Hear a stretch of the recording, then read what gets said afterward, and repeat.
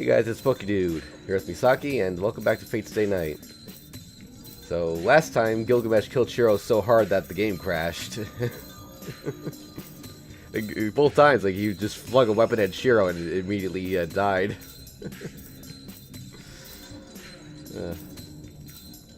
But I don't know what caused the problem, but restarting the game fixed it. So if that happens again, we have a solution. So, hopefully we won't run into that again.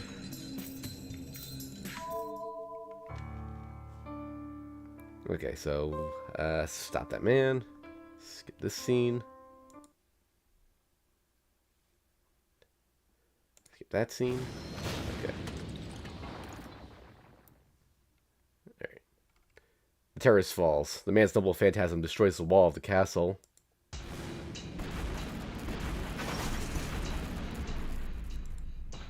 I don't move at all. I don't care about the rubble falling. Hold on a sec. Because I was testing the scene, it thinks we've already read these lines, so I need to something in the configuration there. Yeah. There we go.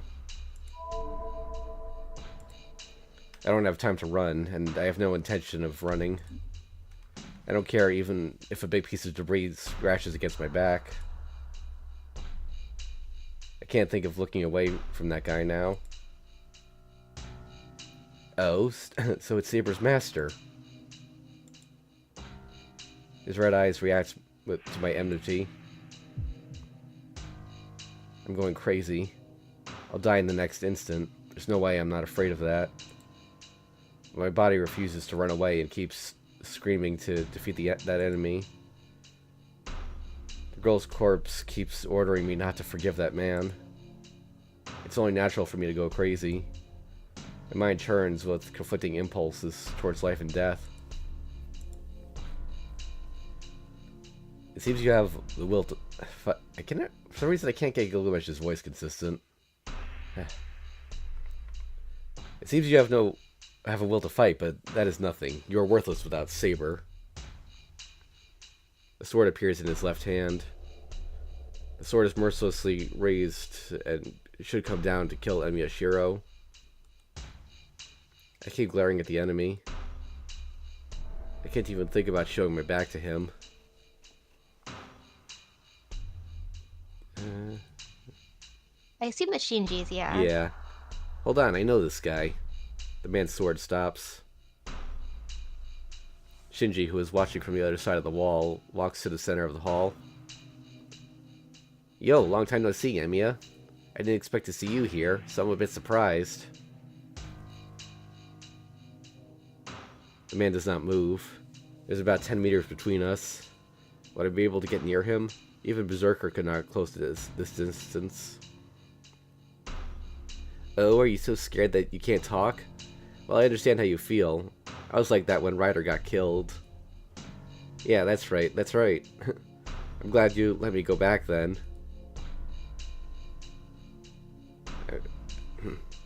There's nothing I can use as a weapon. But I don't care. My head is clear right now. I don't feel any uneasiness about protecting his swords right now. Hey, I'm telling you to look at me. I think that was Shinji anyway. I slightly shift my gaze in his direction. I look at Shinji while keeping the man in my view. That's right. So you do know who's the most powerful here. I gasp. It's not because of what he said. It's unexpected that he's saying so from the bottom of his heart. That's right. So you know, right, Emiya? You'll die now. How out of place. Why say something that's so obvious? Sorry, I didn't introduce you yet, but he's my new servant. He's more amazing than Ryder, right? Shinji puts his hand on the man's shoulders. And with a delighted face. Pay for your life, Emiya. I might consider it. He says something unimaginable. I refuse. I do not hesitate. Answer right away without showing any signs of even considering it. Fine, then you can die. Shinji jumps back. The man, still with a cold expression, finally brings his sword down. I believe that's Rin. Hold on. I won't guarantee your master's life if you move an inch. And the man stops his sword once again. Everyone looks up. Everyone down in the hall turns his attention to the girl on the terrace. Tosaka's hand is aimed at Shinji. Even though Shinji is not a Magus, he should know what that means. Tosaka's serious. The man brings down his sword. If the man brings down his sword, she will kill Shinji as retaliation. Tosaka, why are you here? She doesn't answer, but just keeps her aim on Shinji. What? Are you really gonna shoot me, you murderer? You're the one who killed first. Well, I don't care about that. The right to kill and be killed are the same. You should know that with your human instincts, even if you're not a Magus. Shinji retreats weakly, being stared down by Tosaka. And... The man just watches it in delight. He looks at Tosaka. Then, I think there was a strange shaking for an instant. I see, you know you will not be able to kill me, so you went after the master instead. You brought on the negotiation because you know I would not stop even if you killed my master. That's right. You wouldn't stop even if I killed Shinji. But you can consider it in the situation, right? You can save Shinji right now. If you're a servant, it should be a hard blow for you to lose your master. Huh. I see. You are pretty clever. That is your only option if you want to save that scum. His sword disappears. He turns back to me as if he's lost interest. What are you doing? Who told you to stop? No, the situation has changed, Shinji. She will be perfect as the vessel.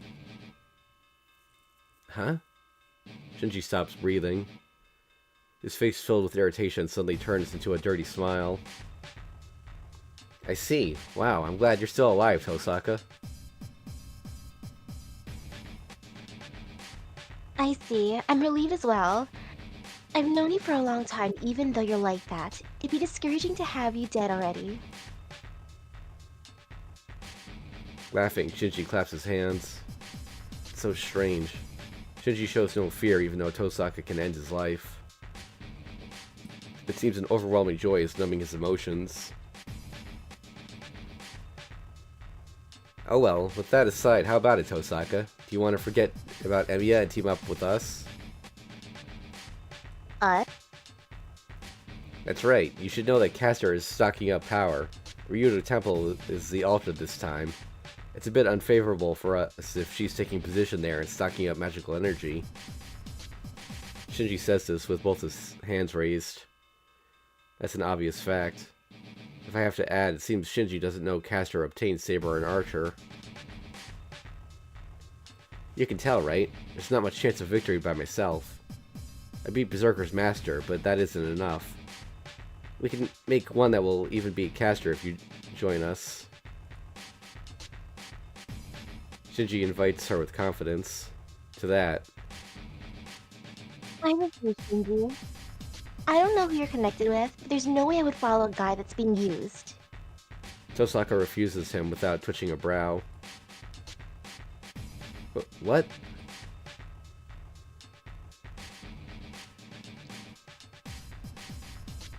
That's her. Can't you tell? I'm warning you since I've known you for a long time. You should get some intelligence to observe what's going on around you. You're the only one who considers Mato Shinji to be a master. Don't you realize by now that you don't have a talent as a Magus? You... Shinji's face stiffens up. The harsh words must have caused him to forget that his life is in Tosaka's hands. Do it, Gilgamesh. Kill Emiya and Tosaka. Shinji orders his servant. Well, what? I told you to kill them. It should be easy for you to kill them before I get them killed. No, this is too bad, but we are out of time. It'll rot if we take any more time.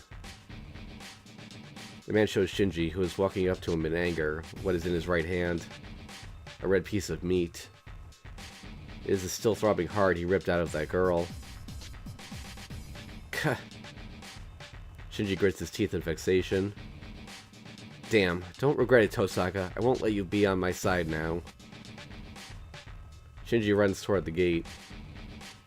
The other one stays, and after watching his master's disgraceful behavior... So that is it. You have a good friend. With those delighted words, he leaves the room filled with rubble.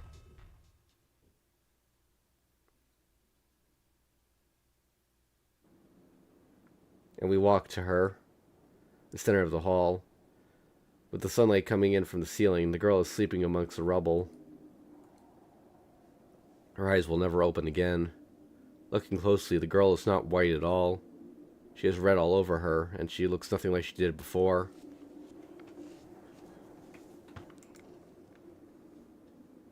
It's not your fault. You know, right? We couldn't have saved her. I know. I've been taught that there are people that can save and people I cannot save. People I can save and people I cannot save. I know it'll put my own life in danger if I try to do something beyond my capabilities. But still, I still wanted to save her. I don't want a child dying in front of me. I don't want anyone dying in front of me. It's more painful and scary than anything else not to be able to save someone and ask you for help. There's no way I can apologize, and I don't know her well enough to apologize to her. This girl is unrelated to Emiyashiro. I know that without having to be told, so why? Oh. Why are these eyes crying? Why? Tosaka? Why? You should have known we'd be killed if we appeared in front of him. So why did you try to save Iliasville? No matter what the results may be, she was our enemy. So how can you go so far for her sake? Is it an inquiry? Tosaka's eyes are serious. I have no reason. I stopped him just because I wanted to save her. There's no other way to explain it. After glaring at me.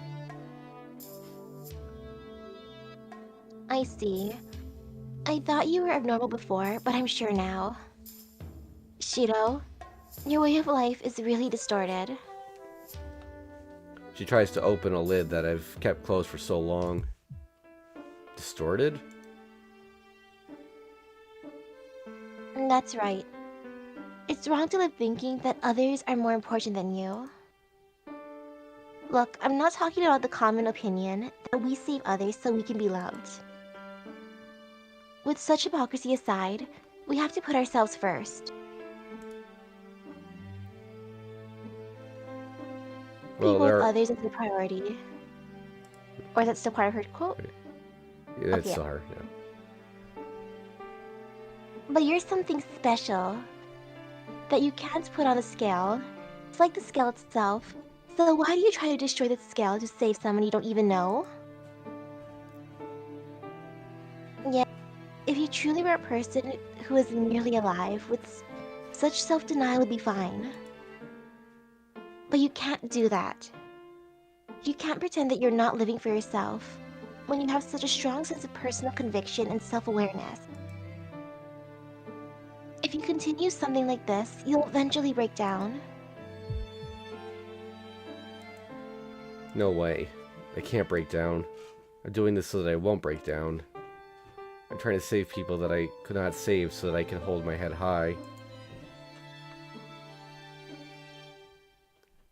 No. Oh, yeah. You're broken already. So tell me, I don't know what happened to you 10 years ago. That must be why you're so screwed up. Tosaka looks like she's crying. Why does she have to make a face like that? It's as if She knows I'll live a thankless life, so she's trying to stop me.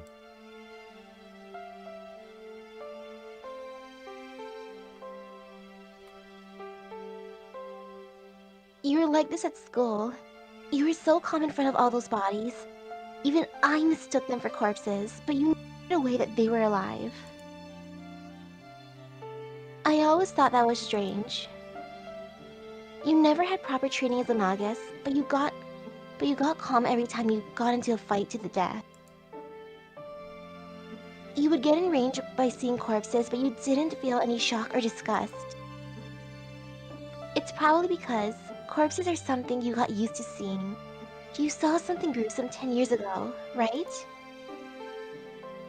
I got used to seeing them? Well, it's true that I wasn't with my first time seeing a corpse. Students at school, Ryder, who got her neck twisted off, and even the girl sleeping in front of me now, I think they've died a natural death compared to that time. But she's wrong. The fire 10 years ago saved Emiya Shiro. That could not be the main reason why Tosaka is criticizing me now. That's wrong, Tosaka. I was saved, that's all.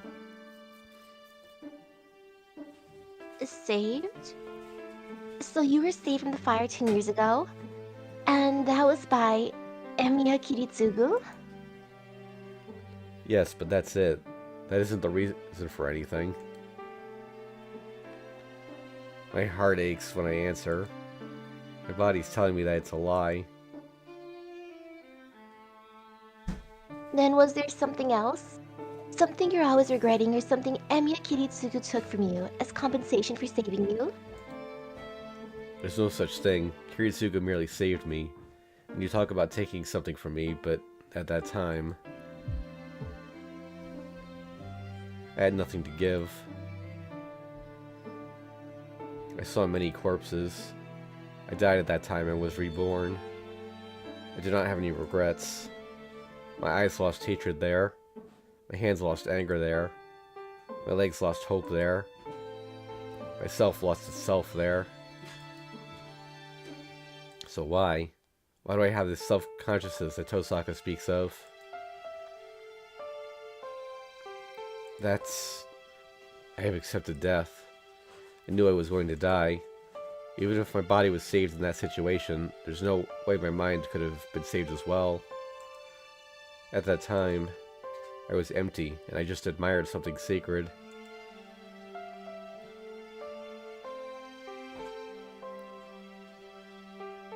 Oh, that's right. I remember now. No, I didn't even put it into my memory. So I didn't realize until now that it's what really saved me.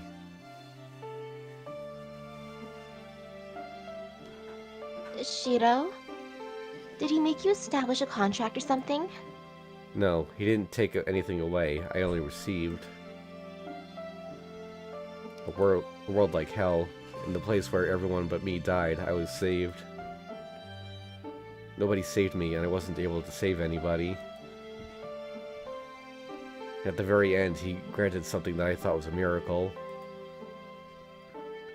I remember those eyes that looked down at me and the voice pleading for me to live. At that time, I thought not about the fact that I was saved, but the fact that someone's there to save me. The fact itself is... it's so wonderful, and it's such a miraculous thing. That's why I admired it. I had nothing, and there was nothing remaining in me. I admired the first thing that came into my sight. So that's the only thing I had. That's the only emotion I felt after I was saved. I was happy. I cried. That's all I could think about. So, all that emotion I could create... that's all the emotion I could create. Yeah, you're probably right.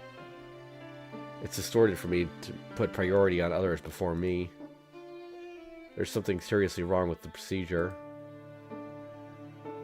But I was the only one who got saved. I thought about it at that time.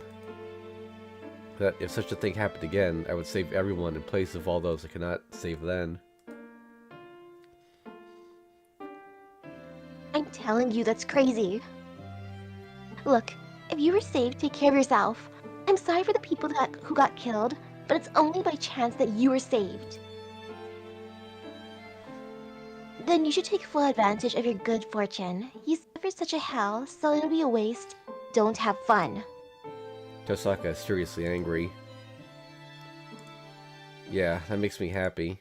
I finally realize now because Tosaka is that kind of person. The question I've been wondering about all by myself. I wanted to be a superhero, and I always tried to help others. I knew there was something wrong with the method, but I did not understand that. I understand what. But it's so clear now. It's because this person that is seriously angry for my sake.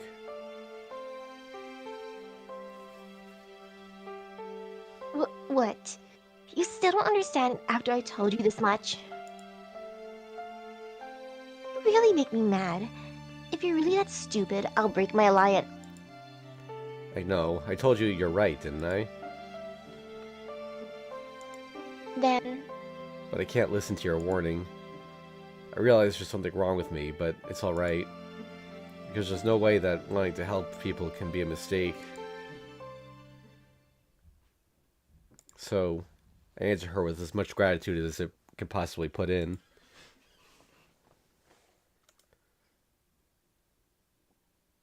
Jeez, I can't say anything if you make a face like that. Maybe it got awkward as Tosaka turns around and walks away. And then... Well, I guess it can't be helped. I guess I'll do something about it. she sighs as she says this.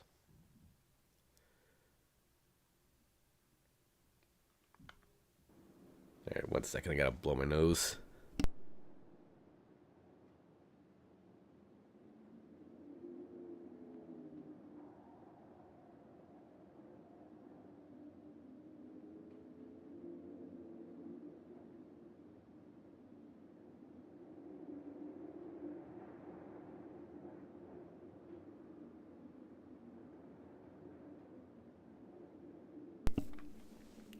The sun is setting. We return to the hall when the sky turns red. The corpse of the girl is not on the mountain of rubble. We just buried her in the courtyard. I don't know if it's normal for servants, but the black giant turned into sand. But we put the sand in the same coffin as the girl. Well, do you have any ideas on what to do now? I'm still thinking. The situation just got worse. I can't think unless I get this sorted out. Yeah, the strongest enemy, Iliasville and Berserker, are gone, but an unknown foe came out in their place. There should only be 7 servants, but he makes 8, right? He's not a servant that should exist. How did Shinji make a contract with such a guy? Yeah, by the way, I can switch this back now. This will tell me if we're ever looking at and a scene we saw already, because the text will speed it up. An 8th servant, huh? I don't think we can treat that man as a servant. He's a heroic spirit that dominates all others. He has a seemingly infinite supply of noble phantasms, and he is a devil without any human emotion. Gilgamesh, that's the hero appearing in a myth of ancient Mesopotamia, right? Yeah, he's half human, half god. He is the king of Uruk, and the seeker of immortality. He is said to be the tyrant that obtained everything in this world, but I didn't think he was that crazy. He did. He defeated Berserker so easily, so he might be stronger than Saber, even if she has her true powers released. Tosaka doesn't sound as sharp. It doesn't seem like it's because there's a new enemy. What's wrong? You sound like you want to say something. Well, he was certainly strong. He has so many noble phantasms, so he's powerful, right? But I'm wondering how it really is. I felt that there wasn't much difference between him and Berserker. She ponders. Huh? Could it be that Tosaka doesn't know about his powers? No, he himself is about as strong as Saber or Berserker, if not weaker. First of all... Oh, wait. No. Who's talking?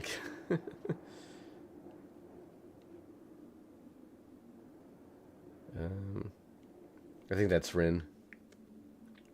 No, he himself is about as strong as Saber Berserker, if not weaker. First of all, heroic spirits are as strong as their fame in the place that they're summoned, right? There aren't many people here that know about Gilgamesh. That's true, but the change in power from popularity isn't that big. Oh, wait. No, Shiro said the last line. That's true, but the change in power from popularity isn't that big. It seemed to me like that Goldie had an unfair advantage. Tosaka calls him by a strange name. Well, with that aside, he did. All the noble phantasms he has are real. No, they are all originals of the real ones. Gilgamesh is a hero in the oldest myth, and he was a king that indulged in every possible luxury. But it shouldn't be strange for him to own all the originals of the legendary weapons. Oh? That phantasms he used weren't noble phantasms, but just weapons? Misaki, your audio is a little strange. Misaki did get a new mic, but she has to set it up. So what's happening is, like, first of all, it's a little staticky sometimes. It's that could just be your internet connection, I guess. But once in a while, it cuts out a little bit. I don't. Uh-oh. It's not bad, but it's noticeable.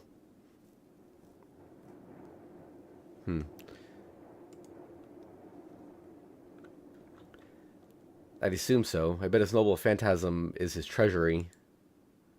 I think his noble phantasm is the treasury where he kept all the weapons he collected during his life.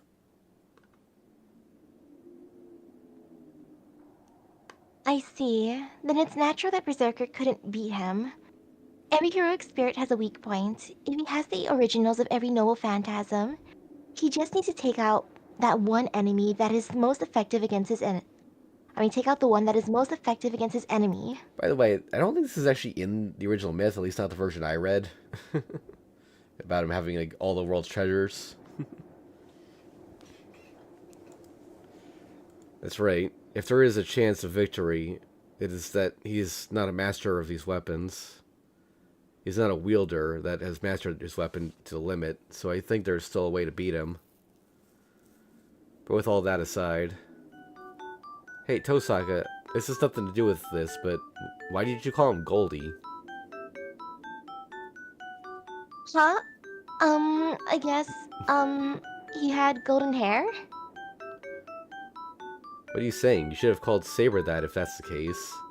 It seems like you said it with a lot of meaning behind it. I think you noticed something, right? Huh? Don't hide it now. You noticed something, right?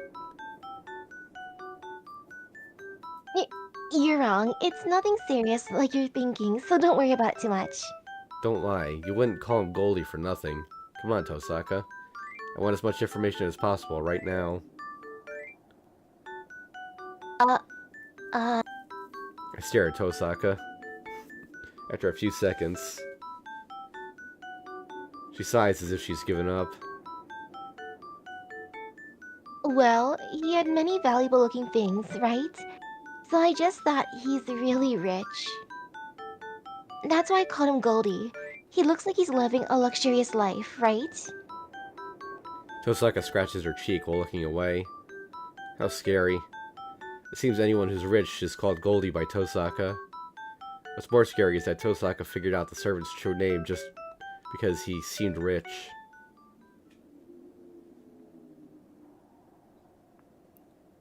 Anyways, that's another troublesome guy. There's not supposed to be an eighth servant, so he would be the Joker.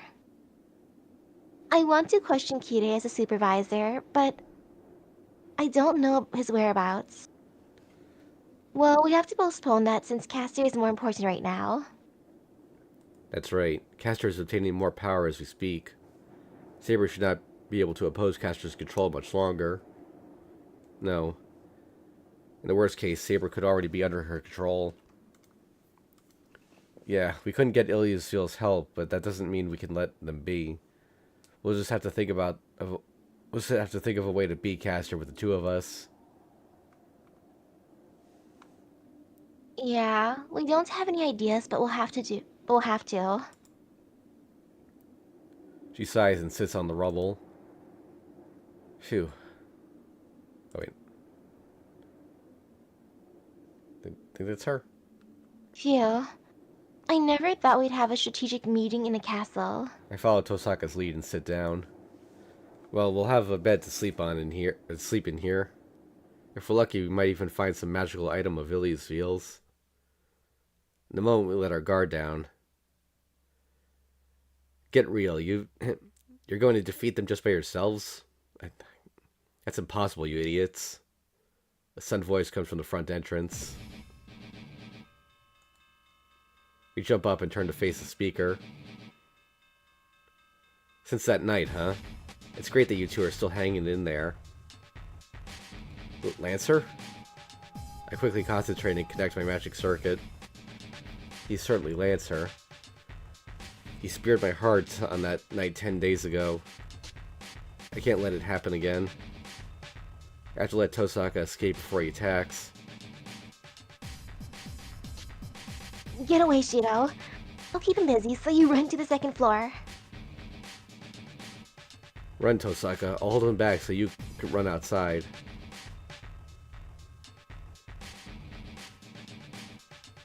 Hold on. Seems you weren't listening to me at all when I told you to value your life. She lowers the hand she pointed at Lancer and points at me. But I have objections as well. Don't be stupid. I told you I won't need your warning. It's a guy's role to fight hand to hand. This is the second time I'm fighting him, so I'm more suited for it. That can't be true. He's a foot soldier. How can I, the ranged attacker, run away from an enemy with no ranged weapons? That's why. Can't you tell you'll die if he closes in on you? You can't just back me up from you can just back me up from a distance. You idiot! I can't back you up. I don't know any magic that precise. I bet I'll blow you away along with them. Don't come out with your destructive personality. First of all, why do you always have to be flashy? Try doing something modest for a change. I can understand Caster not wanting you now. What? And we argue for a few minutes. When we begin to tire, I wonder how this got started. I notice that Lancer is watching us with a smile. Oh, you're done? I'm in no hurry, so finish it off. It's good to let out everything you have. I cough and glare back at Lancer. I take half a step forward, and Tosaka is right behind me. Man, we should have done this from the start. Oh, hold on. I'm sorry to say this after you've reached a compromise, but I don't intend to fight. I was just unable to ignore you guys. I'm butting in so that I can help you guys a bit. What? Hold on. What did you just say? Did I mishear you? I think I heard that you're helping us. Oh, is it hard to understand my point? I guess I'll rephrase it. You two are no match for Caster, so I will lend you guys a hand. I'm stunned. But Tosaka quickly grasps the situation. I see. You really are butting in. Is that really your idea? No, it's an order from my master. He wanted to cooperate against Caster since he's alone. Well, we're just making a quick alliance until we defeat Caster. That's a sound reason, but I think there's a more reliable guy to go talk to. Is she talking about Shinji and Gilgamesh? It seems Tosaka is trying to figure out if Lancer knows about them. No, they won't do. I don't want that to ally with them. I have no complaints about his power, but he's too troublesome to worry about my back when I'm fighting. Oh, that's the correct choice, Lancer. Is that an order from your master as well? That's wrong as well. I chose you two out of personal interest. You guys are easier to talk to since we're acquaintances, right? He speaks plainly. It seems that fighting Archer and driving his lance through my heart are the same as becoming acquaintances in his mind. Hold on, Lancer. I was called twice by you. And you think I'm going to believe you? I do believe so. Your commander-in-chief is a good, frank woman. Such a good woman is helping you out, so you must be a good-natured as well, right? I frown. I'm troubled that Tosaka is nodding at her enemy's words. So that's it. That's why I thought we might be able to cooperate. Oh, but let me tell you, it's not you guys. I'm the one who thought that you guys would make good allies. I can understand the difference. Aren't you the cocky one? You brought on the proposal, but you're the one that's going to choose? Yeah, I've liked you since the first time I saw you. You're beautiful, stubborn, and courageous. If I'm to have a female master, I want someone like you. Lancer looks at Tosaka with cool eyes. I don't like him for some reason. Fine, I'm up for it, but it's not decided yet. If Emiya-kun can't trust you, we have to break off negotiations. So that's what she's saying. What will you do, kid? Your character is being your character is being tested. Lancer looks at me, trying to suppress his laughter. My answer is put save down here. Okay, so let me just double check the flowchart here.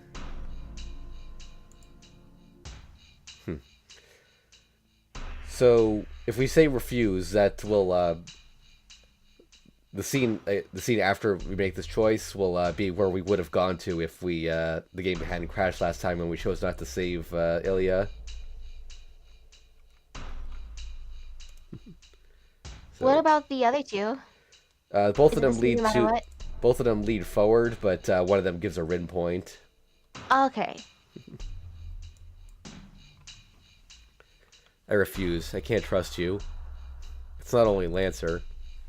I don't want to go along with Lancer's master, who is still unknown. I see.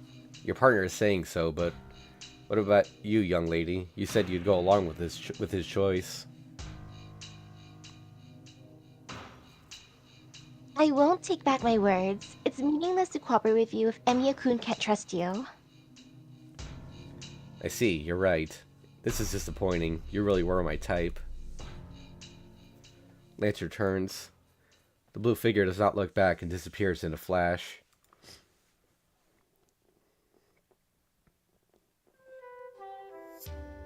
The sun sets and the hall is filled with darkness.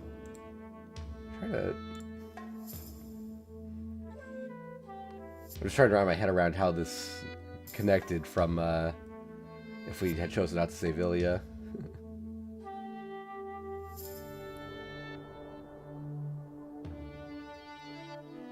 Okay, so I think, we would have done the thing where Rin tries to save, or tries to hold, aims at Shinji while that whole conversation happens, but after they leave, we just cut to this. Huh. The sun sets and the hall is filled with darkness. We came here to look for an ally, but the only thing remaining here after turns of events is this empty castle. So, what will we do? We can't stay here if we want to go into defense. There's food and beds here. If we fix the walls, we can probably manage to protect ourselves inside the castle. That's the best thing we can do if we want to protect ourselves. But we choose the path. We chose the path to fight because we couldn't do so. No, it's meaningless even if we fortify. Any defense will be penetrated once Caster completely controls Saber. And even if we do survive here, it doesn't matter if Caster obtains the Holy Grail. Not only us, but the people in the town will suffer as well. Then there's only one thing to do. We'll get Saber back before Caster controls her. We have to defeat Caster, Archer, Assassin, and Kuzuki-sensei by ourselves. I silently nod. Since we cannot get Ilya's help, that's all we can do. The sun will completely set soon. We'll have to get out of this place before that and attack Caster before Saber is completely controlled.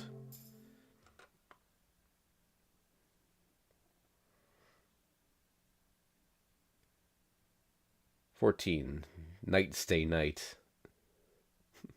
The other night. It's a simple plan. The process will change depending on the situation. Our only objective is to confront Caster as a result. It doesn't even matter if that only happens for an instant. Caster is the weakest when it comes to hand-to-hand combat. Even if she may be a servant, there's a chance of victory if we can fight her 2 against 1. Tosaka's jewels are my projection magic. We can win if we use all our abilities. That's the result we came up with, and we go out of the forest believing in it. We don't talk after that. There's just only one reason not to. We're desperately bluffing to try to deceive ourselves. The morning light is gray. The sun is blocked by clouds, obscuring the dawn. A cloudy sky is above us. The sky is more gray than black, and it reminds me of that time 10 years ago. It should rain soon. An impure gray sky. The man is standing below the cloudy sky. So you did come. I know your personality. I knew you would be back with some sort of a plan. He stares at her with cool eyes. I'm sorry, Archer. I can't live up to your expectations. We have nothing to start out with. We thought for a day, but we couldn't come up with anything. What? You might not believe me, but we're here today to die honorably. But I guess we're still a bit lucky if you're here. It means Saber is still opposing Caster. So there's 4 enemies now. If we pass Archer, we can fight Caster and Assassin head on. Our plan is that we would fight Archer together and confront Caster with the 2 of us. That's the lie Tosaka made up. I see. Caster and Emiya Shiro. The scales tipped to Caster, huh? Archer's question is a loaded one.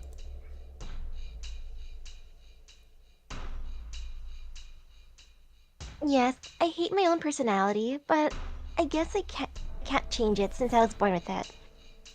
I'm inhuman at the very end. Saying so with an emotionless voice, Tosaka steps forward. Shiro, Archer will only attack you. I won't back you up. I'll try to fight Caster while you get killed.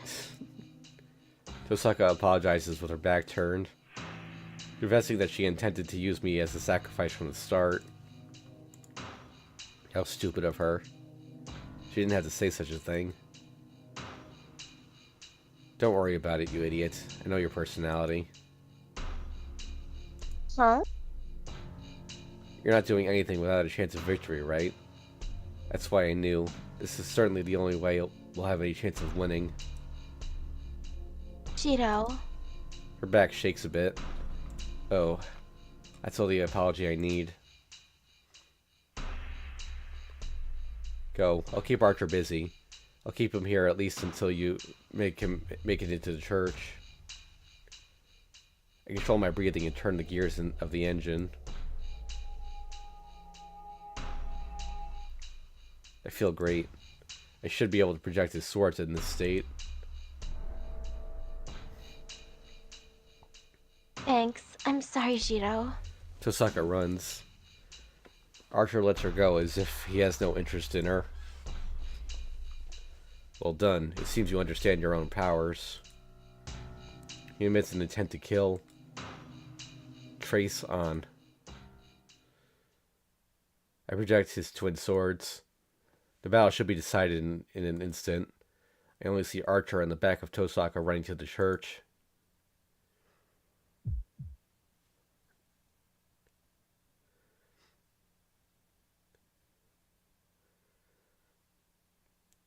Was it over one blow, or was it able to last a few seconds? The battle is ended, and I look up at the sky powerlessly. A great cloud is overhead. It should rain soon. The sky is near, and the cloud blocks my way like a wall. Tosaka, please be safe. My body is burning. I hear the sound of flames from the church. The sun is too far away for my outstretched hand. Looks like the time from 10 years ago. Dead end.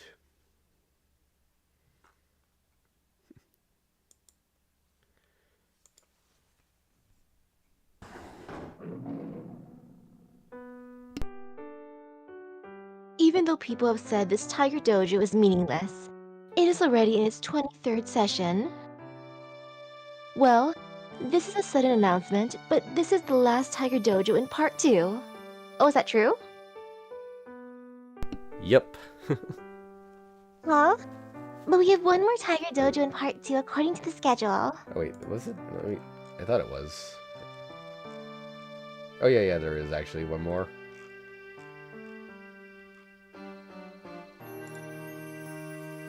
Ah, don't talk about the 24th one. I have no business with a weakling that will die that way. Osu. Oh, I actually do remember that one. I know what she's talking about. Uh-oh, it's that bad, huh? I don't quite get it, but this is the last Tiger Dojo Part 2? Yup. There was a rumor on Part 1's final Tiger Dojo that this corner would be powered up. But I won't fall for something like that this time. We will remain here alone and preserve this modest paradise. Heh. I feel something rebellious. Could this devil child be plotting something again? Oh? It's a misunderstanding. I'm just thinking that I might make you feel lonely because I can't be here often during Part 3. You can't come to the dojo? Could it be Ilya-chan? Yep. I'll be busy taking part in the main storyline. It ends this in the arena route, but Part 3 is when my true worth comes out. It seems to be taking fewer parts in the main story. My condolences to you. This is the difference between a heroine candidate and one who is not even considered to be a candidate. Well, you can rest assured that I'll still be your friend even after you become a heroine. Let's see. You take over the storyline. Oops, sorry. I can make you my servant. Hiya! Doing? I'm saying this out of good faith. I don't need it. I don't need love if it's this painful. Actually, you're disqualified to be my student. You'll be too bright in my eyes if you become a heroine. Get out! Get out! Run! Heh, I'm quitting as well. You stupid tiger. I won't forgive you even if you apologize. Wait, what's that say in the Aw, back? they broke up. So I think that's Shiro's name crossed out in the back there, but let's see, Boss. Oof. Oh no, Berserker. It says back there. Aw. She's gone. Well, this is fate. If my cute student will become a heroine, it is my role as her master to be hated.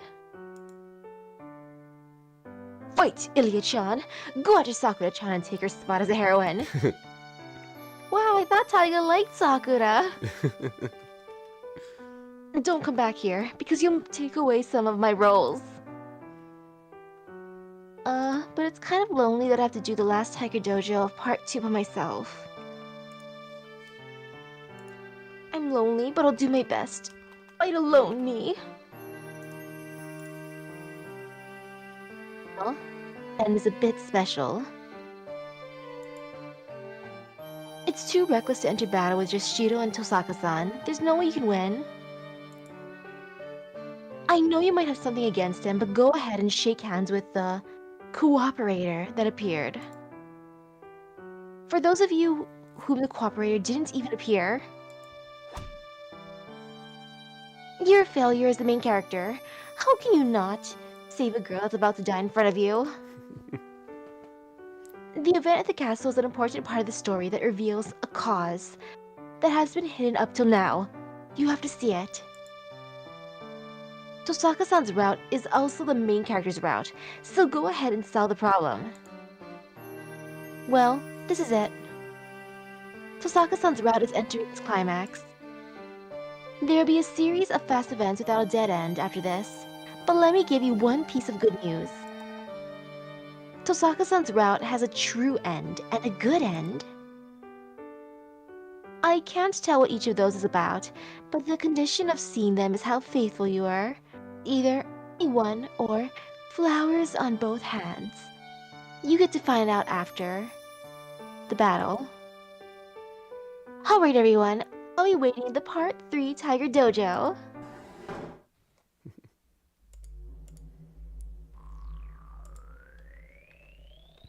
Yeah. Yeah, I was gonna mention that. So, looks like at the end of day 15 is when we determine the which ending we get.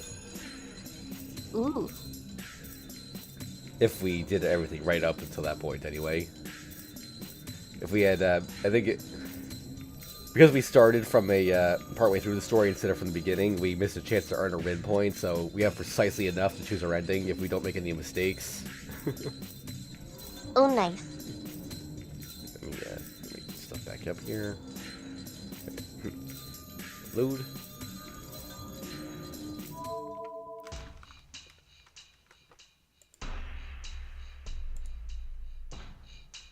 Okay, so if we say one condition, we get a win point, so we'll do that one.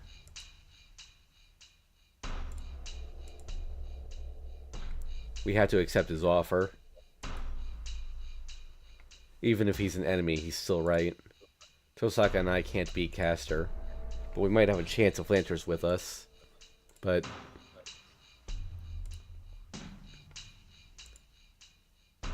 alright, I'll believe you, but it'll be under one condition. I'll accept your help in defeating Caster, and we'll trust you. But what? You want me to tell you who my master is? No, even though we're cooperating, stay away from Tosaka. The air freezes. Lanter is speechless, like he's been sucker punched. I see. Yeah, that's so much more important than who my master is. You're right, kid. He starts laughing heartily. Is that bad? I'm telling you that you can't have Tosaka. That's not bad at all. Rather, I have a better opinion of you now. Wow, that's great, young lady. This kid's completely fallen for you. What are you saying? We're not like that. Yes, we're just cooperating. Really? You're irritating. What's with this know-it-all face? Come on, say something, Shiro. Tell him we're just cooperating.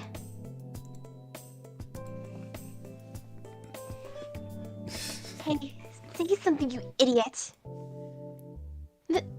This is as if we really do love each other. Hey, it's not as if. Hey, it's not as if you two are already in love. Even I can tell. And I'm only watching from the side. But she's actually denying it? This is troublesome, kid. Lancer makes a sympathetic gesture. Well, I already know Tosaka's troublesome. I dismiss his sympathy with a sour look. What? Oh, yeah. Oh, how reassuring. Then I shall take care when I socialize with her. But she's fun to tease, so I'm going to entertain myself while we're together. You don't mind that condition, right? Alright, we'll go with that. We'll have your help until we beat Castor. Then it's decided. Well, let's shake hands. Lancer walks to me unarmed and shakes my hand. There are worrying factors, but we're able to obtain a reliable ally. All that's left is... I'm so mad. Fine, I'm breaking my ties with you guys. I'm going to go beat Castor by myself. How can I calm her down?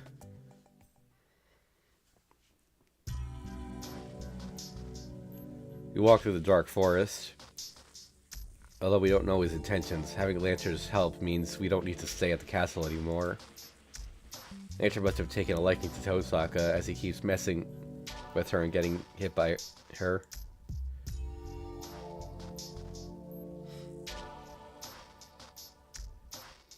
Is that her? Yeah, or it's her. Emiya?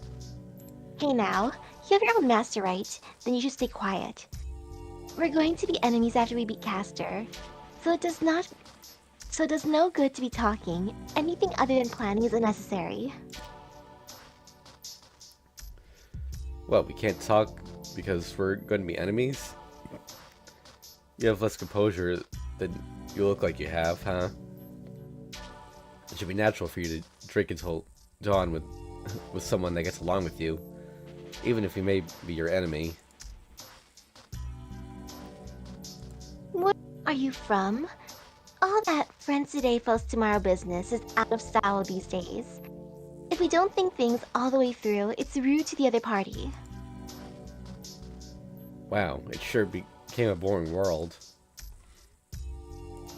Lancer does not learn his lesson. I think they've been repeating the same kind of conversation for a while now. More importantly, Lancer, you know what your role is, right? Huh? Yeah, leave it to me. You two are going to fight Castor and her master, right? My role is to fight Archer. I'll have to fight Saber as well in the worst case, but it won't be a problem if all I have to do is keep them busy. He speaks objectively. He isn't even scared of fighting Saber and Archer at the same time. Oh yeah, Saber commented on him when we were training in the dojo. She said Lancer is the best when it comes to surviving. She praised him, saying that with his excellent agility and great experience, Lancer would be an impregnable wall if he went into defense. Especially if it's a Grail front. He must have fought many battles from disadvantageous positions when he was alive. This man ran through fatal battles like a panther and lived on. That's fine, but our enemy isn't just Archer and Saber. Castor also has Assassin. In the worst case, you'd have to fight 3. Oh, that's bad. I don't like that guy. I don't even want to fight him one-on-one if I can help it. It'd be best to kill such a guy from a distance, but there's no point in worrying. Assassin won't be at the church. How can you say so? Castor won't go back to the Ryudo Temple. Wouldn't you call for her guard, Assassin? No, Assassin is a servant that Castor summoned, but he has his limitations because of that.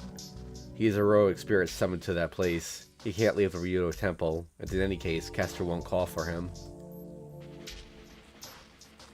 He's a servant that Castor summoned without letting her master know. They will try to hide Assassin as long as they're at the church, and I'm sure she won't let go of Ryudo Temple either. She won't let go of the Rito Temple. Does that mean... That's because the mountain is the summoning place of the Holy Grail. Do you know? This is the 5th Holy Grail War, but there are only 4 possible places for the Holy Grail to be summoned into. 2 of the places are Rito Temple and the church. By the way, it was summoned at the church in the 3rd war. The 4th one was summoned in a plain somewhere. Which I believe is another inconsistency with 0. I don't remember. Where was it summoned in? It was in a building, wasn't it? It's been too long. Yeah. It's been thousands of years.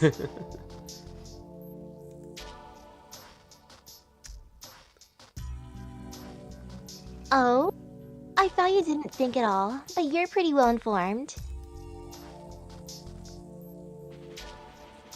It's just that my master is fastidious. I'm not interested in your doings.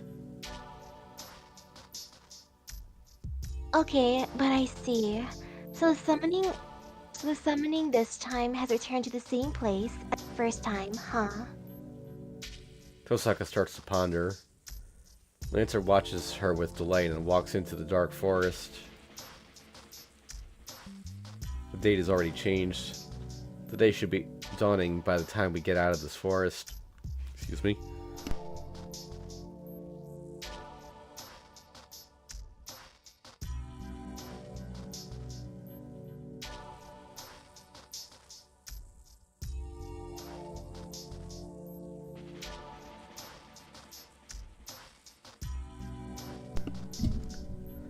Mentally prepare myself as I walk. We'll fight Castor again in a few hours. I won't hesitate, even if that girl would have turned into our enemy by then. We'll defeat Castor. I have to tell myself that this is the most important thing right now. We head to the battlefield. No matter what may be awaiting us at the church at daybreak, we cannot stop now.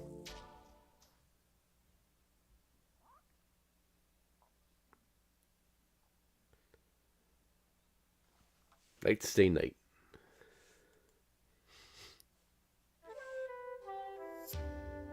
Before that, there's just one more conversation. Oh wait, no. This is an interlude. Okay. Just as they exit the forest, and when the sky is beginning to lighten up, before they go to the church, she informs him of the fact that she has kept hidden. Tell you right now, there's only one of the pendant that you gave back to me. So, I had to point out this out here. So, because of how far apart the reveal that Emiya had the pendant with him at the end of the Fate route, and the reveal that Archer gave his back to Rin here, I had completely forgotten that there were 2 pendants, and that it wasn't until this point that I finally figured out who Archer was.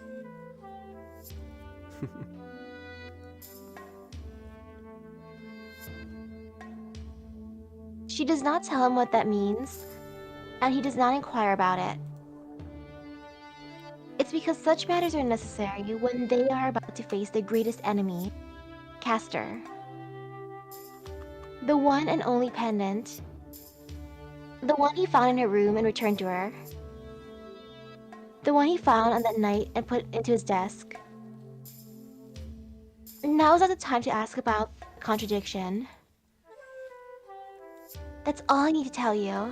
The pendant you found in my room is something Archer returned to me on the day that you were attacked by Lancer. I thought he went and picked it up for me. The decisive battle is near. The tall church can be seen on the horizon.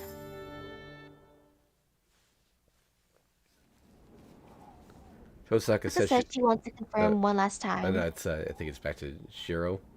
I can tell by the font, weirdly enough. It's a little smaller when it's narration. Tosaka says she wants to confirm one last time. Our roles are already set. Lancer will draw Archer and Saber away from Castor. We will use the opening to attack Castor. Lancer asks ironically if we would be able to beat her by ourselves. To that, think that's Rin. Yeah, I'm sure I can outwit Caster if I fight one-on-one with her. Tosaka answers with confidence. I don't know what she means by outwitting her. She didn't tell us even when we asked, so it must be a plan that will have a lower success rate if we know about it. Then what I need to do is fulfill Tosaka's demand. With all my might, I will keep Kuzuki from protecting Caster. If I need them, I will project his swords as many times as necessary. I close my eyes and dive inside myself. Magic circuit inside of me is stable. Magic beyond one's ability will destroy the caster. Half of my body became numb the first time. It was easy and nothing happened to me the second time. There's no guarantee the third time will be the same, but I don't think it's a problem to project his swords. My body is stable. The magic circuit that was hard even to construct is easily activated now. It's like there's a fake nerve behind my real nerves, and they are reversible with the push of a button. I'm trying to convince myself that it's because I've gotten used to it. I can easily prepare the swords. Protection has become my primary weapon. It's a big improvement over 10 days ago. It's not only my magic, my sword technique has improved as well. The reason behind it, no, I try not to think about the reason. It's more important to be caster and take back Saber. Asking myself stupid questions can come after the battle. The headache is getting stronger as I near the church. It's just like when I was looking for Tosaka, but I avoid thinking about that.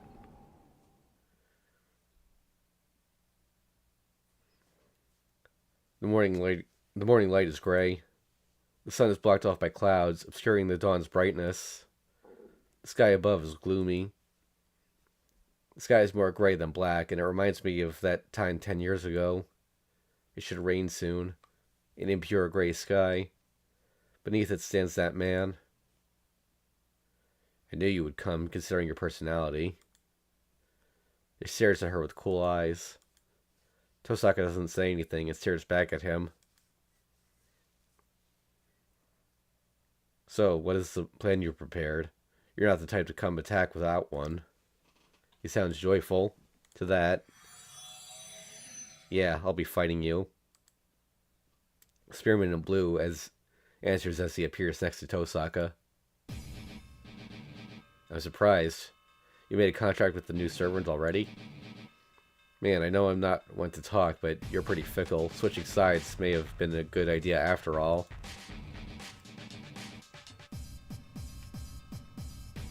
I don't care, Shido. Don't let it provoke you. She stops me, still staring at Archer. But it's obvious looking at her face. She knows that he's baiting her, but his words still hurt. Heh. I didn't like you from the start, but it seems you're rotten to the core. Oh, does betrayal irritate you, Lancer? And you're not even the one who got betrayed. How faithful of you. I'm not supporting the young lady over there. I just don't like servants like you. A hero's pride, huh? Man, everyone says the same thing. Even Caster is such a ridiculous thing. What good is honor once you're dead? I honestly can't understand how you people think. You don't have to. I'll make it easy so you don't have to think about it. There's no more need for words. All that remains is the intent to kill. With Lancer's sharp and Archer's calm. They're about 10 meters apart. The confrontation of the knight in blue and red is just like that night.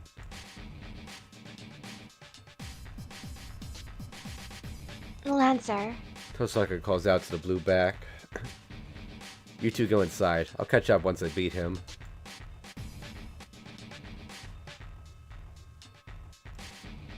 I think that's Rin still. I know, but Lancer, Archer is... Yeah, I'll go easy on him. I need him to crawl and beg your forgiveness. He speaks without turning around, grinning at Archer. Thanks. I'm glad you're the one that came to help us. We go around the two as we head to the church. The guard, Archer, lets us through unchallenged. No, he has to let us through. Archer is already confronting Lancer. Lancer will pierce him if he lets us distract him. He can either attack us and leave himself open to Lancer, or he can fight Lancer and let us go. If he really is guarding this place, the choice should be obvious. We run around the courtyard and open the door to the church without hesitation. Behind us. Man, this is troublesome. What is it, Lancer? Well, I can't go easy on you after she made that face like that. That's troubling, right? He's a great master, but I'm not one that can be readily betrayed. That can readily betray my master. You're too easygoing, Lancer. Do you know the saying, grass is always greener on the other side of the fence? What are you saying? There's no way I'd know such a phrase.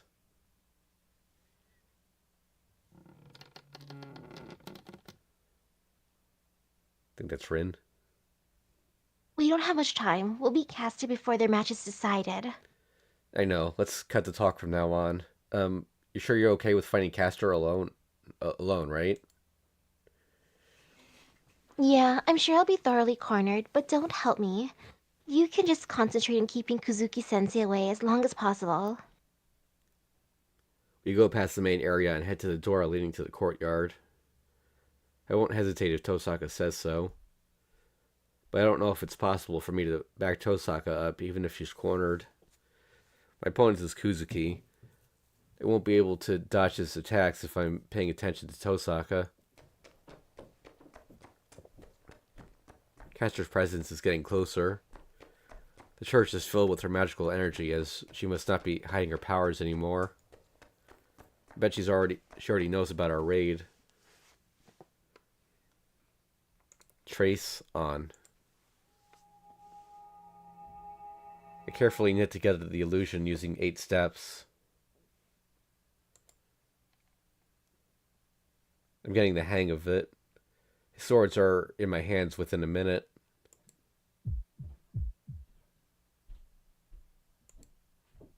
I feel a light headache. Even though I'm getting used to it, it takes a toll on my body. Projection is damaging my body deeper than I realize.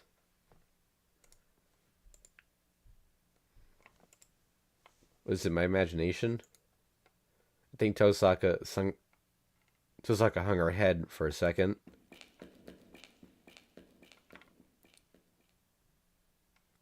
We go down to the darkness. We run down the stairs and come out into an open area. And after that, we jump down into the temple like I did before. Oh? You guys are like monkeys, jumping down like that. I don't know why you're in such a hurry, but use the stairs if you're human. We land in the temple. This was supposed to be a surprise attack, but Castor greets us with composure. Kuzuki Soichiro is standing next to Castor. I don't feel any enmity or bloodlust from him. That's his battle posture. His clear murderous intent is hiding the scariness of that man. In that regard, he's more like an assassin than a servant assassin. Saber's on top of the altar. She's just like she was 2 days ago. Saber hangs there, her head bowed. I'm relieved we made it, but on the other hand, I'm worried about why she's so quiet. I think Saber was in pain before. She was shivering and gasping, resisting Castor's magic with all her might. But she's dead silent now. I have a bad feeling. It's great that Assassin's not here, but if this bad feeling comes true, we won't get out of here alive.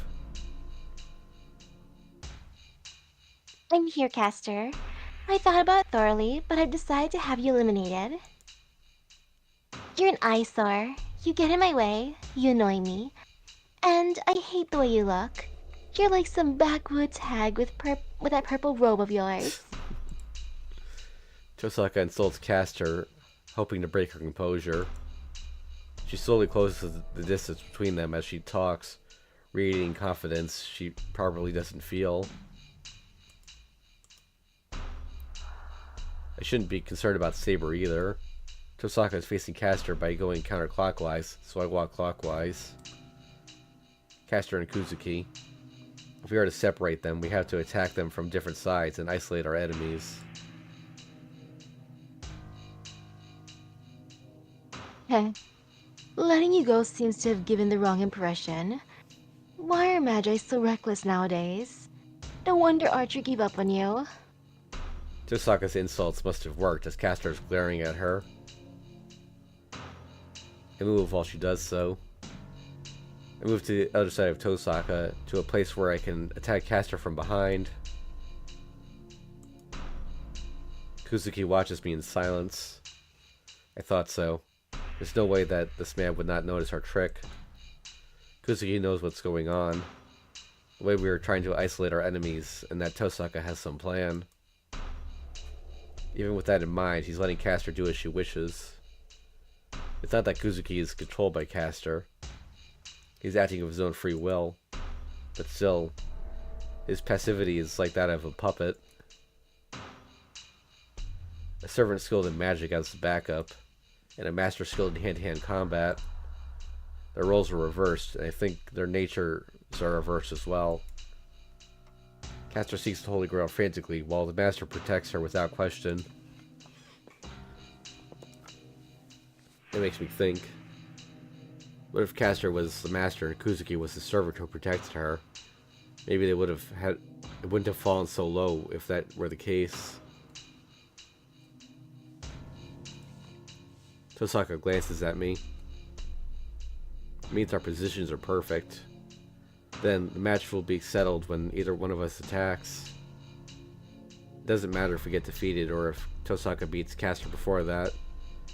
Our fight will end right here.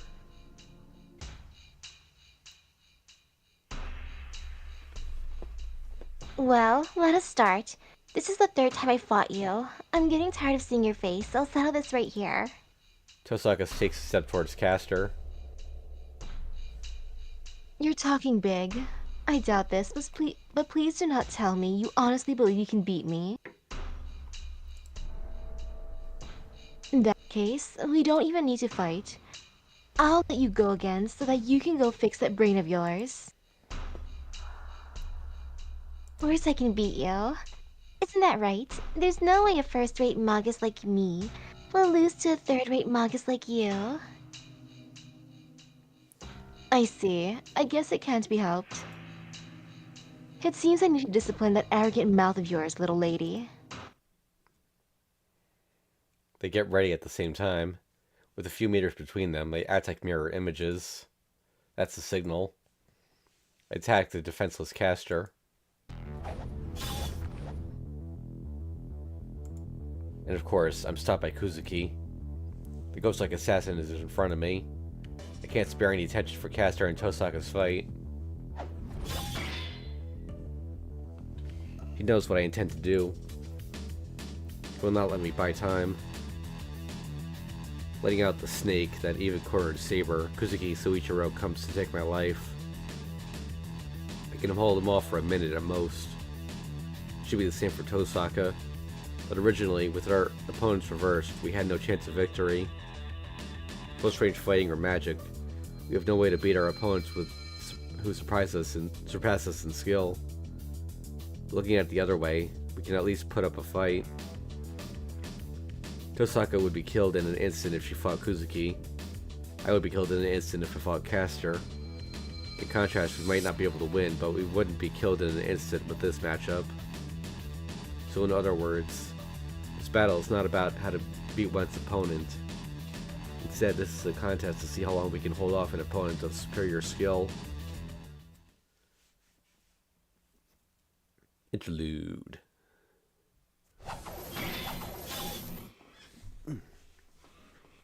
The two weapons clash.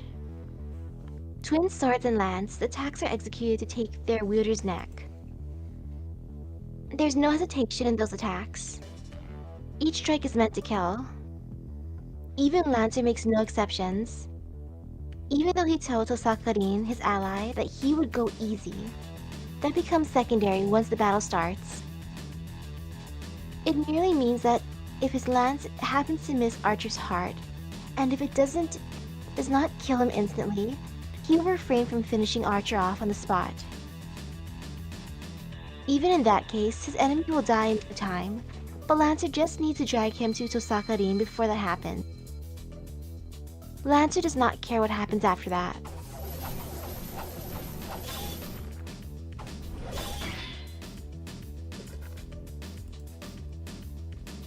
The red demonic lance invades the enemy's territory. The lance breaks through Archer's defense each time it is thrust. It is not like that night. Archer cannot block Lancer's attacks now as he could then. It is only natural. This is their second battle. Lancer was under the command spell's bind. To learn his enemy's strengths, his master told Lancer, Fight against everyone, but do not defeat them. Survive your first battle against any opponent. That is the only order he was given. He has followed such an unreasonable command, and this is his first battle without any binds. Therefore, it cannot be like the last battle. There is nothing binding Lancer, and Archer is now forced to fight the fastest heroic spirit.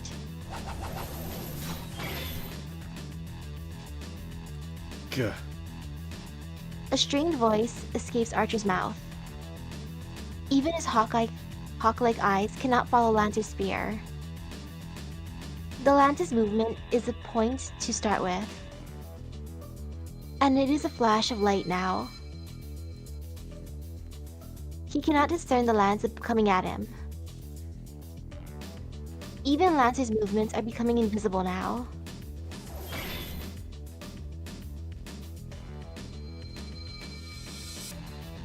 He has been able to block such attacks until now because he had experienced them in the previous battle. He is doing what he can, using his inferiority as a weapon to block Lancer's furious onslaught. He is controlling where the attacks come. The Knight in Red limits the oncoming attacks by leaving fatal openings. Of course, he will die if he does not dodge the attacks. But if he can choose between instant death and getting slowly cut up, he prefers to risk instant death. Otherwise, it would all have been for nothing. Fortunately, Lancer is still taking Archer lightly. Or rather, he is lost in the joy of battle. If they are to keep on assaulting each other like this, he can think of another 30 ways to show an opening. Prediction using the information obtained, planning using cultivated battle experience. Those are the nerves of steel, the mind's eye that one obtains through training. This is nothing extraordinary. This is the only skill he possesses. It is not innate like Saber's instinct, but it is a simple weapon that anyone can gain through hard work. I just want to check real quick. I believe so. There's two different mind's eyes in FGO, and yeah. So NBA has mind's eye true, and then some other characters have mind's eye false. What's the difference? Yeah, check the ones that are false to get clarification on that, but that usually translates. That's an evasion skill, though. The mind's eye. Oh, okay.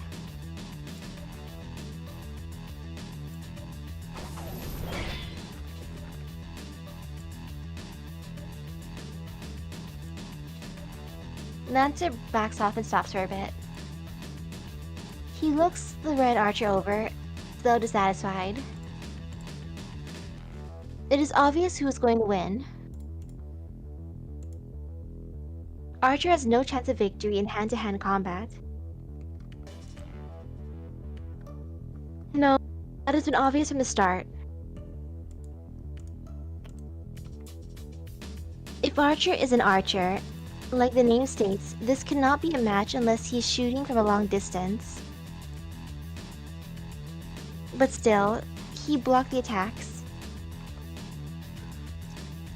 Okay, so in terms of game mechanics, Mind's Eye False grants evasion and crit damage, while Mind's Eye True grants evasion and defense. Huh. Yeah. Heracles has Mind's Eye False.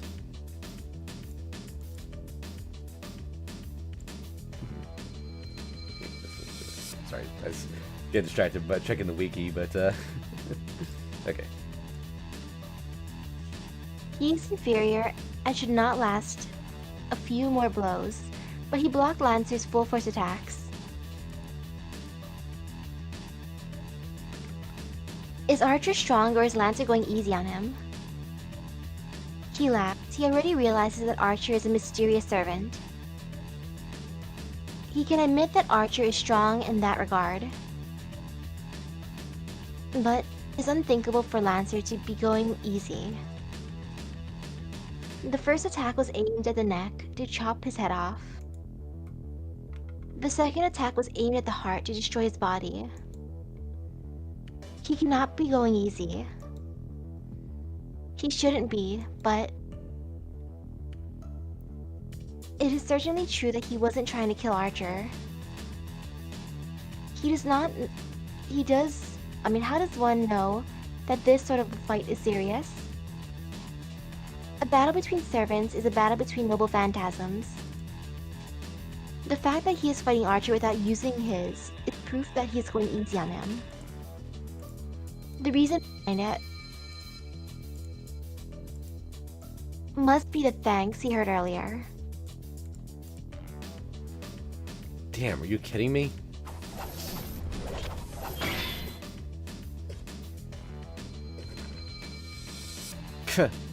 Gah.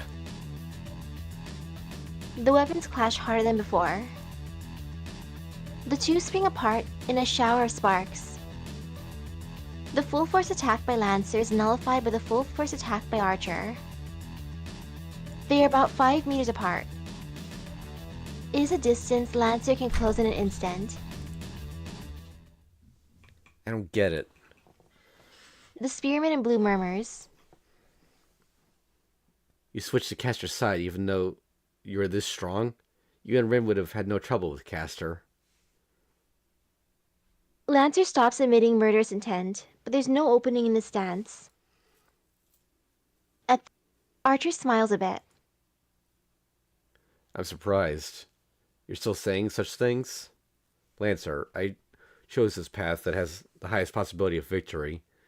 I do not know what Rin thinks, but I do not care what Rin thinks, but I am sure there's no better plan than this. He speaks confidently, with no sign of guilt. The knight in red shows no regret about betraying his master. I see. I guess it was stupid of me to ask. Archer agrees. Lancer snorts and slowly raises the tip of his lance. You're certainly good at fighting. Your tactics will get you through many battles. But that is not the right way. Your swords are lacking in pride. His fighting spirit roars up. Even faced with this, the archer in red still smiles. Fortunately, I do not have any pride. But what about it? Will the name of the hero be disgraced? Ha! Do not make me laugh, Lancer. You can wash away disgrace with results. You can feed your meaningless pride to the dogs. In an instant. Oh, yeah. The slightly relaxed atmosphere changes. The air freezes. The magical energy to disturb the order of the world, the demonic lance that inverts cause and effect, is raised. His murderous intent is incomparable to his previous ones, though the tension must make it difficult even to breathe. You said dog, Archer? The blue armored spearman growls in a voice that could drive the crows from the battlefield. Yes, Kulain. If you have pride as a hero, you should get rid of it right now. Well said. Then you can die first. Lancer jumps back a great distance. It is no longer a matter of thrusting his lance. There are over 100 meters between them now. Lancer leapt back to the entrance of the clearing and crouches on all fours like a beast. Archer's senses freeze. Is it fear or awe? Either way, Archer understands right away. The meaning of Lancer's retreat. He knows that his enemy's next attack is literally a fatal attack. You know about Gabog's ability, right? Lancer, with his limbs on the ground, raises his waist. It's just like a sprinter waiting for the signal gun. Archer has no reply to spare. The red throws away his swords and immerses himself in his own mind. But will he make it? Lancer's posture. If his demonic lance is just like the legend, a noble phantasm to block it cannot be anything superficial. Here I come. Take this attack as your farewell gift. The blue panther runs. Even his after image is a blur. Lancer speeds the archer like a whirlwind. There are 100 meters between them. Lancer is not going to thrust his lance using that whole distance to gain speed. The blue figure crouches. After running 50 meters in an instant, the spearman suddenly leaps up from the ground. His body flies through the air. He holds a demonic lance, said to always pierce the heart once it is thrust, over his head. Space distorts. According to legend, the lance shatters numerous spearheads once it is released. In other words, Okay. the lance of causality joins with the words to form a tapestry of action. The spearman in blue arches his back, as if drawing a bow, Bolg. and he smashes down the attack with a roar.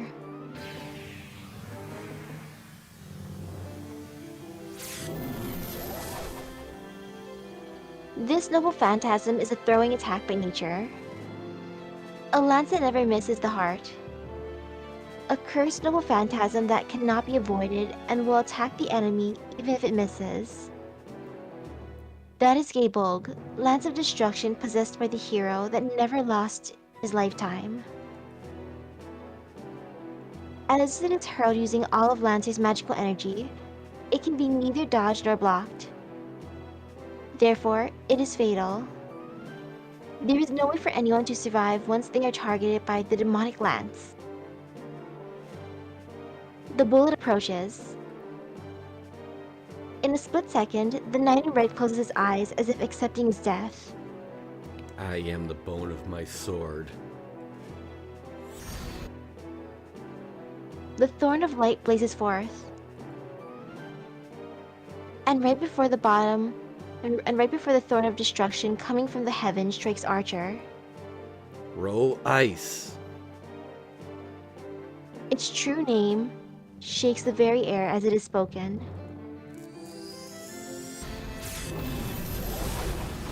This is something you've probably never seen Archer do before.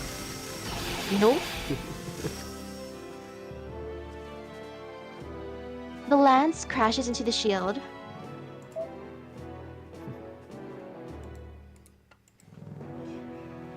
The lance of death that penetrates every wall and outmaneuvers any evasion. The lance has been stopped. Radiating a storm of heat, the lance of sure kill is stopped by Archer's noble phantasm. The 7 flower petals appear from empty space and shield Archer from the demonic bullet.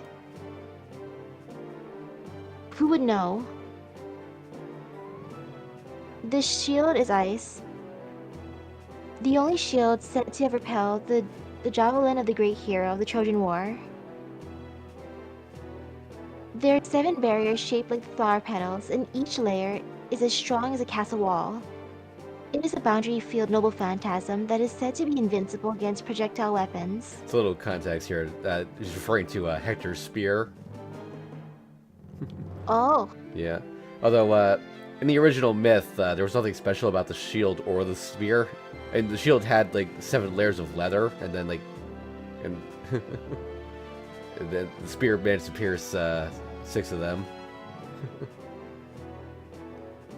Like, funnily enough, Hector's spear didn't even have a name in the original myth. That was added later on with the Chronicles of Charlemagne. Also, another way, I'm not sure whether they're getting this spelling for ice, but it's also more commonly known as Ajax in English. When I think of Ajax, I think of a soap. Oh, yeah.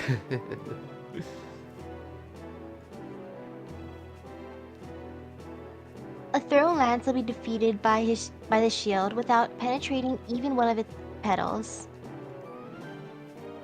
At the very least, Archer does not know of a lance that can penetrate the shield. But the lance of sure kill drills through the shields like it's nothing. The 6th petal is destroyed. Only one remains. The demonic lance reaches a 7th layer that has never been broken. The unstoppable thorn of the demonic lance. In the face of that power,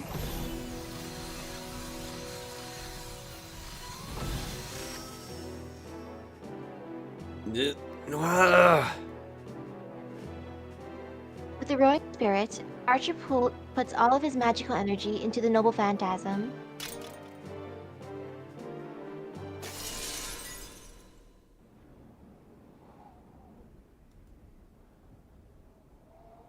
After landing, Lancer glares at the servant in front of him. Archer has wounds all over his body. His raised arm is barely attached. His face is strained in pain, not only from the wounds on his arm, but also from the agony in his head. I'm surprised. I did not think there was a weapon that could penetrate ice. The ice. Your lance is stronger than the original Gungnir. The knight in red praises the spearman in blue from the bottom of his heart. But Lancer does not hear him. His strongest attack, the attack that made him a hero, has been blocked. He is so angry that his glare should be able to kill someone. But the anger is almost erased by his wonder. This is too strange. It is true that Archer is a mysterious servant. His identity is unknown, he carries twin swords even though he's an archer, and now he shows a shield that can even block Lancer's strongest attack. It is absurd. There is no such hero on this planet. Who are you? I'm just an archer. Your analysis was not incorrect. Bullshit. An archer would not have a shield to block a noble phantasm. I guess you can, under the right circumstances. But this is the result. I used up most of my magical energy. One of my arms is destroyed, and the ice is shattered. Man, that was the greatest protection I had. Nature only glares at... Oh. Lancer only glares at Archer. Then...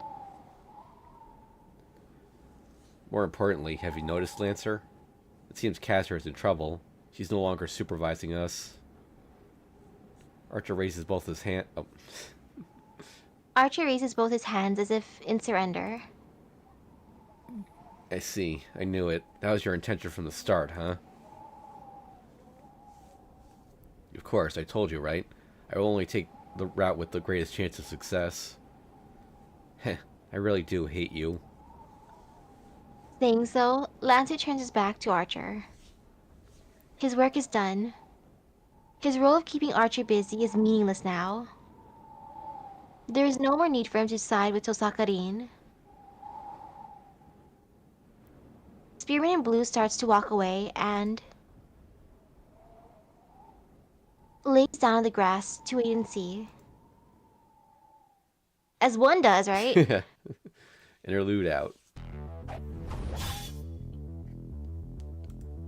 I desperately parried the oncoming fists. Kuzuki's fists are live snakes. Even if I barely dodge them, they change their paths to come bite me. That's why Saber was seriously wounded. Saber was bitten by Kuzuki's snakes because he had the reflexes to dodge. She had the reflexes to dodge them. I don't have such reflexes. I can't dodge them, and first of all, I can't even see his fists. I can't dodge them when I can't even see his fists. Gah! My shoulder, Kuzuki's fist, grazed my left collarbone. Ha! Gah! It's just like a bush hammer. It feels like my shoulders are being crushed, and I almost dropped my swords. I buried and parried the fist, going for my temple, using the sword in my right hand. Ah, gah. I desperately retreat. I pitifully retreat while Kuzuki closes in, not revealing any hints of how he advanced. I shudder at his stance. I won't be able to withstand the next attack. It's miraculous that I was able to parry his attacks until now. It doesn't feel real. I hope that I'd be able to protect myself and buy time for Tosaka until she defeated Castor. But such hope disappears after I took the first blow. Kuzuki Suichiro took our previous battle into account. I was able to fend off Kuzuki as he attacked Tosaka back then. So I thought I'd be able to fend him off again if I had Archer's twin swords.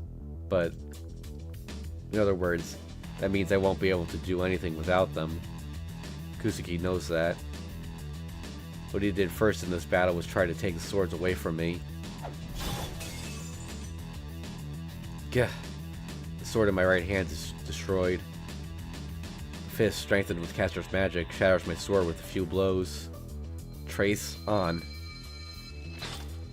I immediately reproduce the short sword. I can't hope for high results with the force projection. I quickly prepared sword. As a result, the twin swords start to lose their precision. Gah. I can't breathe right. I frantically block Kuzuki's fist with the short swords. I just follow the twin swords in copying Archer, and Miyashiro's limbs have far exceeded the limit of this body. And then there's this headache. Something is scraped away inside me every time I project something. It's not the sensation of using up magical energy. It feels like my previous magic circuits are disappearing one by one every time I make a sword. I'm almost all out. I might be able to make 2 more. I'll die when my magical energy runs out. But first of all, can I stay alive until my magical energy runs out? Yeah. Flung away. Kuzuki's right fist, the fist he hasn't been using, was suddenly thrust like a lance. I shielded my chest with my blades. In that instant, my swords were destroyed, and the impact flung me away. I feel something hard on my back. I must have been pushed back about 5 meters. I try to draw breath and realize that I can't. The penetrating impact has numbed my heart. I can't breathe and I can't move. It's only for a few seconds. In a few moments it takes my heart to resume its work. The devil approaches. This is it. This man could kill me if I drop my guard for only a second. With me like this, he has time to do it 6 times over. I glare at the enemy. Even if my limbs won't move, there's something I can do. First of all, I'm not suited for melee combat. Miyashiro's weapons have always been his magic. Then, it's not over yet. The role is to keep Kuzuki busy. I can't give up without fulfilling my role. Huh? The sound didn't come from right in front of me. The image of the sword disappears from my mind. Kuzuki, who was approaching to twist off my neck, stops. Something is happening behind Kuzuki. It happened to Castor, with the altar behind her. Interlude. Tosaka is also at a disadvantage. No, her burden is greater, as she fully understands the difference in their powers.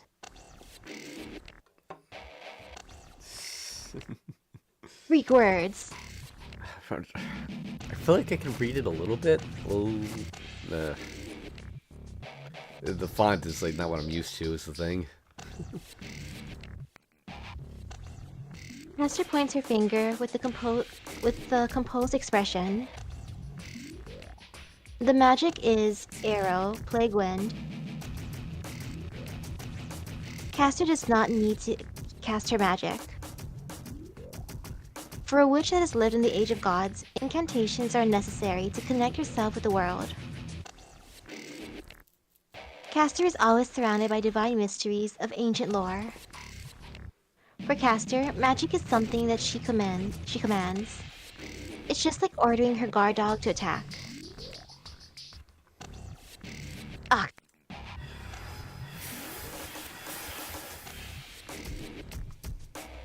She nullifies it with her treasure jewel. She does not have the time to cast a spell, and she cannot match Castor with simple magic from the magic crest. Their skills as magi are as far apart as heaven and earth. To bridge that gap, she must use the power that she has spent a long time gathering. Crystallization of magical energy that she has stored since she was born as a magus. For this battle, she is prepared to use all 9 jewels remaining from her original 10. Wow, she's using all of them. Yeah. When with Berserker, was she willing to spare like 4 or 7 or something like that? Yeah, well, this time she's got nothing to back her up. Like, this is it. You're doing well. I didn't think you had such a trump card, little lady. Even though her magic is nullified by pure magical energy, Castor keeps her smile. Castor can continue using magic indefinitely, while the girl must oppose Castor using jewels as amplifiers. The difference between them is self-evident. No matter how many jewels she might have, it cannot be more than 10 or 20. There is no way Castor can be defeated with such a small arsenal. By the way, in Fate Unlimited Codes, the fighting game, Rain actually does get like 10 jewels per fight.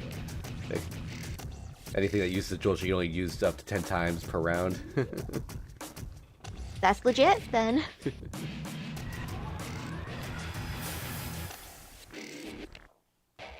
Simon. She nullifies the electric charge with the 7th jewel. She has 6 jewels left. With 6 more spells from Castor, her last resort will be exhausted.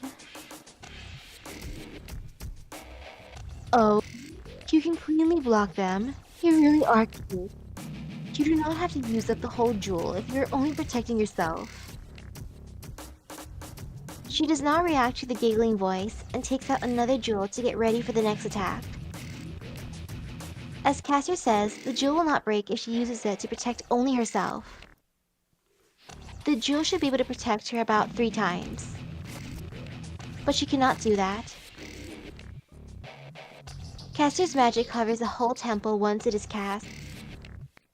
Kuzuki should be protected by Castor, but he is an exception. If she cannot nullify Castor's spell before it is completed, Miyashiro, who is keeping Kuzuki Solichiro busy, will burn and die.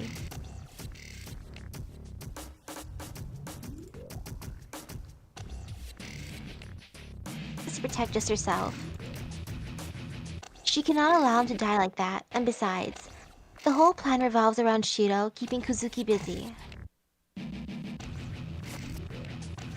Oh, will you keep protecting him? That is good faith. But how long will it last? The result is clear if all you do is defend. Caster moves her finger. Insert German here. But the B thing makes an S sound, so it's actually not.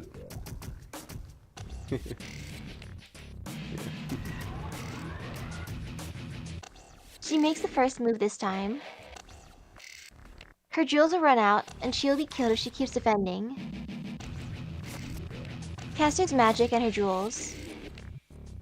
The magical energy contained in them is the same, so it means that she can beat Caster if she makes the first move.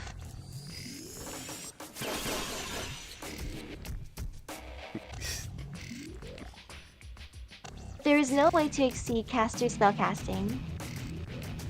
What do you think that says? Like, what would be your best guess? I mean, just because I'm too used to English, I'm like, that looks like a K and Yeah. then maybe an L, F, T, Y, H. If Tosaka Rin is the fastest because she can perform magic directly by releasing the jewels. Caster is also the fastest as she is capable of creating divine mysteries with one word. There is no first move in their battle. This is merely a clash of power against power. The first one to run out of magical energy will die. Then...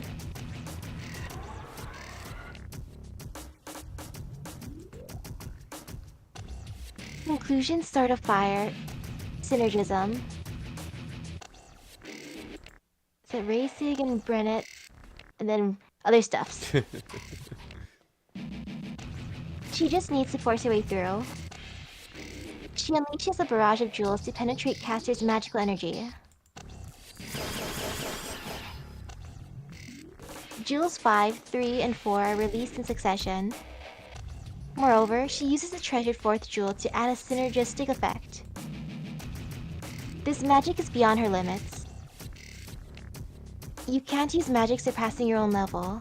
The one who said so is breaking the rule to execute this attack. The attack will destroy not only the temple, but the whole church if Caster does not defend against it. I wonder how much money she's using.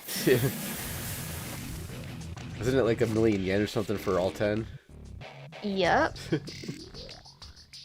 But the witch in purple blocks it like nothing. No, she did not just nullify it. Caster swallowed all of her magical energy inside of her robe. Tosaka stands there in astonishment. Behind her, she can hear the sound of his defeat. Sounds of breaking swords and his body slamming against the wall. The match is about to be settled. She has nothing she can do and her body sways. She staggers forward as if overwhelmed by despair. Oh, this is it? You still have more jewels, right? Why don't you keep going and try until you run out?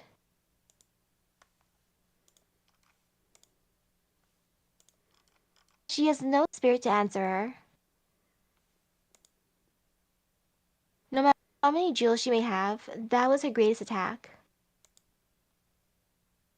Even if the attack is useless, then she cannot hurt Caster even if she has 100 jewels. I see.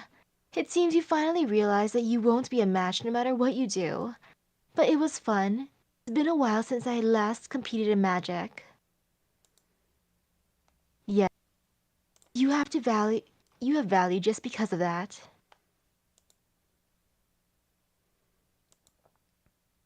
She stops herself from falling, holds her in her nausea with her hand, and glares at Caster. Is it vexing? But this is reality. Actually, you should be proud. Even though I did play with you, you forced me to compete in Magic.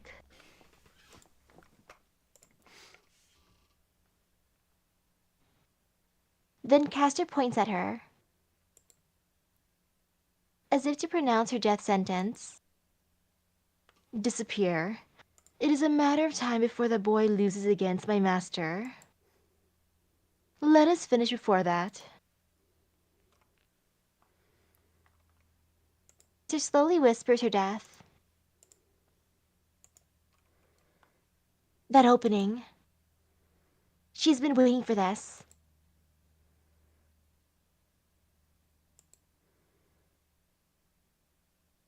She only needs to say one phrase to release it.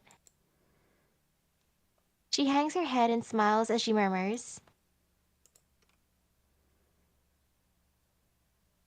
Interlude out. Huh? I doubt my own eyes for a second. Tosaka and Castor. There's a battle of the battle of magic has ended with Tosaka's defeat.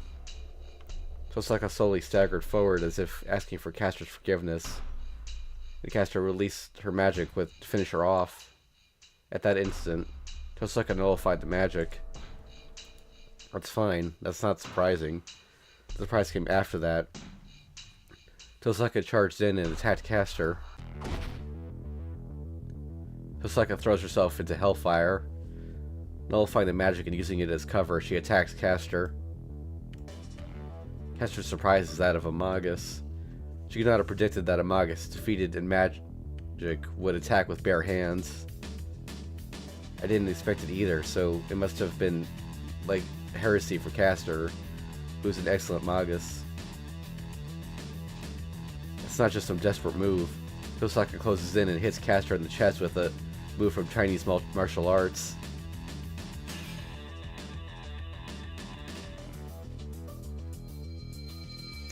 A shattering sound. Tosaka's fist must be strengthened like Kuzuki's, as her attack easily penetrates Castor's defense. Huh. You're a Magus and you're fighting barehanded. Sorry, but some defenses required knowledge for magic nowadays. That's right, this is a Grail War. I mean, not really. I'm fascinated by her combination. Tosaka drops after the first attack. Putting her hands on the floor, she sinks below Castor's knees. Castor, who lacks any experience in hand-to-hand combat, must be like Tosaka disappeared. She executes a strong sweep. She lashes out her foot with all her might, as if to cut off Castor's legs. Yeah? Her feet sweep from beneath her. Castor lands on her back. But it doesn't end. After the sweep, Tosaka gets up with her back turned to Castor, using the turning momentum to attack with her elbow end. Take this! Stopping her turning, Tosaka punches with all her weight. Gah! Castor's body is knocked away. Taking the punches directly, Castor is smashed into the wall like me.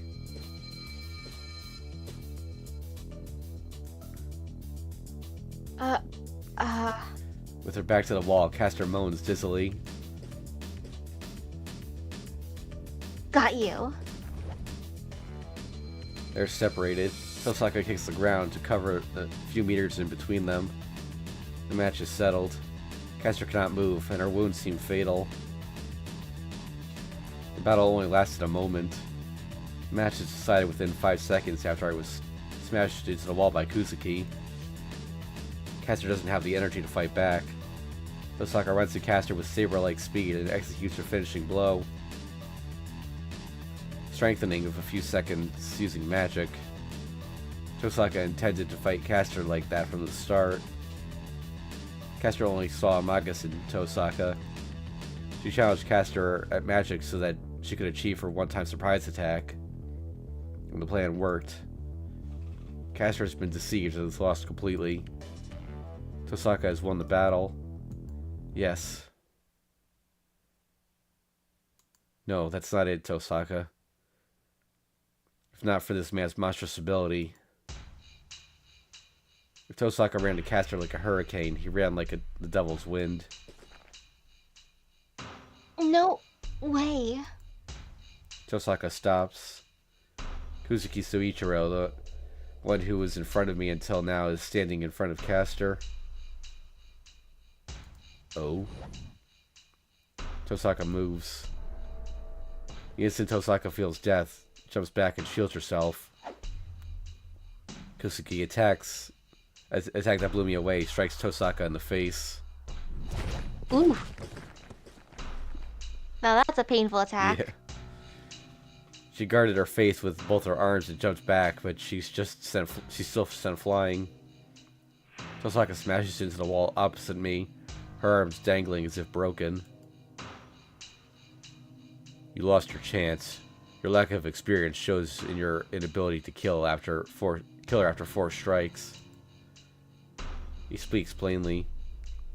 But that's not Tosaka's fault. The reason she lost her chance is because of me. If I had kept Kuzuki busy, Tosaka would have beaten Caster. This is my fault. Our weak fighting skills were unable to stand up to Kuzuki's ability, and our once-in-a-lifetime opportunity was lost.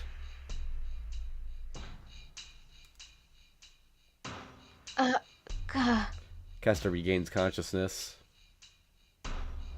Protected by Kuzuki, Caster looks around the temple. This is it. The surprise attack won't work on Caster anymore. Tosaka is tired and I can only project 2 more swords. If Caster uses her in this situation, we'll never make it out if you're alive.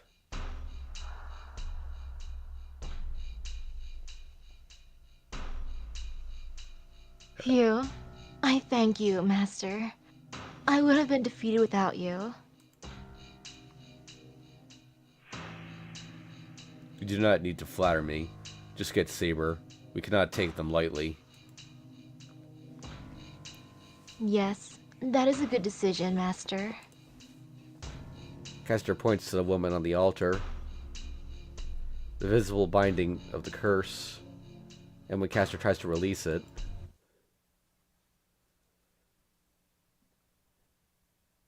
it's either Saber or Rin. We're going to say Rin. Yes, only you had done it a few seconds sooner. Above me. Or, nope. I hear a soft voice from the stairs leading up. It's Caster that notices the strange event first. Kuzuki doesn't notice. It's because Kuzuki cannot detect magical energy. Caster moves. Above her master. Okay, I think I've been completely wrong. Above Kuzuki Suichiro's head. Okay. Are floating numerous swords. Soichiro! She must have figured out that her injuries will prevent her from blocking them with magic. Caster uses her body to protect her master. Trace on. The murmuring voice from above says those words.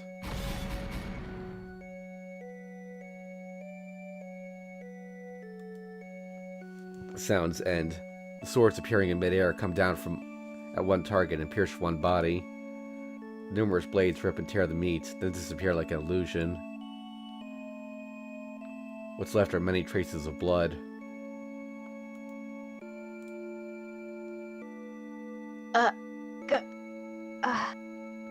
It, having become his shield of her own free will, she now turns her body to the man behind her. Kuzuki is silent. In front of him is the skewered servant. Maybe there's no need to hide it. The robe is removed from her head, and the woman walks over to her master with a bare face. Oh, we do get to see it. Oh, not bad.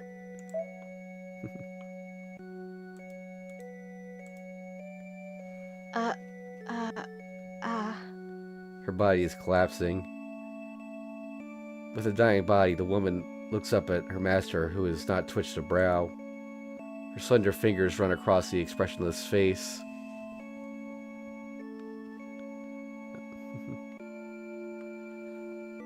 Oh? Are you okay, Master? Her voice seems clear. There's no change in Kuzuki. He only answers with a simple yes and does not even look at Castor. Good. It would trouble me if you died. She looks as if it is fine. No, the woman smiling, knowing what kind of man he is. But this is cruel. I finally found a wish. The finger was running down his cheek fall down. Beginning at her toes, Castor's body is disappearing. Oh, I think You do not have to grieve. Oh, is that... No, I think that this line was his, but this is cruel. I finally found a wish. Or wait, no. No, okay, no, that's... This is his line. You do not have to grieve. I will make your wish come true. She smiles at the simple answer. She smiles as if seeing a short-lived dream. That is impossible, because my wish...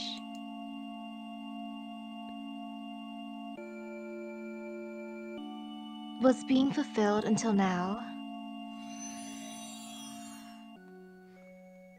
The witch collapses as if going to sleep. The purple robe falls.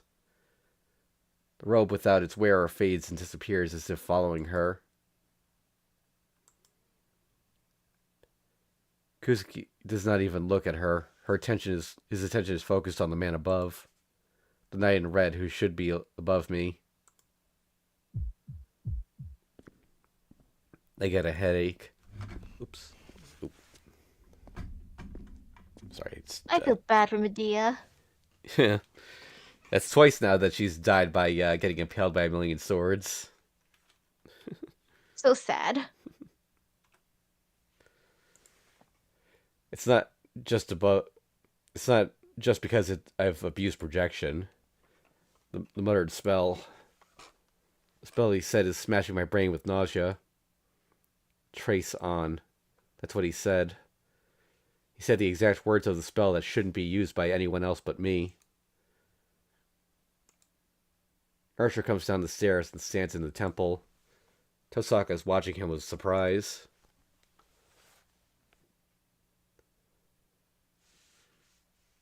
Archer, I thought so, but it's true? Archer does not answer. He's only watching his enemy, Kuzuki.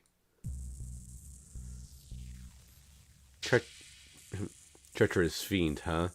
You were going for this from the start, Archer. Yes, but this is more like the Trojan horse. I had to defeat the Greek hero, so this is more appropriate as a comparison. Archer shows no guilt, even though he has betrayed Castor in front of us. I see. I guess it was Castor's mistake for drawing in a guy like you. Kuzuki does not change his tone, even in front of a betrayer. He still has the will to fight. He's not a magus, and he lost Castor, but she has the will to continue fighting. But he has the will to continue fighting. He readies himself. As Castor is gone, Kuzuki's strength must have dropped substantially. His snake is still there, but Castor's strengthening that made his fists into steel is gone. But still, Kuzuki faces Archer like before. I see. I will not stop you if you want to continue.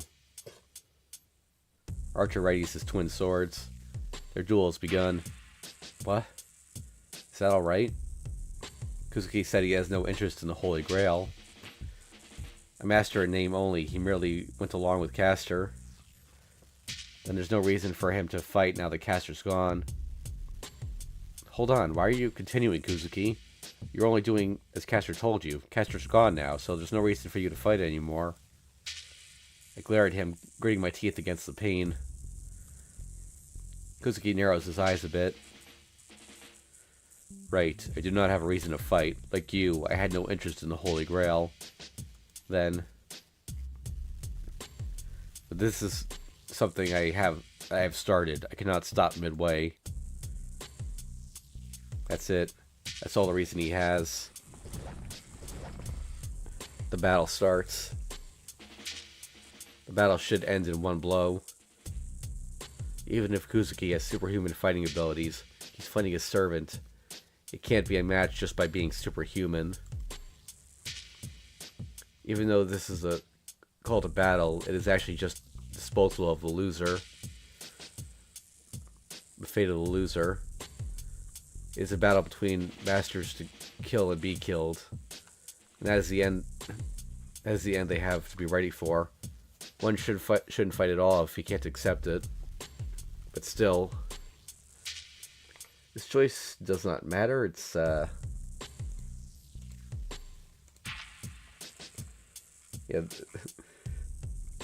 So the As terrible as this sounds, I'd want to see them fight.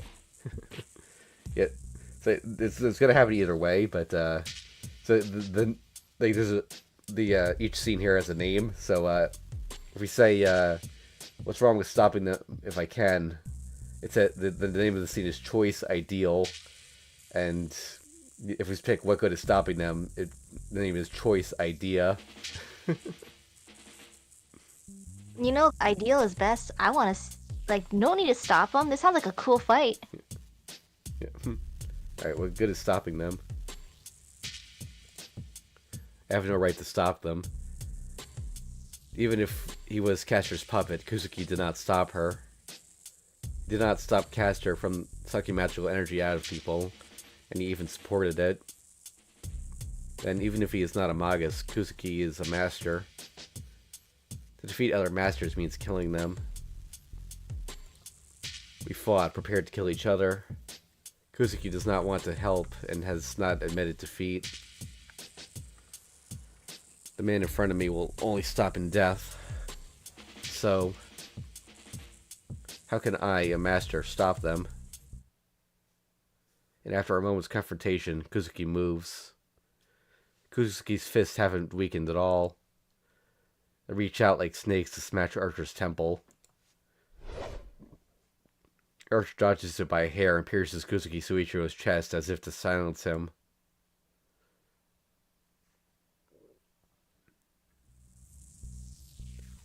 There's only silence. Nobody says anything, and I have nothing to say in any case. So Kuzuki Suichiro died. He was silent until the very end. He died on the path he chose without showing regret or hope. I have a headache. Is my magic circuit compressing my nerves? Or can I not forgive Archer for killing Kuzuki? Or am I pissed at myself for not having the right to say anything about him? I can't tell, and my headache only gets worse. I turn around at the sound. With Castor's disappearance, the bonds must have broken.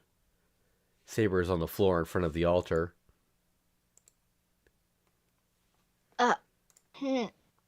Saber painfully breathes on the floor. That makes me forget about my headache. Saber. I run to her. Even though the short distance is an annoyance. Shiro. She raises her head. Saber sighs in relief as she turns to me, as she sees me run to her and... Huh? She tackles me with her shoulders and pushes me away. She pushes me forcefully to the side. My body flies for a few meters and lands on the ground. Gah! I land on my back. Gah! I shake my head, confused. I shake my confused head and look up. At that instant, I hear steel hitting steel. What? Saber is there, fully armored, and numerous swords lie on the floor, right where I was standing before Saber tackled me. Damn, I missed. He says in a bored voice, facing Saber. Saber, who can barely keep her body standing, glares at Archer. You... I don't even need to ask why she's glaring at him. He shot those swords from behind to kill me. Saber saw that and instantly pushed me away. Tosaka watches in astonishment, and Saber readies her sword while breathing heavily. Their situations are different, but they both have wonder in their eyes. Why is Archer trying to kill Emiyashiro when Castor's dead already? The only calm ones are Archer and I. It's not that surprising. We hated each other from the start. We oppose each other, unable to get along. I don't know why, but I just cannot approve of him. The reason behind it, if that is really the reason for us not being able to approve of each other, it's natural for him to want to kill me. I get up. Sarah must have been desperate. She tackled me without holding back, so I can't breathe properly. That just makes me more determined. This is all she could manage when she tackled me with all her might. She doesn't have enough power left in her to even fight me. It's suicidal for her to confront Archer in such a state.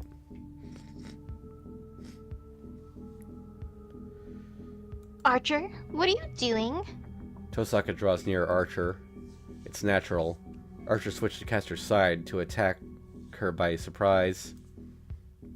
Now that it's succeeded, there's no reason for him to attack me. The acting's over, right? We beat Castor, so I won't let you do anything selfish now. Let me? I do not get it. Why do I have to ask for your permission? You're not my master or anything. Archer? Our contract has ended. I'm free now. Do you think I'll subject myself to human control? After staring up at the night in astonishment, Tosaka gasped in sudden realization. No way, Archer. I will act to achieve my objective, but it is troublesome to have you around. Tosaka jumps back. She gets away from Archer, tries to run towards me, who is still on my knees, and her movement is stopped cold. A swarm of swords about 2 meters high. They pierce the ground, drawing a circle, and become a circular prison. It's a circle big enough for one person to fit in, and Tosaka is trapped inside. I will not let you interfere after I've come this far. Our contract has ended, so the binding of the command spell does not exist anymore. That is the only reason I sided with Castor. I needed to break the contract to nullify that command spell. Turning his back to the imprisoned Tosaka, Archer starts to walk. Not towards Saber, but towards me, still on my knees. I thought so. But why, Archer? Do you still want to kill Shido? Yes, I will kill Emiyashiro with my own hands. This is the only wish I have after being reduced to a guardian. What? Power returns to Saber's body. She musters her strength and moves between Archer and me. Archer, do not tell me you are. Yes, you asked me once, right? Whether I had pride as a hero or not? Of course not. I cannot have such a thing. Only regret fills my mind. Saber, I shouldn't have become a hero. The aggression fades from Saber. What did she figure out? Her enmity towards Archer is gone. That's it. Step back, King of Knights. You'll disappear right away if you act recklessly when you don't have a master. Miyashiro does not have his rights as a master. Your wish cannot be granted even if you support him. Give me a second here.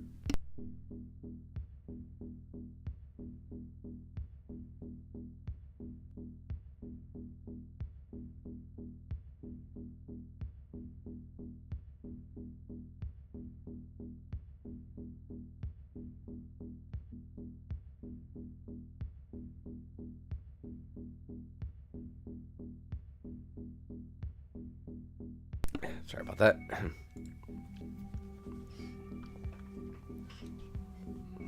So based on what, Archer just said, what timeline is he, or which route is he from? Is he from the Rin route, the Saber route, the Sakura route? Apparently he's from none of them. It's kind of like how Melty Blood is a sequel to a route of Tsukihime that doesn't exist.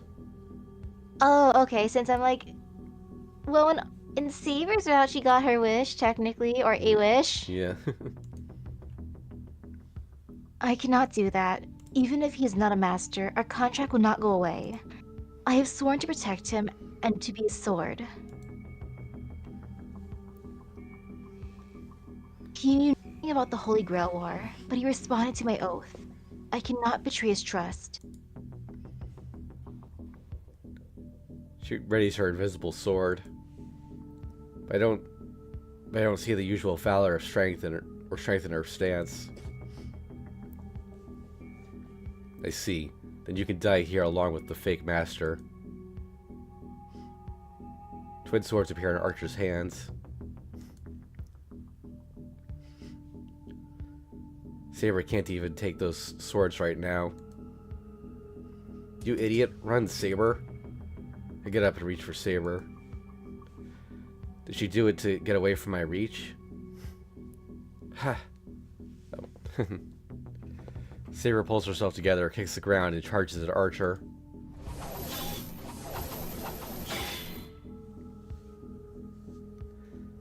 The battle ends after a few blows. Saber, the one who overwhelmed Archer before, falls to her knees, unable to stand for even a few seconds. The sword isn't even in Saber's hands now. After resisting Caster's command spell for so long, she has no magical energy left. Unable to even breathe, she puts her hands on the floor, desperately trying to hold her disappearing body together. Archer raises his swords. The swords are swung down onto Saber, and... Ah! I jump in from the side and stop them using all my might. I ready my twin swords. I hold the instantly projected weapon and clear out the knight in red. I thought you would stay quiet for a bit longer, but I guess you could not bear having a woman killed in front of you. Shut up. I'm the one you want to kill. Fight the right opponent. I confront him. We both have twin swords in our hands. Our physiques are different, but our stances are the same in every regard. It is real if imitation goes that far, but can your body withstand that magic? Sneering voice. My limit is near, as he says. My headache does not stop. My magic circuit has its limiter full from all the projection magic. My brain will explode before I get slashed if I fight him while retaining the image of the twin swords. I warned you before. I told you that you could not use projection. Magic beyond your powers will destroy your body. You're now paying the price of that the magic has kept you alive, Emiyashiro. Archer charges in. Shut up, damn it. To that, I frantically move my swords as if slashing my headache away. I swing my arms. My techniques are all a copy of my enemy's. My weapon is copied and my technique is copied. Therefore, I cannot match him. I couldn't match him even if I were in top condition. An invitation can get close to the original, but never surpass it. I could not match that man from the start. The man told me to drown in my ideals and die. The man said that my life is a false life. I could not object to those words because he was my ideal. The power to make the impossible possible. An existence that saved many people and became a heroic spirit. It was I who wanted to become such a person. That's why I can't match him. The man in front of me is the end of that road. He is my ideal, becoming strong to save people, so... Ah, gah. My swords shatter. I was able to block these attacks, but my twin swords disappear. I can't stay conscious. My body isn't hurt, but my insides are bleeding out and about to give out. Do you understand now? This is the limit of Emiyashiro. It is an appropriate end for a guy who kept pushing himself, right? He raised his sword. As I tried to figure out with my dazed mind if the sword will come down from the right or the left. This is Rin. I announce, thy body shall be under my command, my fate shall be determined by thy sword. Follow the call of the Holy Grail. If thou wouldst obey this mind and this reason... Fusaka's gallant voice echoes through the temple.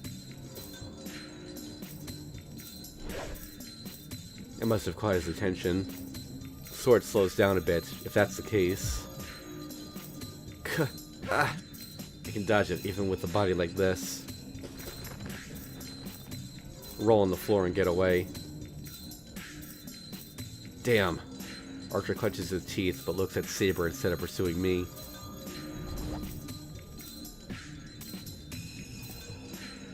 Obey me. Then I shall entrust my fate to your sword.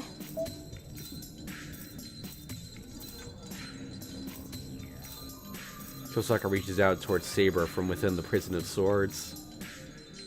Saber runs to her using her last power and... I will accept your oath under the name of Saber. I shall accept you as my master, Rin. A contract that should have originally been made. Saber finally obtains a master that is appropriate for her.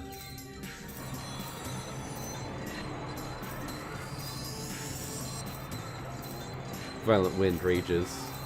She must have gotten back her true powers by obtaining a true master. Saber is unlike anything she was before. What? I'm not the only one that gasped. Even Archer is fascinated. Rising swirls of magical energy, an armor that can never be damaged. There seems to be no end to this overwhelming power. This is Saber. The heroic spirit of the sword is said to be the strongest servant. Damn, I was going to let her make a contract with Rin, but the order is getting mixed up. Archer murmurs while looking at Saber. He must not have enough to spare to pay attention to me now. So what will you do now, Saber? Since you have made a contract with Rin, you truly have no connection to Emiyashiro now. I believe I told you, Archer. My oath with Shiro will never go away. Saber is firm. Archer clucks his tongue and grips his twin swords again.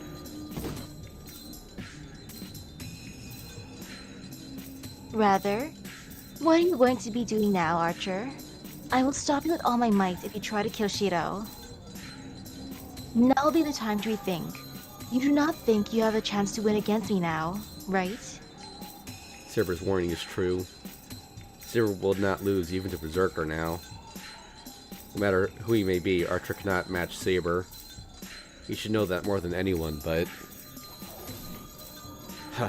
How can you be so confident when all you got back is some magical energy? Archer charges. Their weapons clash. Archer charges in at Saber like a red bullet and attacks her with all his might. Ha! Saber receives the blow like nothing. Neither the size difference nor Archer's momentum matter. Saber repels Archer's swords without flinching.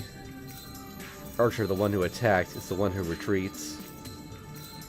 The attack was made with all his strength. The blow that should not need to be repeated is...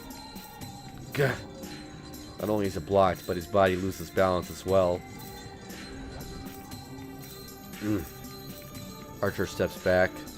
There. Saber's swords attack him like a surging wave of raging fire. Archer can only defend against her attacks. Saber's sword will kill him if he tries to counter. No, first of all, he does not have anything to spare for a counterattack. The only resistance Archer is allowed is to block Saber's attacks until he runs out of energy. And that should not take long. The magical energy in Saber's sword scrapes away Kancho and Bakuya with each attack. The twin swords cannot take anymore, and Archer's arms should be powerless by now.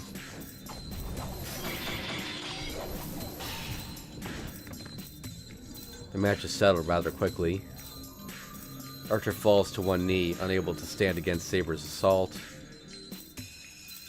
Saber swings down her sword as if to finish him off. Archer blocks it by crossing his twin swords in front of him. The battle is at an end. Even though he blocked Saber's blow, Archer could not move. Saber's sword will split his head in two if he loosens his power on the twin swords.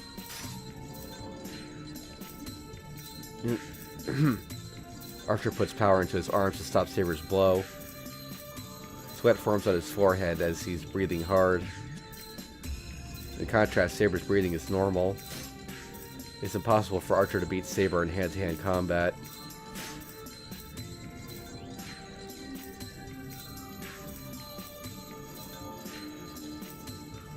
I believe that's Saber. This is it, Archer. It might have been different if you were in perfect condition, but you cannot fight on with your depleted strength.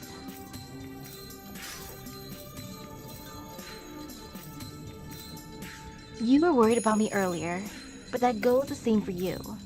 You should have no magical energy left since you used that many noble phantasms to defeat Castor. Furthermore, you do not have a master to keep you in this world. What can you do when you have no supply of magical energy? Huh, that is a needless worry, Saber. Servant Archer has the ability to remain even after our master is gone. I should be able to stay in this world for 2 days, even without a master. That is enough time for me to kill that kid. Ridiculous. Are you still talking about such a thing? Are you saying your wish is not the Holy Grail, but to kill Shiro? Archer doesn't answer. His cold eyes stare at the troubled Saber.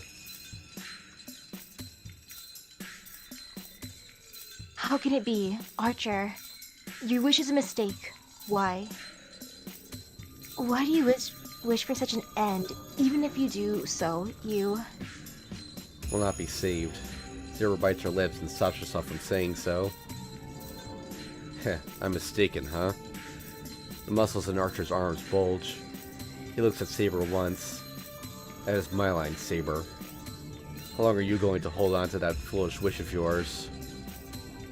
He says so with eyes staring far away. Archer. Saber's sword loosens up. Phew. Using that opening, Archer gets up and kicks Saber with his free leg. Even though she's knocked back, Saber lands gracefully. The situation hasn't changed at all. Saber is protecting me and facing Archer, who has Tosaka trapped within a cage of swords behind him. The distance between them is 5 meters again. Phew, I knew it, but I cannot match you in sword technique, huh? With that, Archer empties his hands. Twin swords disappear, and he confronts Saber unarmed. Archer? Does that mean you will give up now? Of course not. You're misunderstanding me. I'm Archer. I'm not someone who fights using a sword to begin with. With those words, I am the bone of my sword. He begins to spell in a voice I can't hear. Stop, Archer. I do not. Saber, someone will eventually appear to release you. It does not seem like it is this time, and I will probably have a connection with you again next time. Unknown to death, nor known to life. His spell echoes through the temple. This is not the full chant, by the way. He skipped a verse or two. There's no change. A long spell like that should affect the surroundings. Magic influences the world. But a spell does not affect the world, but instead But that is still far off. Right now, my objective is to kill Emiyashiro. If you're going to try to stop me, I will not hold back against you, even in this world. He raises his left arm. Does that complete his spell? Unlimited Blade Works. He clearly speaks out and changes the world. Fire runs across the floor and looks like a white line. Is the surrounding fire a boundary line? The color of fire fills my vision and paints my temple. After that, my surroundings are replaced by this strange world.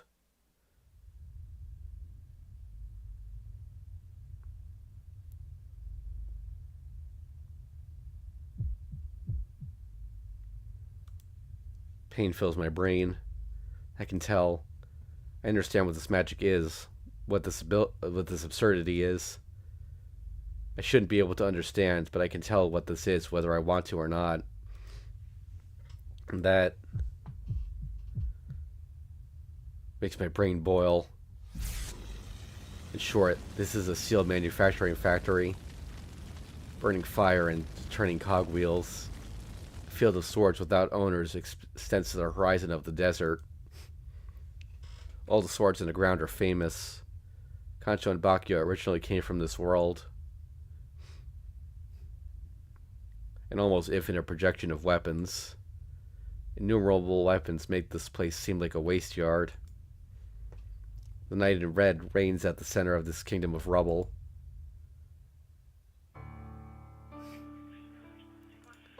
This is... oh.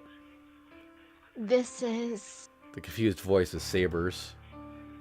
Inside this illusionary fire that's not even hot, she watches the knight in blank amazement. Reality Marble. A great forbidden magic that puts form to the user's mind and violates reality. Oh wait, oh, whoops. I think this will Saber. So you're not a swordsman nor an archer, but... Yes, I was a magus before I became a heroic spirit. Oh. Tosaka sounds disinterested. Could it be? Did she already know Archer's true identity? Yeah, Then Archer, your noble phantasm is... I have no such thing. I do not wield any holy swords nor demonic swords. The only thing I have is this world. If a noble phantasm is a symbol of a heroic spirit, this reality marble is my noble phantasm. I can reproduce and store any weapon that I see in the original of. This is my ability as a heroic spirit. Saber gasps. She looks with blank amazement at the extending graveyard of swords in the desert. The ashen sky and steel wasteland, devoid of all life.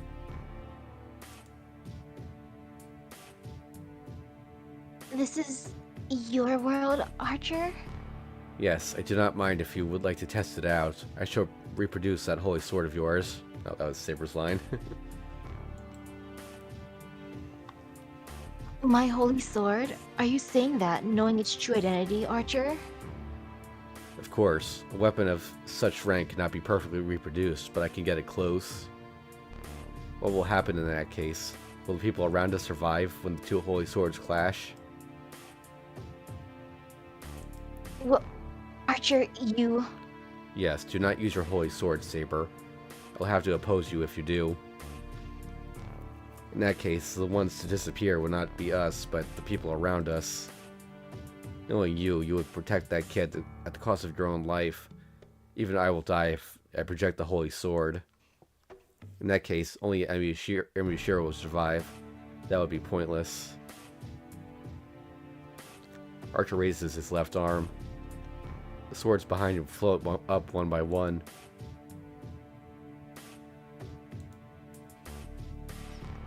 Do not oppose it. You should not die instantly if you're lucky. You can have your master heal you after this is all over. Archer points to Saber. The numerous swords point towards Saber. All of these weapons are sure to kill.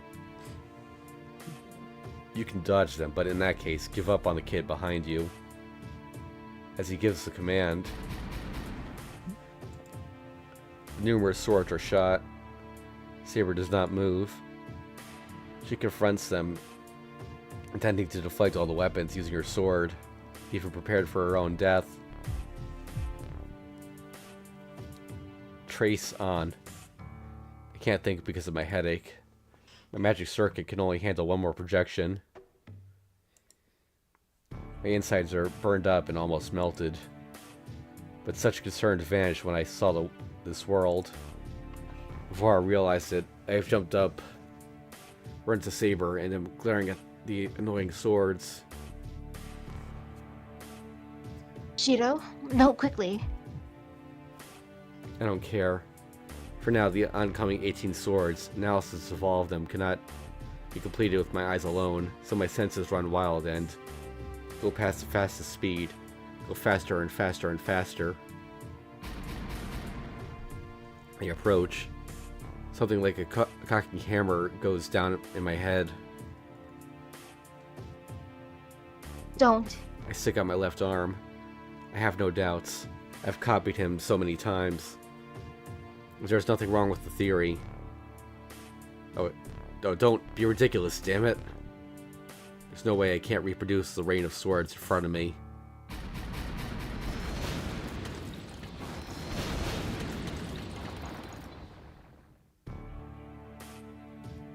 Broken pieces fly around. When I open my eyes, this reality marble has just disappeared. The only things there are the broken pieces of swords and...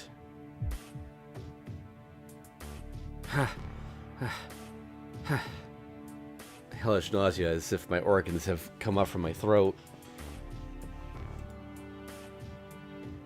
After glaring at me in disgust. Hey, Archer, you... He takes out Tosaka from the cage of swords and restrains her. Tosaka struggles to get away from Archer. Huh? What did he do? Archer places his hand on Tosaka's neck and renders her unconscious. And he leaves the temple. With Tosaka in his arms, Archer jumps to the stairs leading up. Where are you going, Archer? To a place where there won't be any intrusions. I'm out of magical energy as well. I do not have enough power to defeat both of you.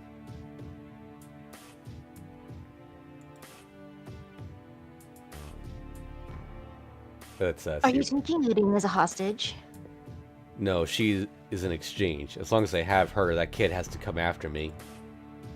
But more importantly, Rin is your master now. Even if you want to protect that kid, you should not be able to put his life over your master's. I bear my nausea. I strain my fainting mind and listen to what he has to say. The outskirts. And I say so with a shaking throat, not even able to look up. What? I said the forest and the outskirts of the town. There's an empty castle there. We won't cause trouble for anyone there. Shiro? You want to complain to me, right? Fine, I'll listen. I also have complaints against you. My vision flickers. Even as I speak, I feel sick, as if in another dimension. Forest outside the city. I see. The Einsberg Castle is there. There certainly should be no interruptions there. Huh, that is good determination, Emiya Shiro. Shut up. But I don't want to hear meaningless things. If I do hear them, I won't be able to hold this nausea in, and I might vomit out my organs. Do something to Tosaka before then, and I'll kill you with Saber for sure. I make this oath.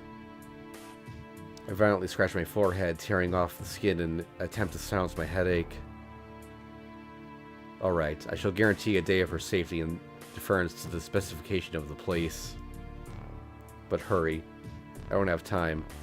As I have no master, my body should not last 2 more days. I might be able to kill my hostage out of anger if I might kill my hostage out of anger if I cannot kill you in that time. Leaving in an annoying laugh, Archer disappears. I slump to the floor, unable to keep my eyes on him. Shido, it is too early for you to use the same projection as Archer.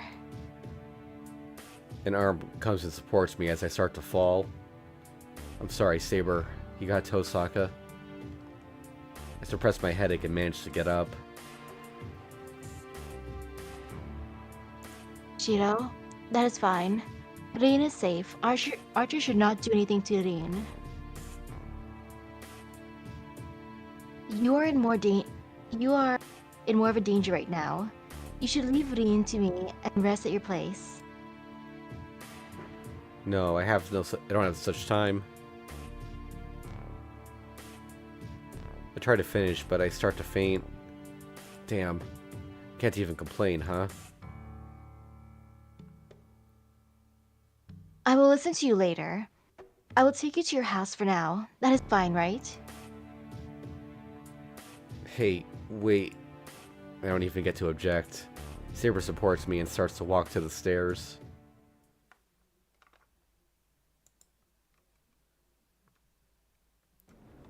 The sky is still gray.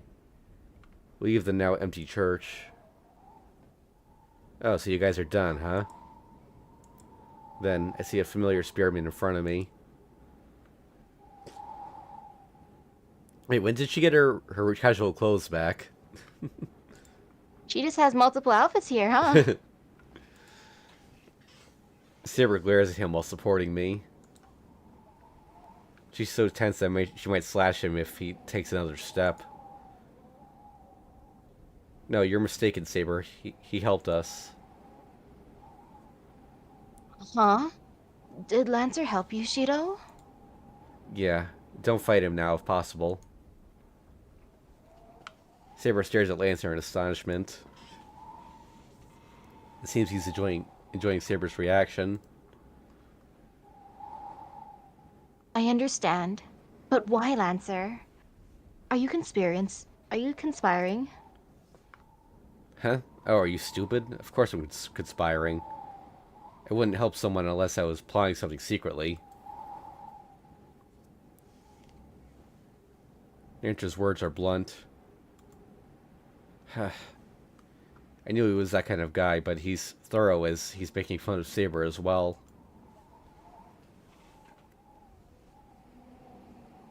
Hmm? What is so funny, Shido? Yeah? Was I laughing? Yes, you were. I guess I was mistaken. It seems I do not need to support you if you're well enough to laugh. Saber is mad. It's bad, but I'm relieved. Saber is just like before. Our connection is lost, but she's here just like before. Then what's there to regret? Sorry, I guess I let my guard down. Now's not the time, right?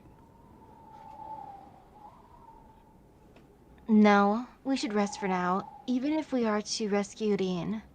Lancer, I do not know what your intention is, but your job should be over. Leave now. I will not fight you here. With this, Saber goes down into the clearing. Hey, everything went well, or I guess not. What happened, kid?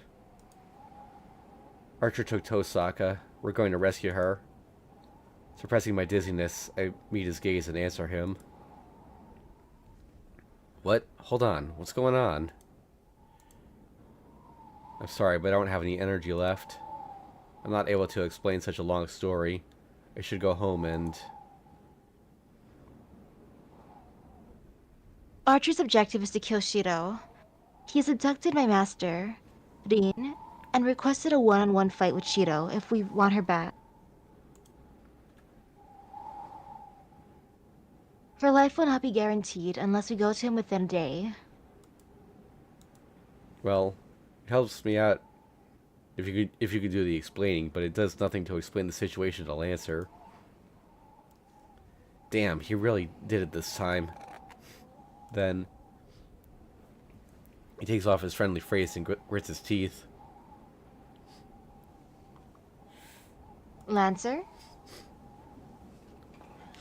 So what? He betrayed that young lady not only once but twice? Yes, that would be the case. What about it? This isn't the time for that. Damn, I've changed my mind.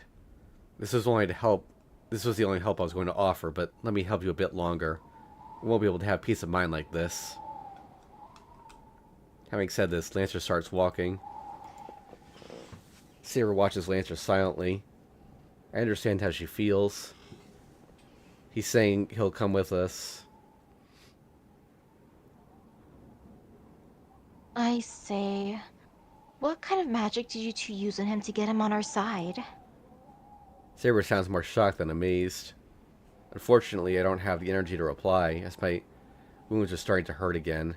No, first of all, I'm the one who wants to ask that question.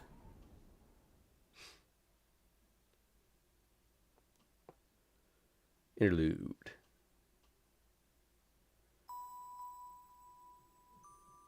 And I recall his dream. The memory of the guy that was set up as a hero. The story of a knight whose end came at a place I can't reach. This hill is his world. This desolate land is what the man who kept on fighting for others obtained. I guess he smiled and died in satisfaction in this place. He's seriously stupid. That's right, it just makes me mad. He tried his best, worked hard, even though he's an ordinary person, finally obtained a miracle with his blood. Then it'll be a lie unless he becomes happy. If he made many people happy, he should become happier than all those people combined. But he did not receive such a reward. What he obtained in its place was the fate to be summoned as a guardian after his death. That's right. Why didn't I realize that simple fact? The guardians are summoned into every age. Doesn't that conversely mean that they are summoned from every age? From the present and the past. Heroic spirits can even be summoned from the future. Since guardians are pushed into a seat away from the time axis, the concept of time does not exist for them. As soon as one becomes a heroic spirit, they sublimate into something other than what they used to be when they were human. Then, it is possible for a guardian to be summoned into a place and age they lived in when they were alive. It's vexing when I think about it. It's because neither of them is saved. The one that watches his previous self, the one that watches his eventual self. They will both be hurt by the gulf between them. I know the end of this big idiot who tried to be of help to others. He became a guardian by choice. He thought it would be great if he could keep saving people even after he died. He could not save the people when he was alive because he was powerless, but he believed he could avert every tragedy as a heroic spirit. Thinking so, he made a contract with the world, gave his body after his death, and saved 100 or so people. He believed that he would be able to save more, tens of thousands of people after his death. But such hope was betrayed. Heroic spirits are summoned only into hell. They appear only when the world is about to be destroyed by people. Humans are beings that will perish from their own doings. So the process of destruction must always be the same. He was summoned only into these hells. In the land of death, where the ones he wanted to save were already dead, he killed even more humans. The boy who stated he doesn't want to see anyone cry. could only see crying humans forever. There's only one thing I can say. He has been betrayed by many things. And in the end, he was betrayed by the only thing he believed in, his ideal.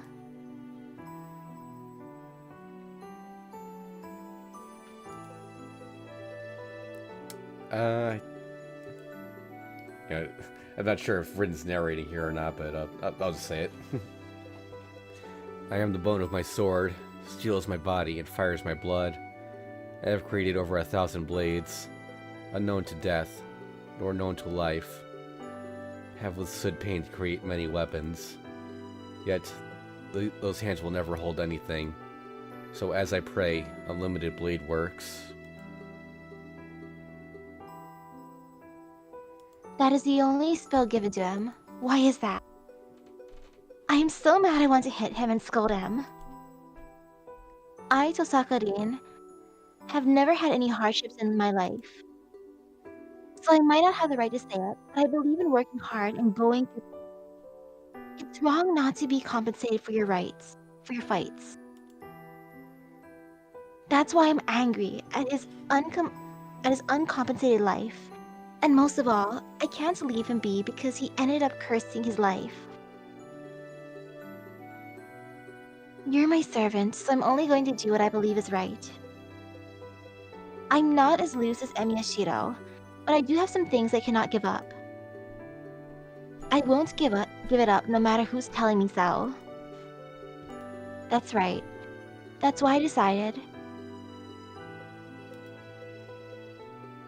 that as long as I'm his master, I will believe in my path like he used to. That's about all I can show to him. That's the only way I can repay him. It might have been meaningless, but still. I do it so that Archer, the one who has lost his own past, can realize that his life was something he can be proud of.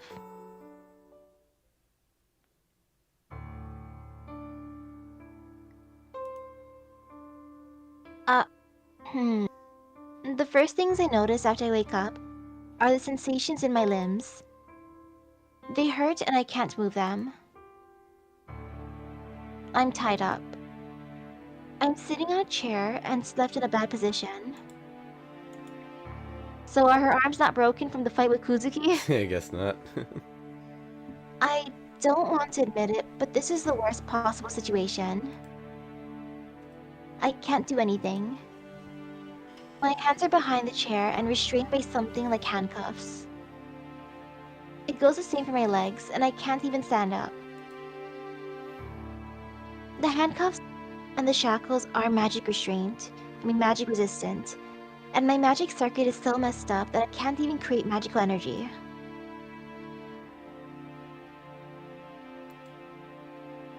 Now that I've checked my situation, I surveyed my surroundings. It's cold. This room made of stone has no heater, and it is a ruin that hasn't been used in a while. It's dark outside the window from the looks of it. I think it's around 10 o'clock at night. So, what do you intend to do, Archer? I glare into the darkness. By the pillar. The knight in red is sitting on a pile of rubble. It's nothing. You're just baiting out Emiyashiro. You should know that. Heh. Shade will come even if I'm not here. You should know that. You're right, but it would be inconvenient if you're there with us. I'll have you stay quiet here until the matter is settled. Archer says so without appearing in front of me. There's no sign of his previous friendliness. He is a calm cleaner now. I see. So you will kill Shido no matter what? Yes, such a soft person should die. He answers me as a matter of course. I can only see the shadowed side of his face from here. His expression is cold, and he looks like he has a mask on. That makes me seriously angry. Heh. Without being told that Shido's soft. I breathe in. It'll end once I say this. My archer will never return once I say this. I take a breath and glare at the guy in the shadows. But I love that soft part of him. He should be like that. I'm saved by having a guy like him.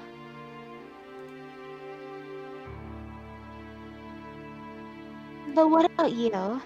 You went so far, but you think that holding a selfish ideal is wrong? You fought over and over for other people.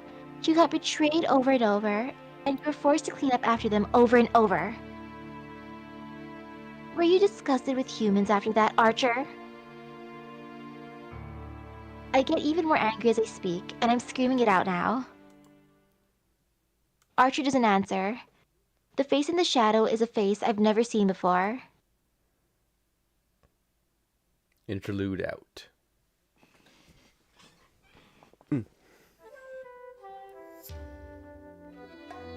You cannot save everyone.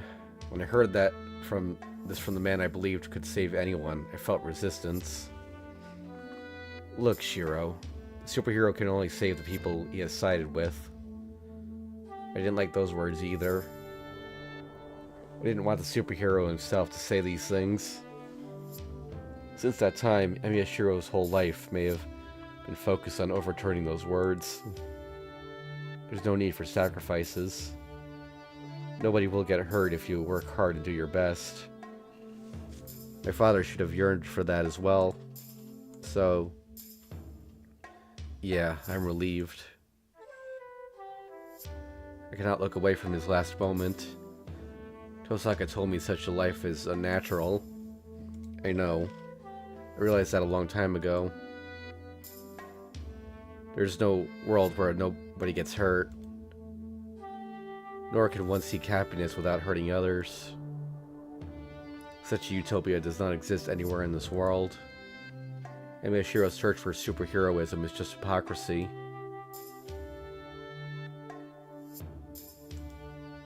There's nothing at the end of helping people. So, I know that without being told. I think this is Rin flashback. Or... It is a false life that can save neither you, yourself, nor others. Yeah.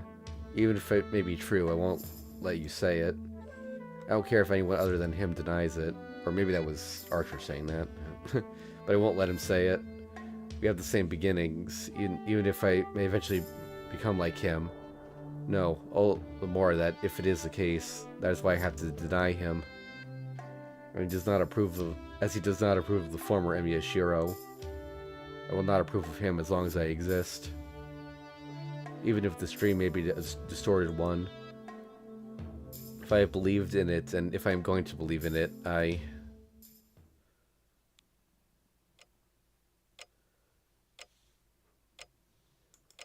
wake up.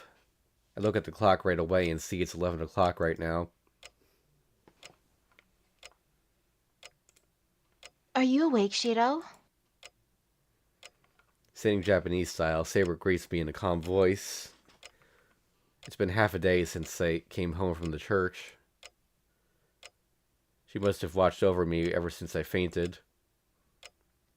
Yeah, I'm awake. My body's fine. I'm not tired and my headache's gone. I get up from the futon. My limbs are fine now. The magic circuit I overused is still exhausted, but it hasn't burned up. Are you going, Shiro? Saber suddenly asks.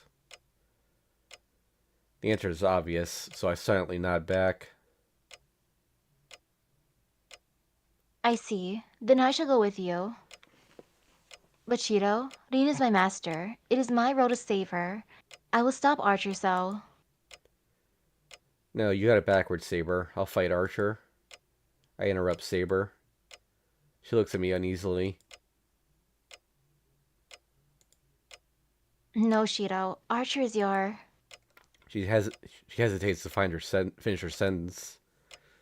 I know. I've probably known who he was from the first time I met him. I've opposed him without reason from the first time we met. I stubbornly hated him, thinking that I could not approve of him.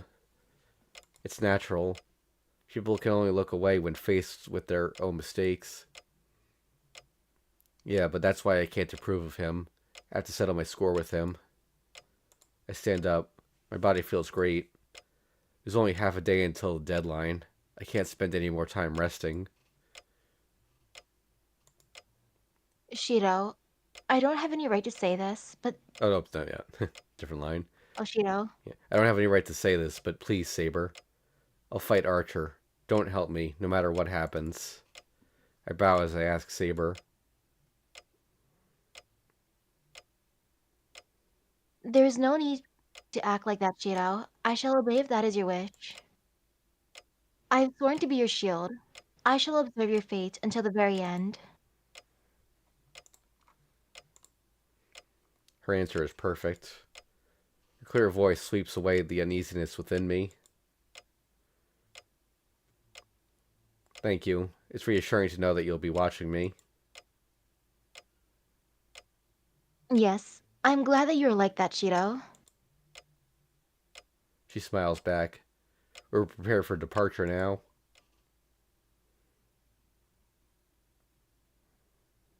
We leave my house. Who would have thought I would go to the castle again? Hey, you guys aren't listening to me, right? Huh? Huh? We both turn around. Oh, come to think of it, Lancer was still here.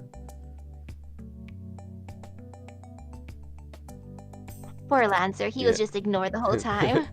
Oh, you have more free time than I thought, huh? It just slips out. He must be self-conscious as he doesn't try to retort.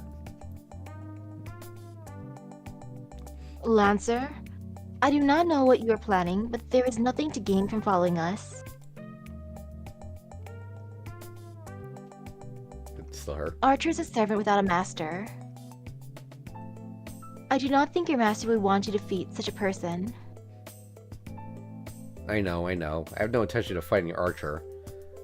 You can rest assured that I won't butt in on the fight. Then why are you going to come with us? If you want to settle the match with me, I can do it right here. No, I'll pass on that. I have no intention of fighting against your master. Rather, I want to sell her some favors. I want her to be in debt to me. Saber glares at Lancer, and Lancer ignores her. Okay, do as you wish. We can use all the help we can get in saving Tosaka. Shiro, Lancer's an enemy. You cannot make such a rash decision. That should be alright. Sorry, hold on a sec, I gotta sneeze.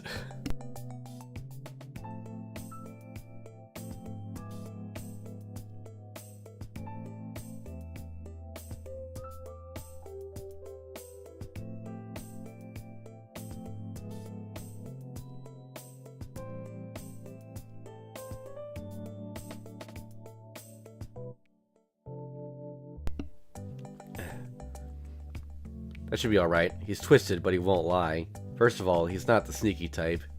He'd come fight us straight on before he would try to trick us. That is true, but... Well, I'll turn him down if you don't want to, but he'll follow us even if we let him be, so isn't it easier for us to have him near us where we can see we can keep watch? You're getting better at making excuses, Shiro. Well, a lot has happened. Well, that's it, Lancer. We won't concern ourselves with you, and you won't bother us. Let's go together if that's fine with you. I say to the guy watching us with a smile. Good enough. Wow, you guys are a great combination. Saber's stubborn, so I'm glad you're more mature now. That is not true. Shiro's a stubborn one. You do not know how much trouble I have been through. What? Are you going to tell me if I ask? Fine. We have some time until we get to the castle. Let's entertain ourselves on the road with your stories. Well, why do I need to explain such a thing to you? You have nothing to do with this. Saber roars at Lancer. Wow. I guess Saber doesn't get along with Lancer. But I never thought Saber would get angry like Tosaka. Oh well, let's get going. We don't have time to be playing around. We have to get to the castle as quickly as possible. Leave the town and leave the two and start walking. Shiro, I'm not playing around. She must still be mad as she yells at me. Lancer follows us from a distance. It's midnight right now. I know how far the castle is from here. We should make it in time. We'll probably get there around dawn. We start to walk to the masterless old castle.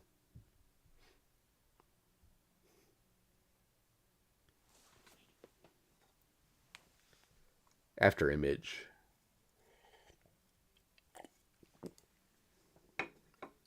Oh, interlude.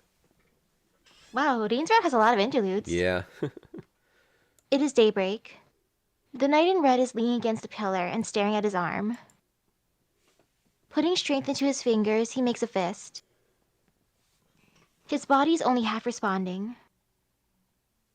Even heroic spirits cannot maintain their existence in this world without their masters. He still exists because of the special class ability of Archer, but he's almost at his limits. His remaining strength is not even a tenth of his original powers. His muscles are weak and his body will slowly disappear if he loses focus. But there's no problem. Even if he has less than a tenth of his original power, it is enough to kill Emiya Shiro. Considering the differences in their abilities, this isn't even a handicap. It will end once they fight. His one and only objective will be accomplished. That's right. He has waited for this. He's endured the endless repetition hoping for this chance. He has awaited a miracle that would not occur, a miracle with a probability close to 0. And his wish was granted. No, it is about to be granted. He does not care what awaits him afterwards. He will kill his own self with his own hands. The hopeless featureless wish is what keeps him going after he wore out.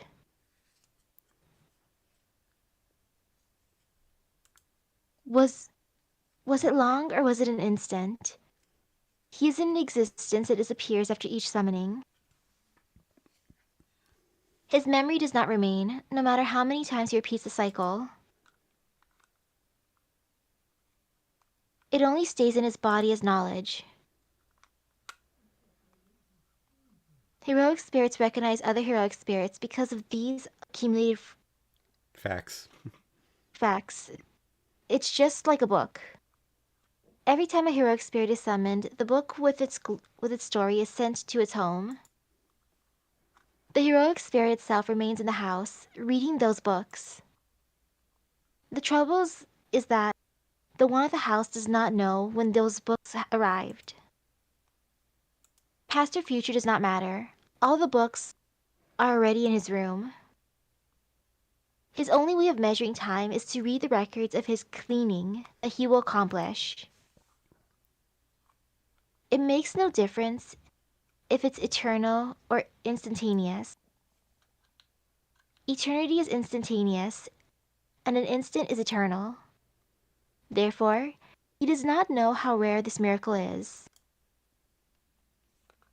He does not know if this is the first time or the 1000th time since he obtained this hope. All he has is an unordered knowledge. Past, present, and future are meaningless for heroic spirits. A guest, huh? I chose this place because I was told there would be no interruptions here. The knight in red suddenly gets up. Did his ears hear the sound of the intruder? Footsteps echo through the silent castle. Wow, I'm surprised, Tosaka. I was du- Oh, wow, I'm surprised, Tosaka. I was dubious, but you really are here. A voice echoes. The rude intruder is a boy called Mato Shinji. Ew, what is he doing here? Oh, don't do anything violent, okay? I don't have any business with you. You have no business with Tosaka either, right? Then isn't it meaningless for us to fight here? Mato Shinji walks forward with light steps. He's looking at Osaka, who is tied up. The girl glares silently at the intruder. That must delight him. He licks his lips in satisfaction and walks up to the girl. What? Stared down by the night, Mato Shinji looks up in annoyance. What, you want to fight me? Are you serious? You'd be no match for me. He smiles and turns back to the entrance. There stands a man with golden hair, the eighth servant, Gilgamesh. He is literally a disaster. The golden servant looks at the knight with cool eyes. But within them, the red eyes only show the intent to brutally kill the enemy in front of him. Red is still silent. It makes no difference even if Mato Shinji appears or if the strongest servant is ready to attack him. The knight calmly stares at the uninvited enemies. You're scared, right? It's nothing to be ashamed of. He even killed Berserker. It's natural for you to be scared. Do you want ridden, Mato Shinji? Huh? Yeah, of course. There's no other reason for me to come to this castle. I see. Then wait until this is over. I will give her to you after I kill Emiya Shiro. She is mine until then. It cannot be helped if you cannot compromise on that. It will be regrettable, but you will die here, Gilgamesh. The knight's eyes remain on the golden servant as he speaks. Very funny, you fool. Were those words reason enough for the man to kill Archer? The golden servant identifies the knight in front of him as a target he must kill. Oh, hold on, Gilgamesh. Don't be rash. Let's be smart. Come on, he says he's going to give her to me, so I'll let him. Archer doesn't have a master. I'm sure no master would make a contract with a servant that betrayed so many people, so he'll disappear if we let him be. I can take Tosaka after that. Mato Shinji smiles and stares at the knight in red. It looks as if he's enjoying the fate of the one who is about to disappear. You're smart, Mato Shinji. That's an intelligent decision. You're a most fitting master in a sense. Oh, you show promise. How wasteful. I would have made a contract with you if you came to me. Stepping away from the knight, Mato Shinji claps his hands happily. But I'm sorry, I don't need any more servants. It's unfortunate, but you'll have to disappear. You do not need to tell me. So what will you do? Will you fight me, or wait until I disappear? Yeah, I'll wait. You're pretty decent, so we'll protect Tosaka until you kill Emiya. But yeah, that thing is mine already, right? Then I can do anything to her, right? He stares at the knight. Oh. Ew. He stares at the knight and Tosaka-rin with snake-like eyes. His words are to test the loyalty of the knight. To that, I have promised Emiya Shiro that she will not be harmed, but that promise is over at dawn. You can do as you wish when the time comes. the knight in red replies in an emotionless voice. Ha ha ha ha ha ha. Did you hear that, Tosaka? Your servant is selling off his master.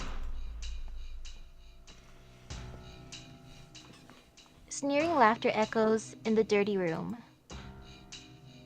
The knight exits as if he's not interested.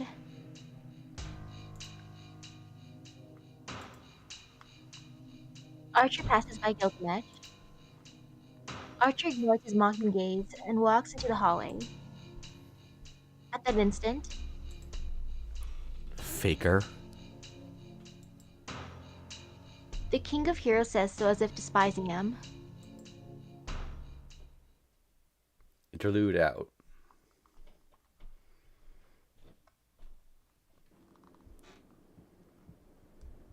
He says that in English, by the way.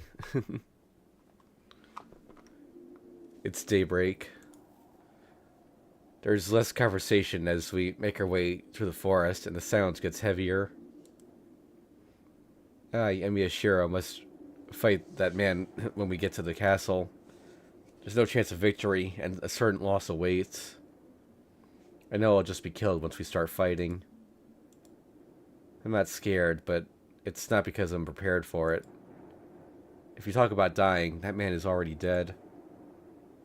It's equivalent for Miyashiro to be dead the moment I figured that out. That being the case, I have no reason to worry.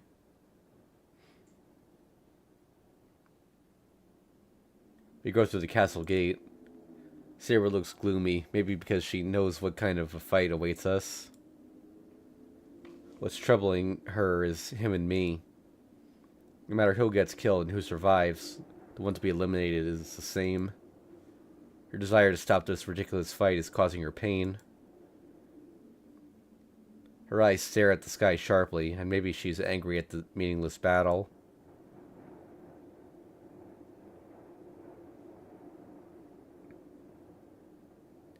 The hall is a ruin now. This place, covered with the morning mist, will become our place of death.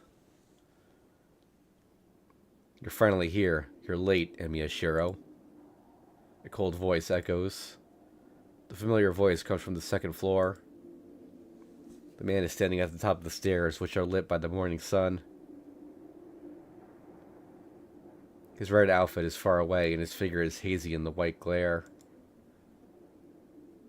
But I can sense him, or I can see him. I can see my enemy in detail. That should be the same for the man with the hawk eyes. The servant with the role of archer given to him.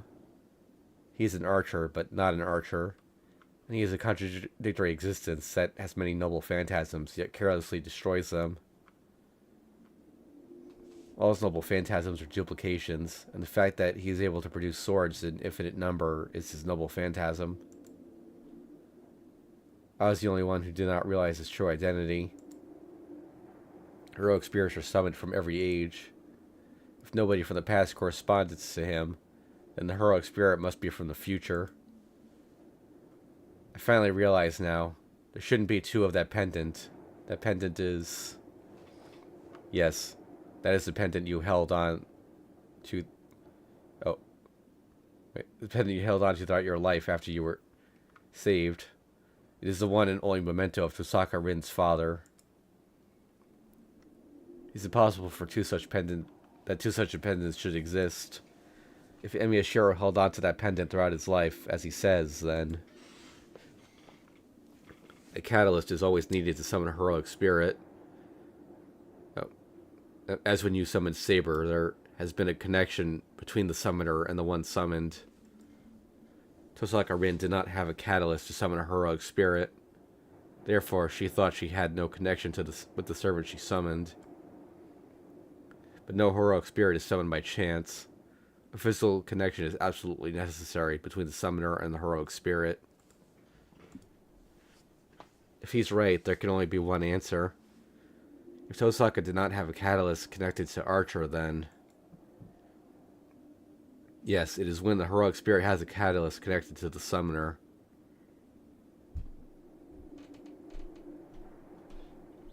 The jewel is the only one of its kind.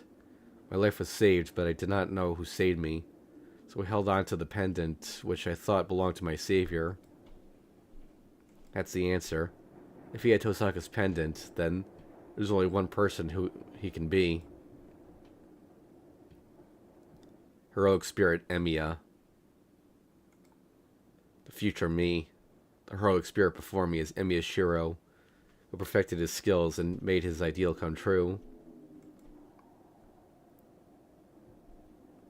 The knight in red. Archer looks down at me from the top of the stairs. There's no one around him. He's standing alone in this vast hall. Archer, where's Tosaka? I have left her somewhere in this castle. You should hurry it if you are worried about her. You were late, so I gave her to Mato Shinji since he came earlier. What? I kept my promise to you. I will not harm her. But it does not concern me what other people do to her. But the result is pretty obvious. Mato Shinji feels hatred and lust towards Tosaka Rin. One does not need to think what he will do to her. He may not be able to restrain himself if she provokes him, so he might be killing her right now. I get pissed off. How could he say such a thing so calmly? Don't get impatient, kid. Leave that girl to me. I'll go save her. Lancer? It's an order from my master. My entire reason for joining you was to keep that girl from dying. Still, this was rather comfortable. I don't feel bad. I didn't feel bad yesterday. It's rare for me to like my job. With those words, Lancer ignores Archer and heads to the west terrace. Lancer, don't worry about it. I'm doing this out of my own interest. Well, I've been given many disgusting orders up to now, so I'll at least follow through on this. You can concentrate on your own affairs. Okay, I'm leaving Tosaka to you. He lightheartedly replies with a yes. Then, Lancer stops and turns around as if he remembered something. Hey, what are you doing, Saber? You're coming too. Saber lowers her eyes painfully. No, I will stay here, Lancer. She stands next to me and replies unlike a servant. Are you serious? That girl's your master now, right? You should be protecting your master. I understand that, but I would still like to stay here. I need to watch over this fight. Fine, do as you wish. Lancer leaves. He easily jumps up to the terrace and disappears to the passageway. Archer does not do anything. It's as if he's saying Tosaka is useless now. I step over the rubble and walk forward. I'm heading to the center of the room at the foot of the stairs. Forcing down her emotions, Saber stands still to watch over our battle. You won't do anything, huh? That's good. If Saber interrupts me right now, I'll have broken my contract with Rin for nothing. I can hear Saber's hesitation. Saber takes a quick breath and replies to the man at the top of the stairs. I will not interfere. I will not do anything during your battle with Shiro. Very good. I can kill him with ease. Yes, but please answer me before that. Why are you trying to kill Shiro? There's nothing to explain. Just as he cannot approve of me, I too cannot approve of him. That cannot be true. You are Shiro. You are the ideal of Emiya Shiro, the one who became a hero. So why are you trying to kill yourself? Why do you think? The hero called Emiya and the inexperienced Emiya Shiro are two separate beings. We cannot exist at the same time unless that is the case.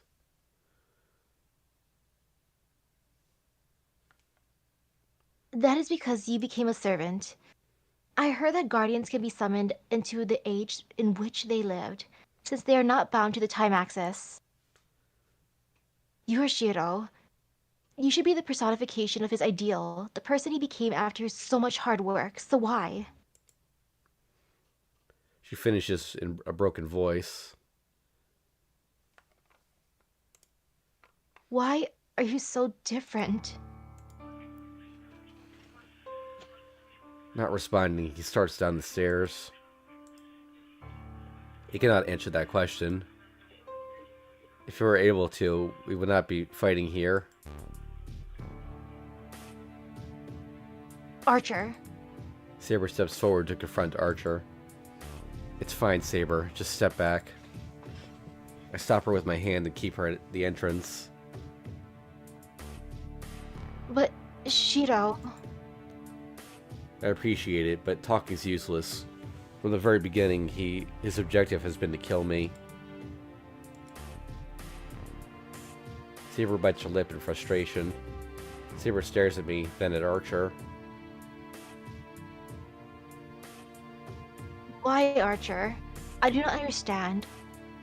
I heard that guardians are the ones who became heroic spirits after their deaths in order to protect people. So why are you trying to kill yourself? Guardian? Maybe something she said got through to him. He stops and looks down at Saber without emotion. You're wrong, Saber. Guardians are not ones to protect the people. They are only cleaners. They're definitely not the heroes I once wished to become. His voice sounds different. Hatred and scorn fill it now. Archer?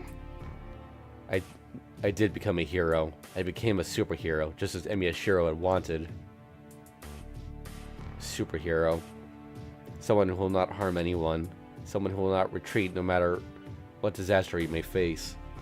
Someone who can save everyone. Someone Miyashiro wanted to become. And that man became such a person. Archer? Yes, I certainly did save some people. I have made many ideals come true, and I have saved the world from danger several times. A hero. I did reach the place I had dreamed of for so long. You became a hero. Then Shiro was rewarded, right?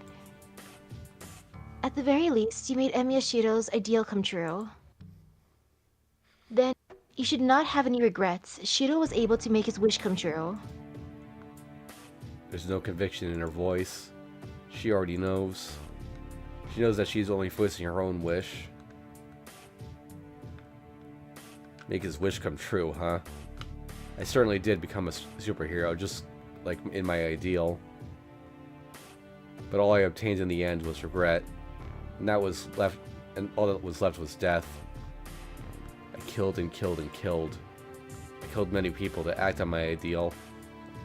I killed so many that I stopped caring about innocent people, and I saved 1,000 times as many as I killed. Saber stares at Archer, speechless. She looks like someone who saw her own mirror image. Yes, I don't know how many times I've repeated the cycle. I fought as often as requested, and I fought with my life in danger whenever I knew there was a conflict. I fought many times, so many times that I can't even remember now. It can't be helped, right? No matter who I save, there are always people who will perish. No matter how many conflicts I resolve, new conflicts are always created. A superhero has to keep existing as long as conflict exists. Who do you direct that to? The knight slowly descends the stairs and recounts his past. That's why I killed. I trampled on dozens of wishes to save one person. I ignored even more people to save those I trampled over. I killed scores of people, rescued only those in front of me, and destroyed many more wishes. I kept being stubborn, saying that it will end this time, that everyone would become happy. But it never ended. Conflicts come into my view as long as I'm alive. It was endless. I didn't dream of a world without conflicts. I just wanted people to view, in my view, not to cry. That is definitely my own wish. My vision expands after I save one. 10 after one. 100 after 10. How many was it after 100?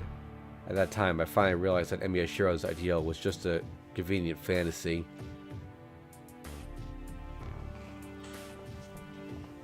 I'm not sure if that's... Why is that? Don't ask for the obvious, Saber. You should have experienced the same thing many times already. You cannot save everyone. I assume it was the daily routine for you to sacrifice a few people to save the country. The quiet voice is rendered powerless to object. Words of the Red Knight are Saber's darkness as well. Yes, the seats are limited. There are always fewer seats called happiness than there are people to fill them. Since you cannot save everyone, someone will have to be sacrificed. And I quickly killed the ones that would eventually fall out to minimize the damage. That is what it means to be that boy's vision of the ideal superhero. The wish for nobody to become sad. The desire to save as many people as possible. When the two coexist and contradict each other, there is only one solution. The only people a superhero can save are the people he sides with. If one is to lose everything by trying to save everything. By trying to save everything, it is correct to sacrifice one to save more. A superhero should save many people, right? That's why I killed. I prayed for no one to die, but I killed one to save many. I said it would not have anyone sad, but I brought despair to a few in the dark. And in time, I got used to it. To protect my ideal, I kept going against it. I only saved the people I tried to save quickly and killed the people who opposed me. I'm allowed someone to be sacrificed to keep protecting my ideal. That is the true identity of the hero Emiya.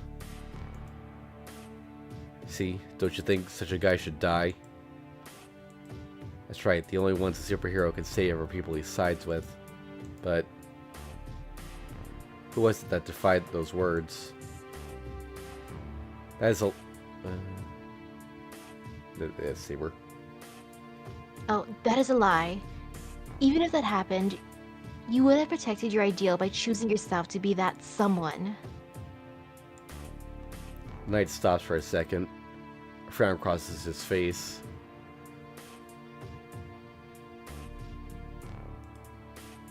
You did not go against your ideal. You only lost your path because you were betrayed by the ideal you protected. You would not think of killing yourself to atone for the sins unless that were the case. His ironic smile disappears. After coldly staring at Saber.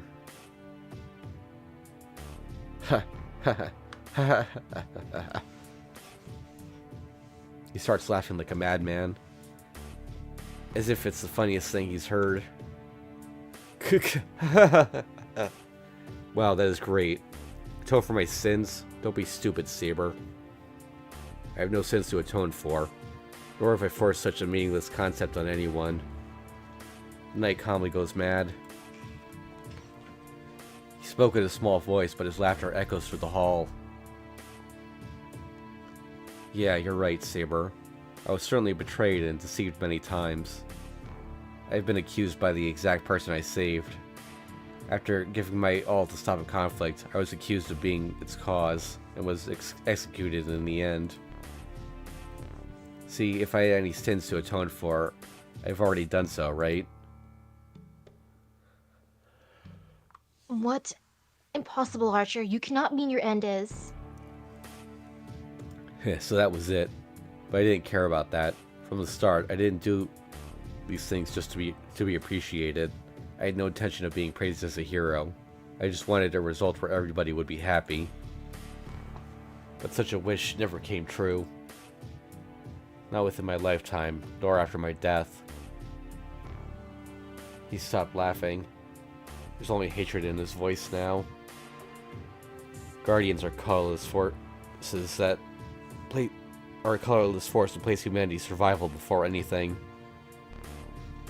The powers are in the heavens, and the guardians appear in this world only when there's a chance of human extinction. I knew they were just slaves. I knew that people who became guardians are removed from the circle of reincarnation and become like nothingness. But I did not care as long as I could save people. And Miyashiro could not fulfill his oath. So I thought it would be fine if I could become his guardian to take part in stopping humanity's destruction. But it's actually different. Guardians do not save people.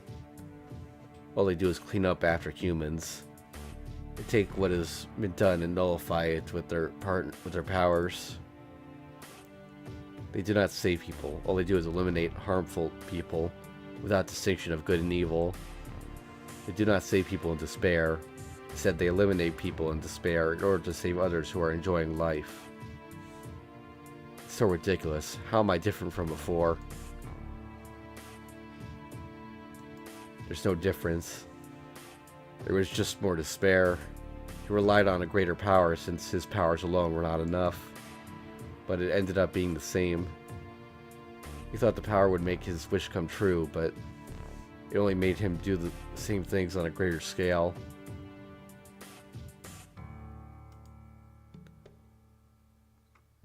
Archer, you've repeated such a thing forever? I got used to it. Humans repeat things. Strong feed on the weak, regardless of what age we're talking about. And I came to realize that it is the most difficult way to prosper. Yes, I watched it over and over. Meaningless massacres, meaningless equality, meaningless happiness. I was forced to look at them even when I refused to. As the Guardian, I have no free will. I am called by the people only to take care of the crime people have created. That is where he ended up. A being that repairs the damage caused by human desire. Guardians do not save people. Rather, they eliminate those who cannot be saved as if they never existed. Over and over. For many times, he saw people nearly destroy themselves through their own actions, and he burned them down like trash each time. Save as many people as possible. The man became a hero with that one wish, but in the end, he could not make it come true even once.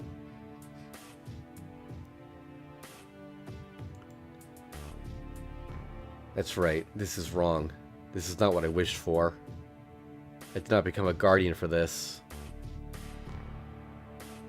His anger is probably directed at himself. What is standing there is a worn-out corpse. The hero Emiya is doomed to always see the ugliness of those he wanted to save. He grew to hate them in the end. He grew to hate humans for repeating conflicts. He grew to hate himself for thinking that humans are sacred. I don't want to clean up after people, but as long as I'm a guardian, there's no way for me to escape this cycle. Save one exception. Murderous intent flares in his cold eyes. He isn't looking at Saber. There's only one objective for Archer, to kill his own self. But even if he dies, the real body of Emiya, who is in the place outside of the cycle and not bound by me, will not disappear. There's no elimination for guardians. They are nothing to start with. It is meaningless to kill something that is not part of the real world. But there's only one way for him to disappear. If someone who is to become a hero is killed before he becomes a hero, that hero will never come into existence. Therefore, Are you going to kill Shiro here with your own hands? yes, I kept waiting for this chance. It was a possibility close to zero. But I staked everything on it. I could not contain myself unless I believed in it. While I acted as a guardian, this was the one hope that kept me going. This is meaningless, Archer. You already become a guardian, so it is too late. Even if you kill Emiya Shiro, who is yet to become a hero, you yourself will not disappear.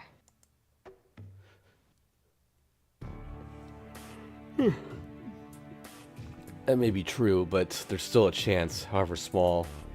Just altering the past might not be enough, but the paradox will be even greater if I am the one to do it. If the distortion is large enough, a hero called Emiya will disappear here. And Saber, this is what I've been waiting for. I'm not looking for results now. I'm just taking my anger out on the kid called Emiya Shiro, the one who will become a clown as a result of his stupid ideal. And the knight in red comes out to the hall. Only Archer and I stand in the hall filled with rubble. There's nothing separating us. The reason is simple. He wants to kill me, and I just want to beat him up because I don't like him. I like that reasoning. I just want to fight him because I don't like him. I walk to the center of the hall. I won't be able to back out once I take a few more steps. But before that, Archer, do you regret your actions? There's one thing I have to ask him. Of course No, you should not have become a superhero. He spits out those words. And that dispels my last doubts. I see, then we are two different people. What? I will never regret my path. I won't regret it, no matter what may happen. So, I will never approve of you. If you say you're my ideal, I'll destroy such an incorrect ideal with my own hands. That's how I've been living up to now. I've always believed that I am right. As he says, I'm sure it's full of false courage and distortion. I've lost more than I've gained. That's all the more reason why. I cannot withdraw for the sake of things I've lost. I walk forward. My circuit has already started sketching the blueprint in my mind. That way of thinking is the cause of all this. There will come a time when you will reach me. There won't be such a time. It will never come. Oh, does that mean you will not be killed here before... You'll be killed here before that happens? I take a step towards my enemy. We're close enough to strike at each other. We don't have any weapons. We confront each other empty-handed. Emiya Shiro is not a swordsman. We are beings that create swords. Then. So it seems you understand. Yes, to fight against me is to compete in projection. The twin swords appear in his hands. That night, the simple twin swords I admired at the Rito Temple. Rare swords that a legendary craftsman made at the price of his wife. Trace on. I activate the completed blueprint and reproduce the twin swords using my image. What a bad job. The twin swords I once thought were perfect are too unprecise compared to his. An inferior illusion will become a delusion. Probably. My swords will shatter and disappear when they crash against his. I take another step. Crunch. The rubble crunches under my foot.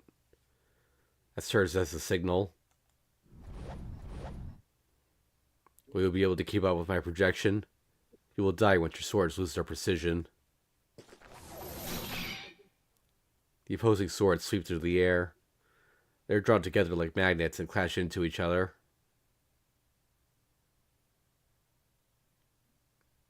Interlude.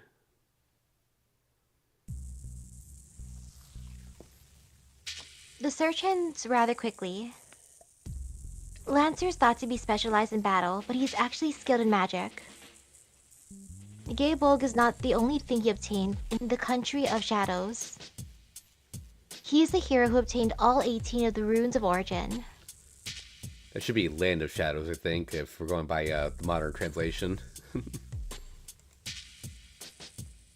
But since he prefers to battle using his lance, the magic rarely gets used.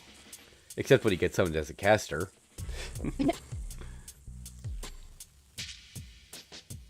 is one of the rare times. Alright.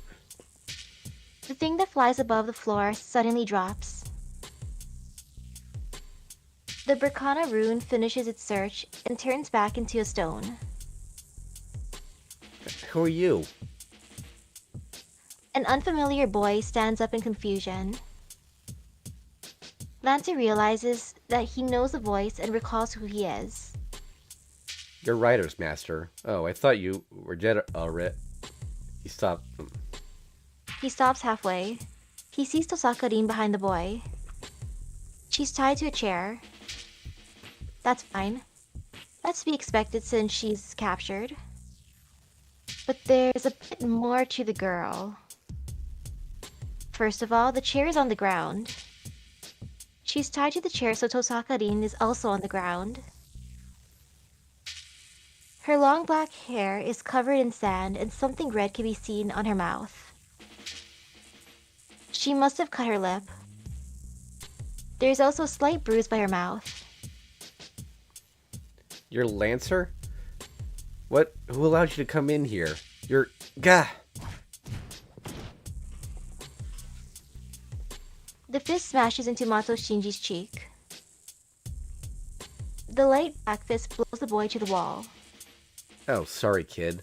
I guess let my hand do the talking. He didn't kill the boy since it was unconscious. But it would not have been unconscious if Tosaka-rin looked paler and her clothes were more disordered. He would have consciously tried to blow the boy's head off if that were the case.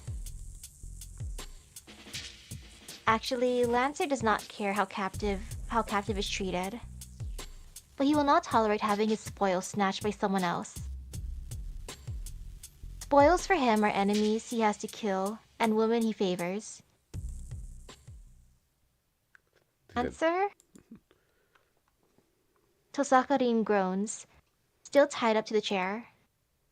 She must have been unconscious as her voice is not too much different from when she wakes up. Yo, it's morning. Wake up, you lazy bones. Lancer gives an out-of-place greeting and walks to Tosaka-rin. Why? This is the Einsborn Castle. I know. Oh, don't move. I'll cut your hands free. Do as you wish after that. You can go to the hall and stop the fighting idiots, or you can go home from the back door. The red lance appears. That's helpful, but... Behind you, Lancer!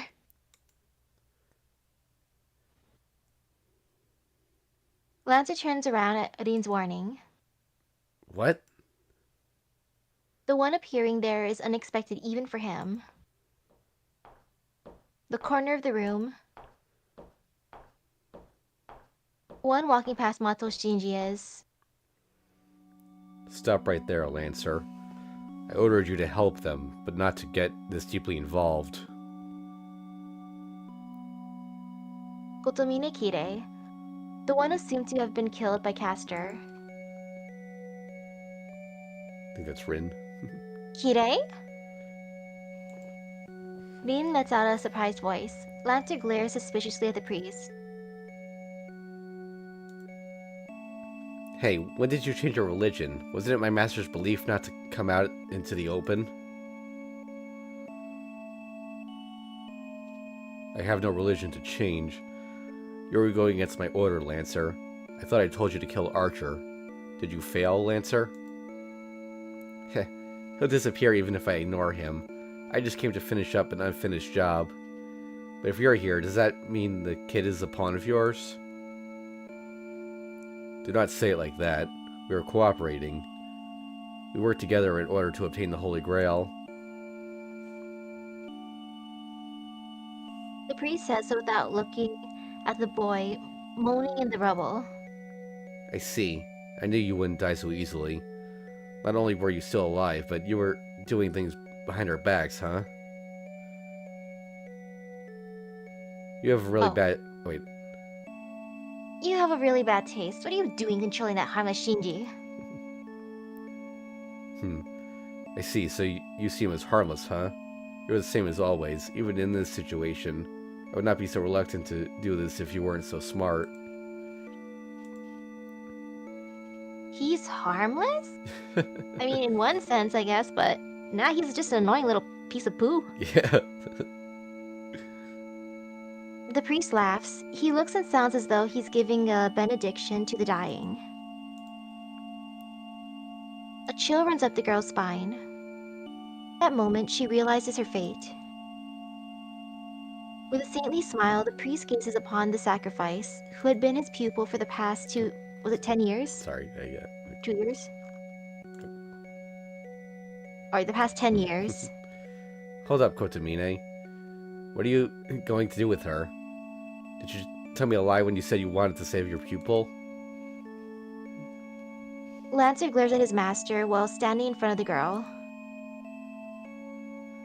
It's not a lie. I have raised her to be my tool. I have deceived her for 10 years, so it would be boring if she retired so easily. That is why I ordered her protection. I prolonged her life for only 2 days, but isn't that more than enough to show my love?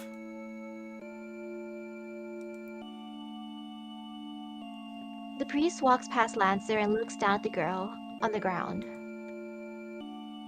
The girl glares at her former instructor.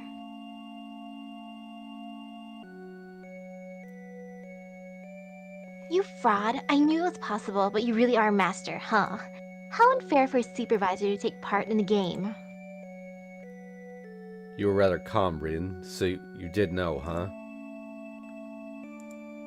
Of course, I didn't show you my servant because I suspected you. But I didn't think I was deceived from the start. From the start? Then... The priest frowns as if the words are unexpected. What? Do you have something to complain about, Kirei? No, you said from the start, so I was merely wondering what you meant by that. The priest grins. He looks down at the girl with utmost pleasure. Hold on, Kirei. You don't mean... Are you talking about the sort of this Holy Grail War? Or do you mean the previous one?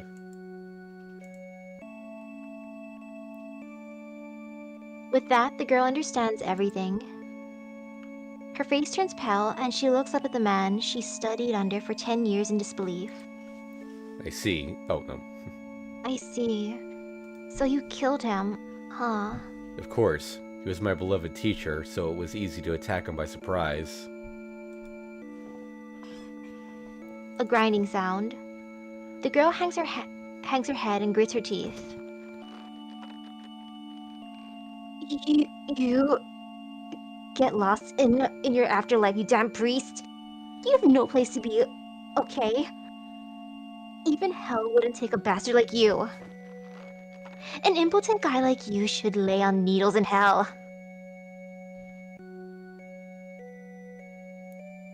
The girl keeps on cursing him. Of course, the priest does not care about such things. But the boy is overawed by her change. Mato Shinji never thought Tosaka-rin would show this much emotion. Kotamine, you know Tosaka's mine, right? Only I have business with her. You can go to the church and wait for this to be over. I do have business with her. I need her to become the Holy Grail here. Mato Shinji does not understand what the priest is saying. The only one who understands are the priest and the sacrifice, Tosaka-rin. It should be about right about the right time once Saber and Archer disappear. I don't want her to struggle and waste magical energy. Let's quickly get this over with. The priest walks away from the girl with those words. The only one in front of Tosaka-rin is Lancer. Kotamine, you... Finish off that trash, Lancer. The vessel does not require a heart. Only Mato Shinji reacts to those words. Tosaka-rin glares at the priest but bites her lip without speaking. The priest's smile already told her that she was going to be killed here. She understands that she will not be saved and that she won't be heard even if she begs for her life. That's why she doesn't complain. That is the only way she can resist, and that is her will of opposition. She won't give up until the very last second. Help might arrive at this moment, and she might be the only one that survives after this room miraculously crumbles.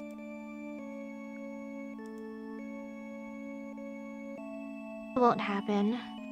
She won't give up, but she also understands it's impossible. That's why she has no fear. Except for one thing. She imagines that boy's expression when he finds her dead after coming to save her. She doesn't want him to cry. It angers her that she's the cause of his tears, and she doesn't know how she can apologize to him. No, she can't apologize if she dies, but she still doesn't want him to cry. Sorry, Anya-kun, I'm retiring first. So she decides to apologize ahead of time. It does no good, but it calms her down.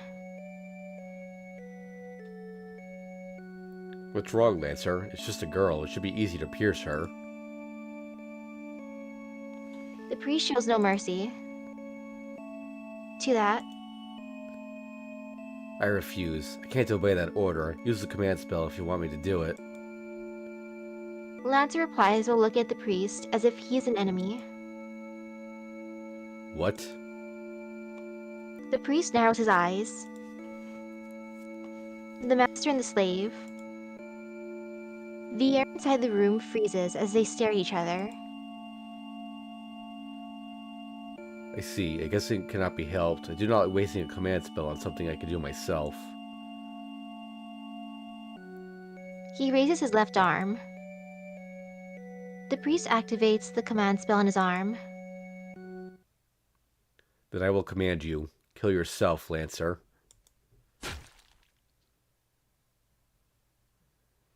Gah! He vomits up blood. But that is nothing compared to the blood spilling from his chest. Kotomine, you... His voice is a whisper now. The spearman, Lancer's chest and heart are pierced by his own lance.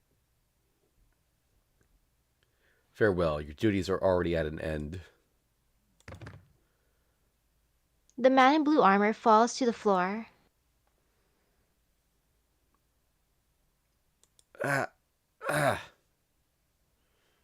Redness permeates the floor. There is no sign of him getting back up. Spearman in blue has been defeated by his own lance at the command of his own master.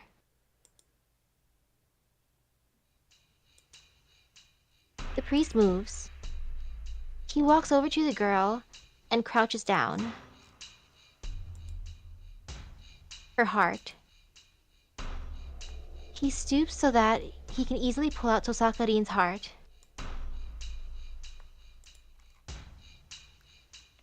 Wah, Kotomine, that's not what you promised. You said you'd give me Tosaka. The priest gives the boy a wordless glance.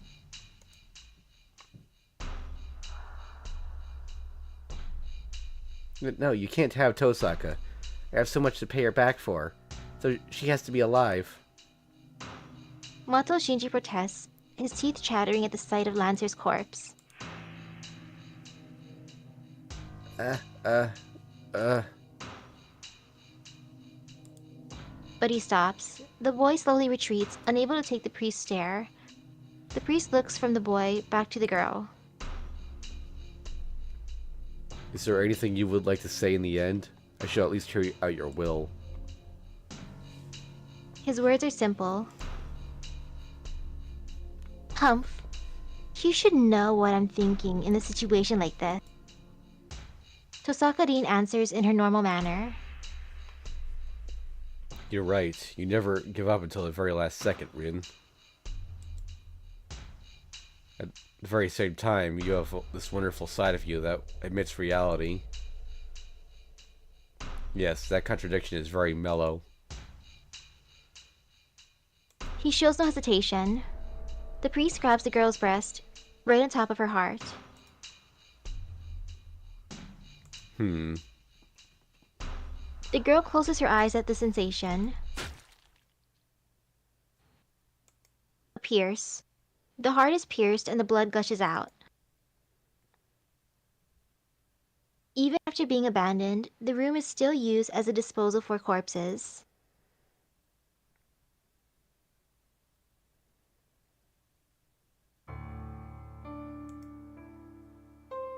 The one to gasp is Tosaka-rin. Blood drips on the floor. The dripping sound is made by something above her.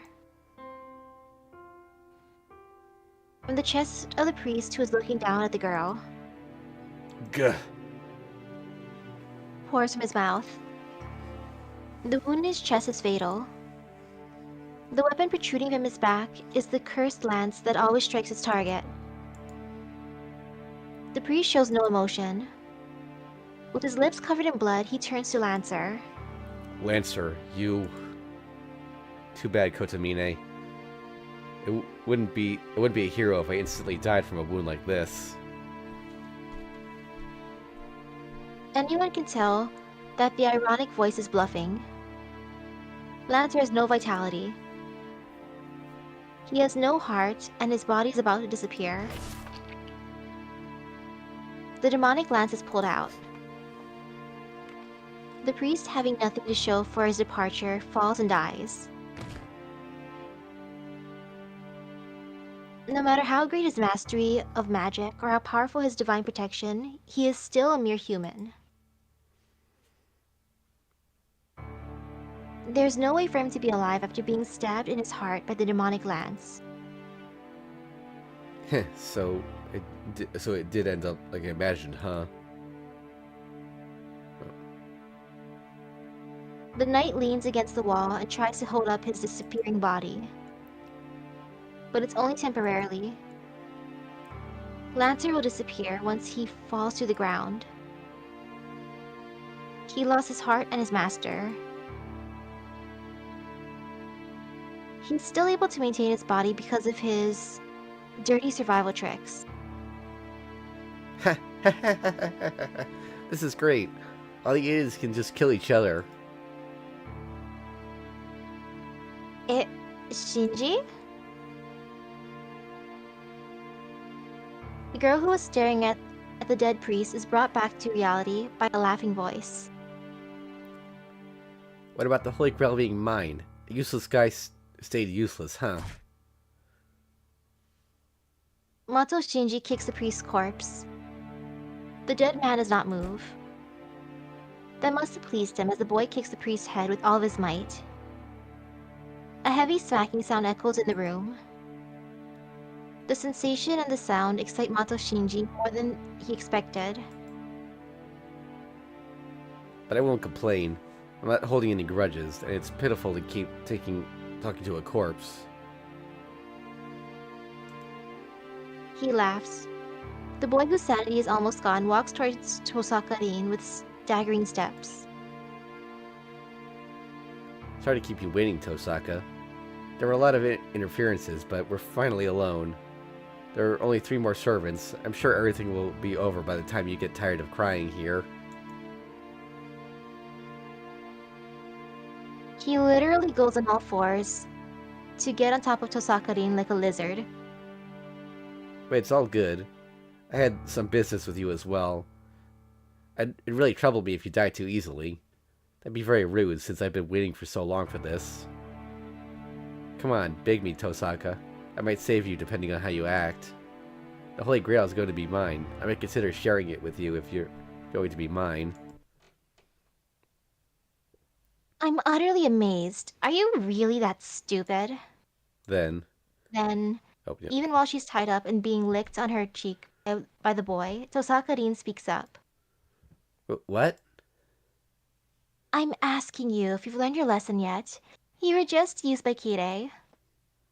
Listen, that servant isn't one that can be handled. You should know that since you've been near him. You should wake up and run away. You might still have time. You should run away as fast as possible if you don't want to die. Ha! You're just begging for your life. You're the idiot, Tosaka. Come to me, they died. Who will get in my way now? Mato Shinji runs his fingers along the girl's body. At that instant, Hey. Mato Shinji is punched away once again. Yeet! He is flung to the wall. Stop it, kid. You're not worthy to touch that woman. Lancer glances at the boy and walks lazily to the girl. What? You're going to object to me when you're almost dead? The spearman stops. He now turns to Mato Shinji. You would have died in peace if you'd kept quiet. Fine, I won't kill you so easily. Come on, Gilgamesh. He wants to die in style. He raises his voice. Mato Shinji's servant, the one who can kill any heroic spirit, is summoned by his master and... Hey, damn, what's he doing? Can't you hear me? I'm telling you to come here. His voice sheepishly echoes across the room. The golden servant does not appear.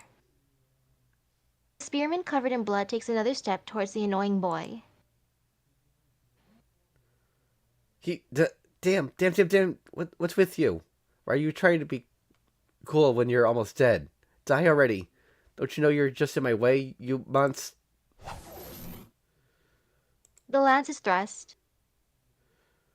Ah. The quick thrust pierces Mato Shinji through his right shoulder. Ah! His scream tears through the room. Lancer pulls out the lance with an almost bored expression and points it at Mato Shinji's temple. Get lost. I might be almost dead, but I could still easily kill 1,000 of you. He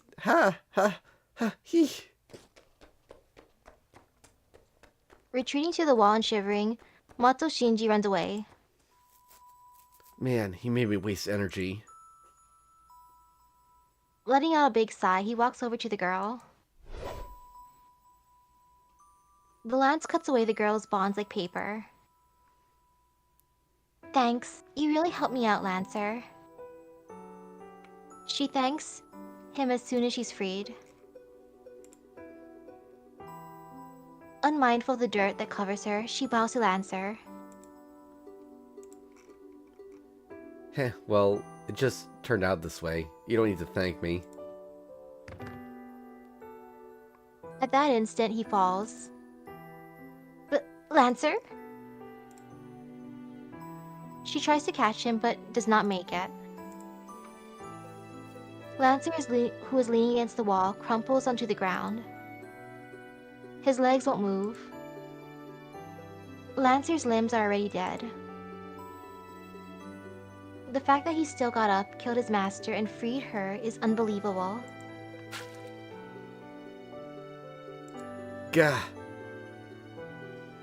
Gushing blood stains his blue armor red.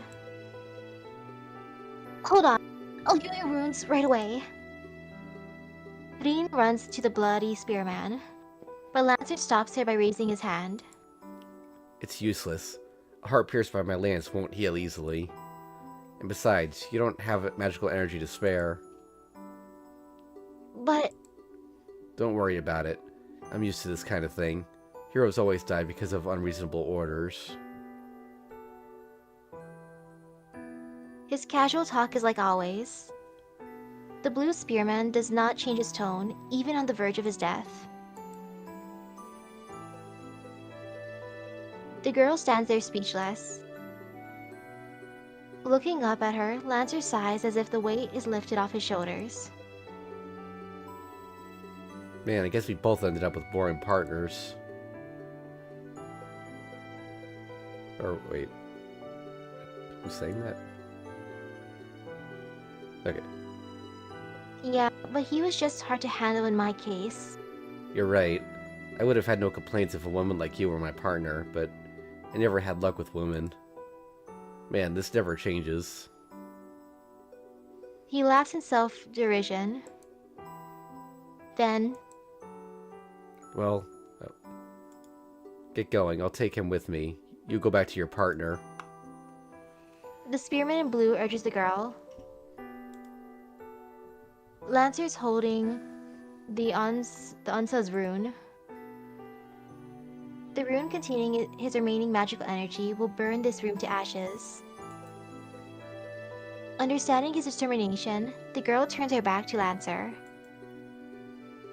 Goodbye, Lancer. I only know you for a short while. I also like you. She runs to the entrance hall. Heh, whatever, young girl. Come back when you're older. He sounds happy. The room erupts in flames. The blaze burns Lancer's body and his master's corpse, without leaving a trace. The red lance and the blue armor disappear in the flames like empty illusions.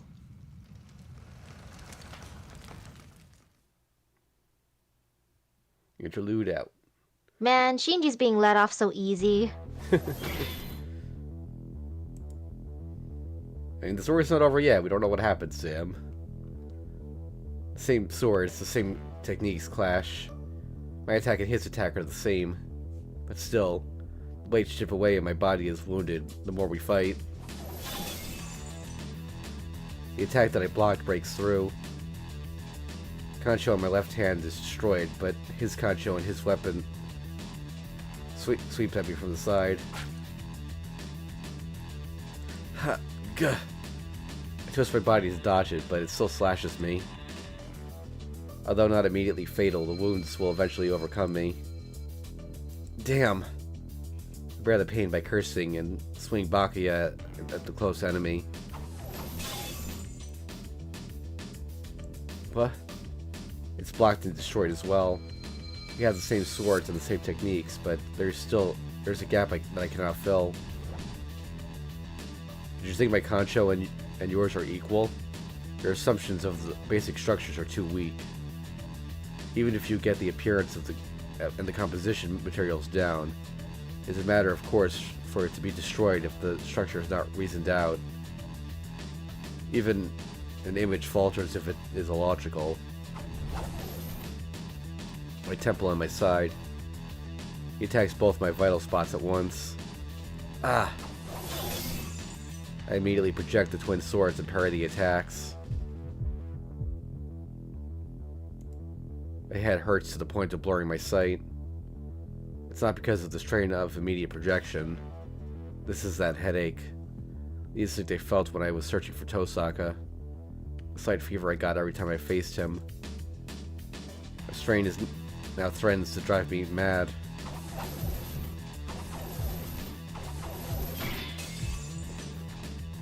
Ha! I parry his attacks. I step in and slash at his body. The red headache burns my eyes every time I do so. Is it because of the contradiction that Emiya Shiro and heroic spirit Emiya are existing at the same time? Ever since we recognize each other's identities, my body breaks every time we touch each other. I trace his sword technique and even his reproduction ability. It's natural for them to suit me. His abilities are Emiya Shiro's optimal technique, perfected over many years of training. There's no way it would not suit me. I'm trying to match his skill. I allow myself to learn too much about my future self.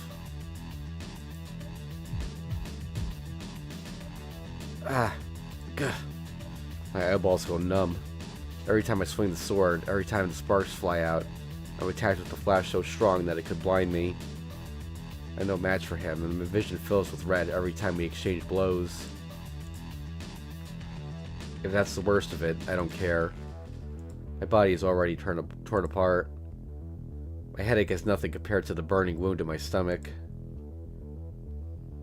The problem is that the headache won't stop because there's something I'm still drawing out from him. That's the fifth one. You should be nearing your limits of reproduction using projection.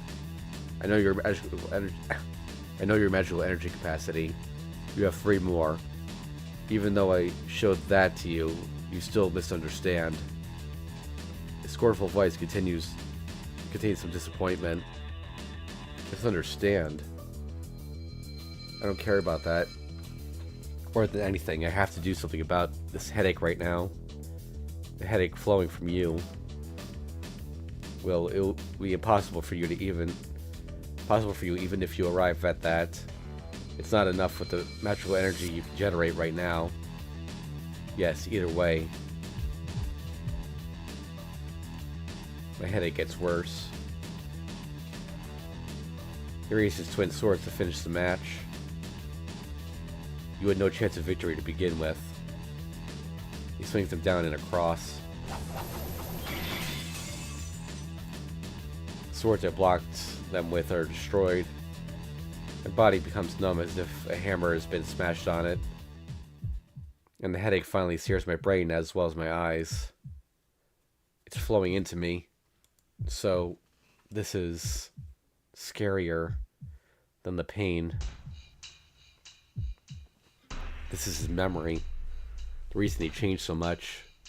I could see bits and pieces of what will happen to Miyashiro in the future. I don't know if it was correct or not. Nobody will be able to determine that. Beautiful things were ugly, and the ugly things were beautiful. There's nothing disgusting once you look at it objectively. So why is there such a deviation?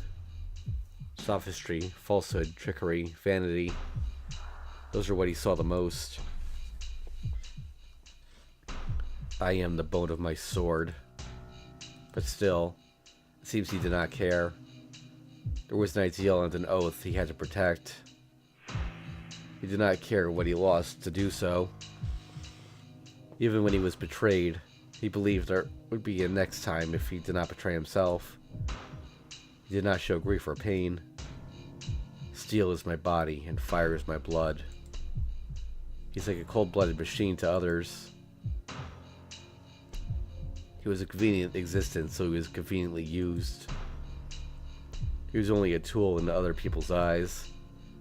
But the machine had an ideal it wanted to protect, so it accepted its role as a convenient tool. I have created over 1,000 blades, unknown to death, nor known to life. It's not something to go around proclaiming. The more he kills and the more he's unable to save, the less he can talk about his ideal.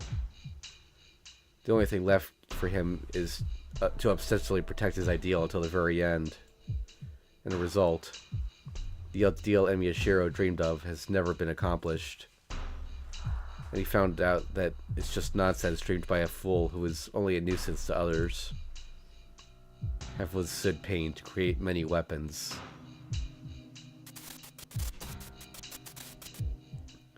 See, this is his end. See, this is your end. My mind gives in. I won't feel compassion. I won't feel compassion. I won't feel compassion. I won't feel compassion. But my mind almost gives in, thinking that I will be following this exact path. Yet, those hands will never hold anything. What do you believe in? What do you believe in? You're shown that it's just a fantasy that is covered in lies. And still... His weapon closes in. A horn-like sword to pierce my heart. Gah! I get away. I have in my hands the 2 swords I quickly projected. Ha! Ha! Ha! I forced down my nausea. What was I seeing? Forget it. Forget what you just saw. You need to defeat him. You should focus everything on that goal. I guess it's a miscalculation. I've heard of magic lets you acquire skills from the past by possessing yourself with the previous self. It seems your skills improve the more you fight me. Ha. Ha. Ha. My shoulders heaving. I prepare myself for this attack. Then my projection shouldn't be the only thing you got from me. That face. Seeing that nasty face of yours. You saw it too, Miyashiro? My breathing stops. Don't let me say it. Don't let me recall it. If you say what I just saw, then it is simple. It's all true, Miyashiro. His red cloak moves. It closes in on me in an instant and thrusts the horned sword. It's destroyed in one blow. There's no way a hastily constructed sword, and the first attempt at that would match his sword. But even though I'm empty-handed, he throws away his sword. He projects Durandal, the renowned sword of the king. Ha! I skip about 4 steps to quickly reproduce his weapon. But of course, such an imitation is destroyed in one blow. I fall. I'm repelled, and I land on my back on the rubble. That surprises me. Rubble turns red just by having me fall on top of it. Oh, I already know, but it seems my body's almost dead outside and inside. This is it, Miyashiro. Your foolishness for coming here when you know you won't be a match. A mindless imitation, imprisoned by a stupid ideal. Do you understand that those are your true identity? His voice echoes. My body is covered with wounds. It's bad how the wounds are so deep that I can reach inside them and take out my bones. There's no value in such a life. I'm sure of it. There's no value in Miyashiro's life. It is wrong to save just because you want to save. You are a fake that should have never existed, as you are broken as a human being. My magical energy is almost depleted. Not only that, the magical circuit to run the magical energy is burned up. No, if I talk about it burning up, it burned up yesterday when I used projection. It's just that an almost broken thing completely broke. My body is telling me I can still fight. My mind bluffs itself, saying that it has not given in. Oh. Then I have to get up and defeat him. It's useless. I am your ideal. You should realize that you cannot match me.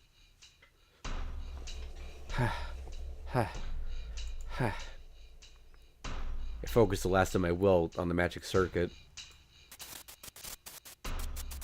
My split nerves scream, but I carefully put together the 8 steps. Trace off. I project his twin swords, Kancho and Bakia, 2 great swords named after an ancient swordsmith.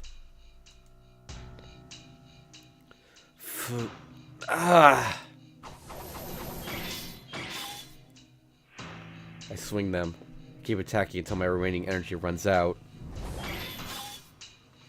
My twin swords are met by twin swords. Archer now holds Kancho and Bakia and parries my attacks without retreating. I see. It's natural for you to not accept it, as I am your ideal, Miyashiro. As I am your ideal, Miyashiro must not accept me more than anyone. His calm tone pisses me off. I can't even breathe, but he is calm and composed. Damn. I attack with all my energy. Damn. He does not parry my attacks, but pushes them back. And push back along with my twin swords. The difference in our power is obvious. There's no way for me to win with pure strength. Let me ask you, Miyashiro. Do you really want to be a superhero? For an instant, my mind blanks out from the surprise attack. What? I don't want to become one. I'm going to become one. I glare back at him. Then, yes, you need to become a superhero, because that is your only emotion, an emotion you can neither betray nor deny, even if that wish is not born from within you. He stops me with words that grab at my heart. What? not born from within me. I deny them before I think about what those words mean. I can't let him finish. I can't realize that fact. If I find out, Emiyashiro's foundation will crumble. Oh, it seems you have a vague idea of it. No, you knew it, but you tried your best to keep that fact from yourself. I cannot even remember now. I start to say before I stop myself. I don't want to know. I know that I shouldn't know, but I know that I must know. The contradiction of Emiyashiro. The answer to what is wrong with me and how I am distorted. I do not have your memory anymore, but I still remember that scene, the flame filling my vision and the smell of death, a request for help and how I felt when I was granted, a look of relief on Emiya Kiritsugu's face when he saved me. I realized that it is natural to die, and my mind emptied out. I was saved at that time. The man who saved me smiled with tears in his eyes. That is what I thought was beautiful. That's right. It's not that you felt guilty for being the only one saved. You just admired Kiritsugu. You wanted to become like him only because he looked so happy when he saved you. That's right. It's not me that got saved that time. It's an assumption I did not even think about. If that fire was Kiritsugu's fault, he shouldn't have been able to bear that fact. A tragedy without any survivors. Kiritsugu, the one who caused it, was to frantically search for a survivor. And he finally found a survivor that should not have existed. The man found a surviving child that could not be saved.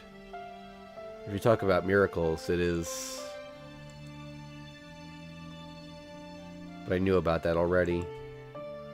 I don't care about his circumstances. It was enough for me that he got me out of that hell. Even if I may have been for myself, it's true that he tried to save me and wished for my survival. That's enough. Emiya Kiritsugu saved a boy who had nothing. So... yes, it's natural for a child to admire his parents, but you went too far. It would have been fine if you just admired what Kiritsugu wanted to become. But he left you a curse at the very end. You do not even need to say it, right? That is everything for you. I'll make your dream. That's the answer. Hear my casual remark after he left the words unrelieved behind me. And then that man, who was emptier even than me, died. At that moment, Emiyashiro had become a superhero. My will does not matter. For his sake, I simply tried to become what he had admired since he was small. I wish for everyone to be happy. It's an impossibility dreamed not by me, but by Emiya Kiritsugu. You should know, Shiro. Your ideal is borrowed. You're only imitating what Emiya Kiritsugu wanted to become, what Emiya Kiritsugu thought was right. That is... I grit my teeth, desperately trying to resist my mind as it's about to give in. But... a superhero? Do not make me laugh. Over and over, you say you want to help people, but that wish is not your own.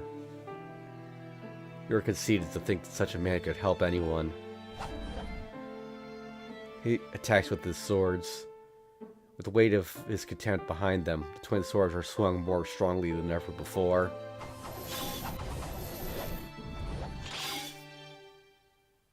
Oh. Seeing those raging swords, I accept my own death just as I did 10 years ago. The force comes smashing down. There's no elegance in those attacks, and they are executed using only his strength. Ha! My left arm shakes from blocking the attack. My fingers that held onto the sword break. The sword I made using all my remaining power is bent back by one blow. I'm dead. I'm on the verge of death from the first blow. So there's no way I'll be able to block the next attack. Oh. But still, my mind is about to give in, but my body denies it with all its might. It's telling me I'm wrong. It appeals to me, saying it's wrong to give in to his words and die here. I raise my head. My eyes aren't functioning. They don't see the enemy, but show his memories in them. I see myself curling up, desperately trying to live. The echoing of swords isn't all I hear. He curses himself every time he attacks. That's right, I admired his desire to save people because it is beautiful. I blocked the oncoming attack. Baki is destroyed. All I have left is Concho in my left hand. But none of that feeling is my own. What else can you call it but hypocrisy? Concho is bent and his existence is fading. My heart is hurting. Not because of his attacks. His words slash at my heart. I was driven by my oppressive need to help someone. I kept running, neither noticing the pain nor how wrong I was. He keeps on denying himself. My heart tries to give up every time I hear him. My body wants to succumb to the force of his attacks. But still, the same body keeps desperately denying him. But it's all fake. Such hypocrisy cannot save anything. No, first of all, I did not know what I wanted to save.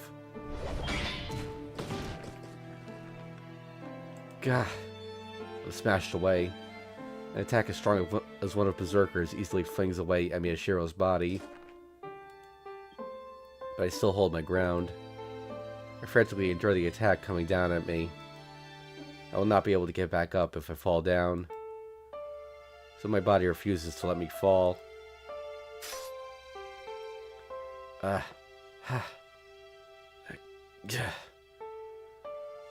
thrust the rapidly fading Concho into the ground and lean on it. My body sags forward, and I cannot even stand upright. I use Concho as a cane and hold my falling body with my arms. I must look pitiful. I might look at it. It looks as if I'm kneeling down and begging him. That ideal is a failure. The idea that everyone else is more important than yourself, the wish for everyone to be happy, is all just fantasy. You can only live by holding on to that ideal, drown in your ideals. He says that there's no value in living, no, in my life itself.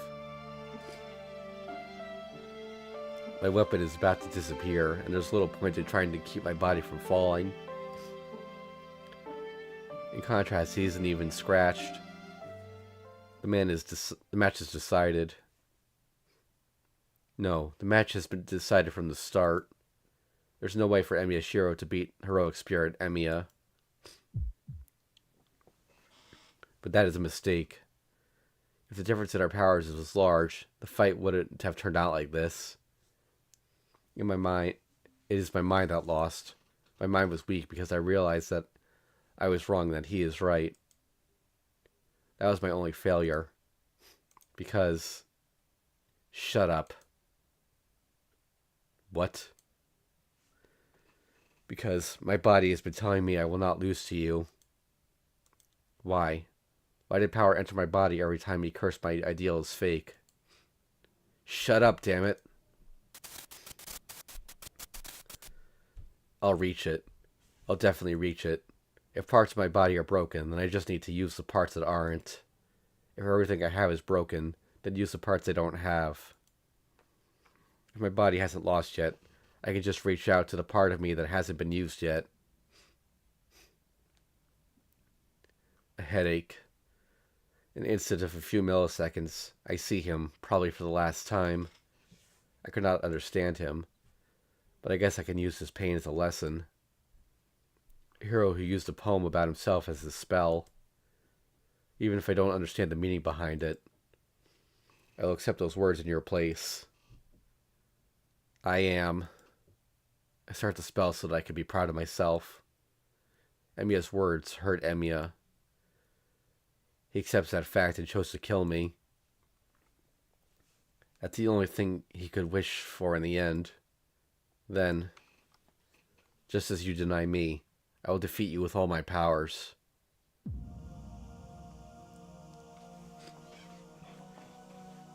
I am the bone of my sword. Remember the words without realizing it. I raise my head. I pour determination into my dying body. I swallow the blood clotting in my throat. Yacht sword Kancho regains its image. You. That's right, I already knew that. This is just a dream. But I kept on believing in it because I thought it was right. Kiritsuga pursued it because he knew it was an unattainable dream, an impossible ideal. Even if it may be unattainable, he believed that he would reach this destination if he kept running. Her sheath. Its projection is still there, even though the contract does not exist anymore. Ready my sword. I don't care about that. I won't lose to you. I don't mind losing against someone, but I can't lose against myself. I will keep on being Emiya Shiro.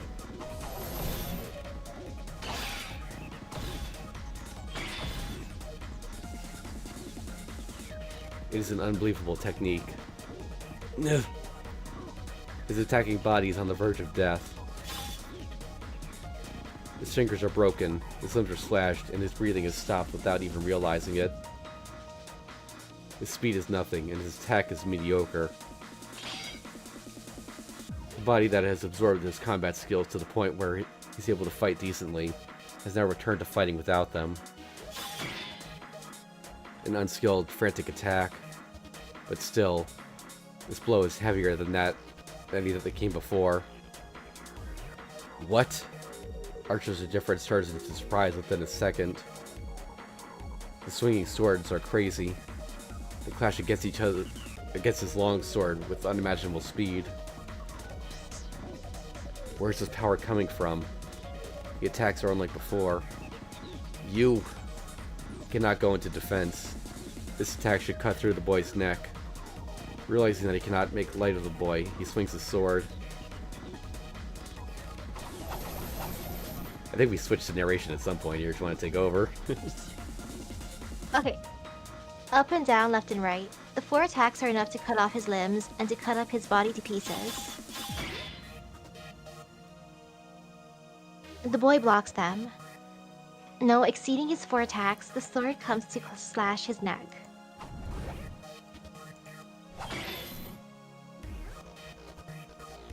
Bringing back the longsword, he parries the attack. You. He intuitively understands that he'll be killed unless he attacks. The longsword attacks the enemy that is on the verge of death. And the boy frantically swings his sword. Their swords crash in balance. The space is filled with sparks, and anything entering the space should be cut to pieces. But it should be the last spark that the dying man gives off. The boy loses his breath every time he attacks, almost falls, holds his ground, attacks again. Light reassures him. There is no power left in his enemy. The boy in front of him is literally on the verge of death. So why do those arms have seemingly infinite power? I have no consciousness. I can neither tell what the enemy is doing, nor if my attacks are doing anything. My muscles are screaming for oxygen. The lack of blood keeps ordering my body to stop. I suppress them altogether by force. It's all that's filling my head. My ideal is fake. He's right, I can't be a superhero. As long as I admire such a thing, I will end up like the man before me. It isn't, but I feel beauty in it.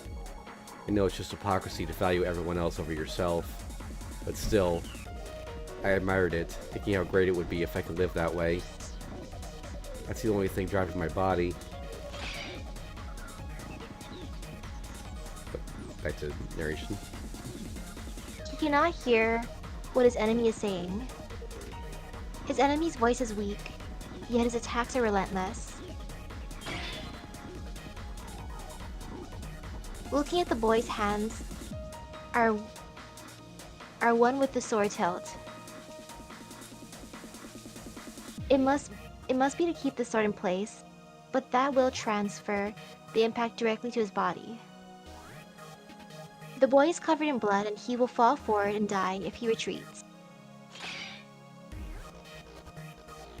Even swinging the sword should come with great pain.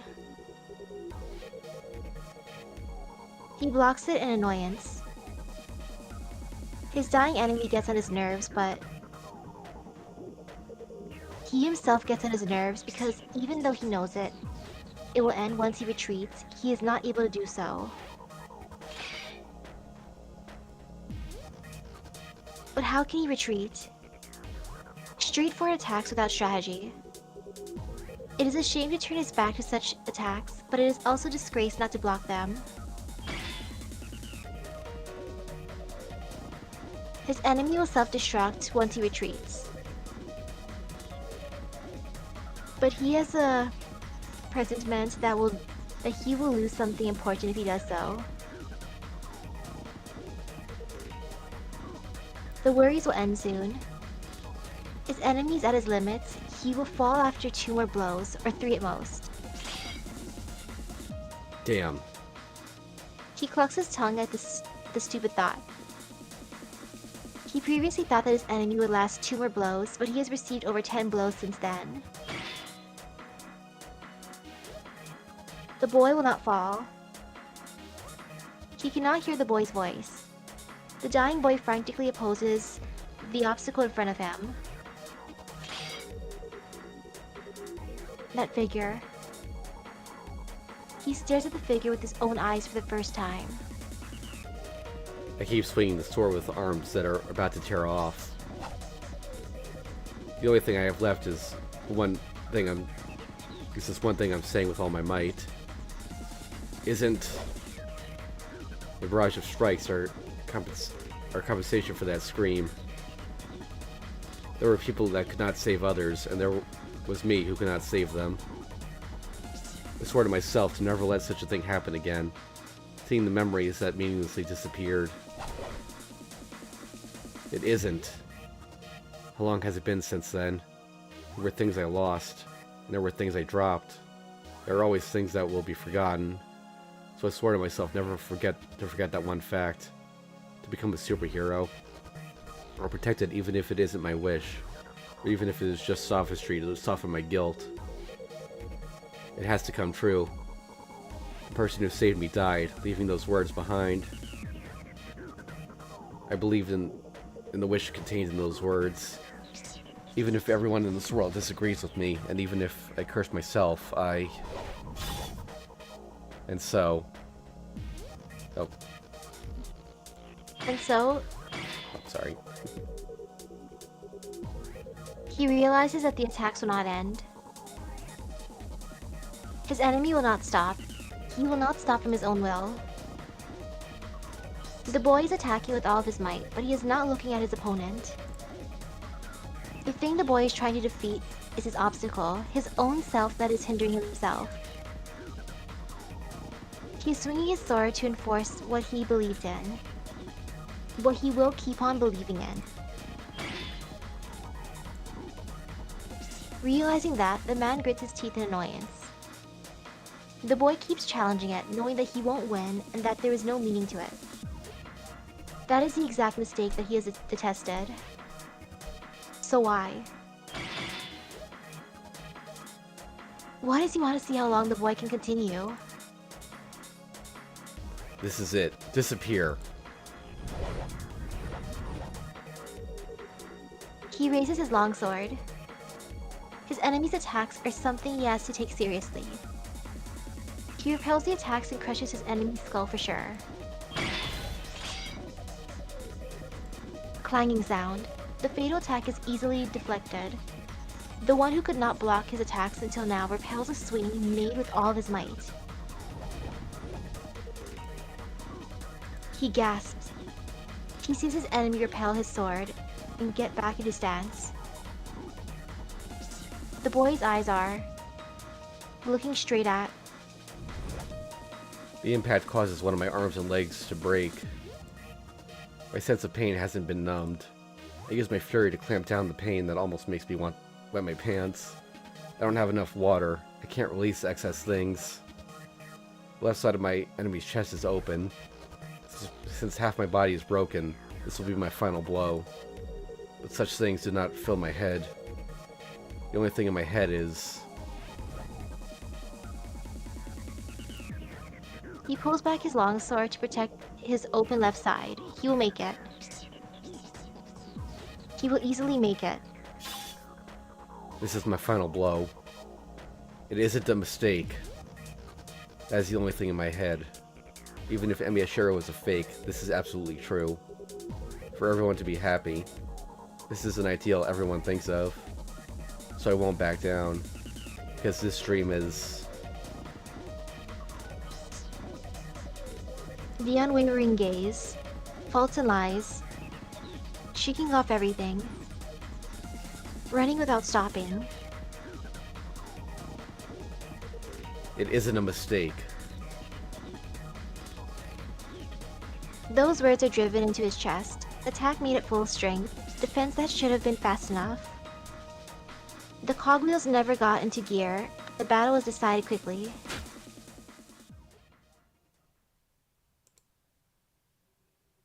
He hears the sound of the blade piercing him.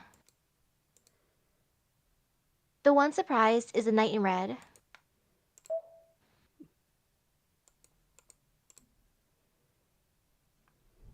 His enemy attacked with determination to defeat him. Then it is natural for his attack to do so. The boy does not need to be surprised, nor does he have anything to spare to be surprised. That is why the knight is the only one that is surprised. It's a great wonder how he could not block an attack he could easily have blocked.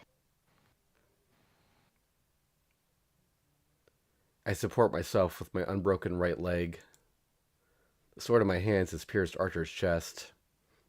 Archer, why? Oh wait, no, it's Saber. Archer, why? Was she watching all this time from that place?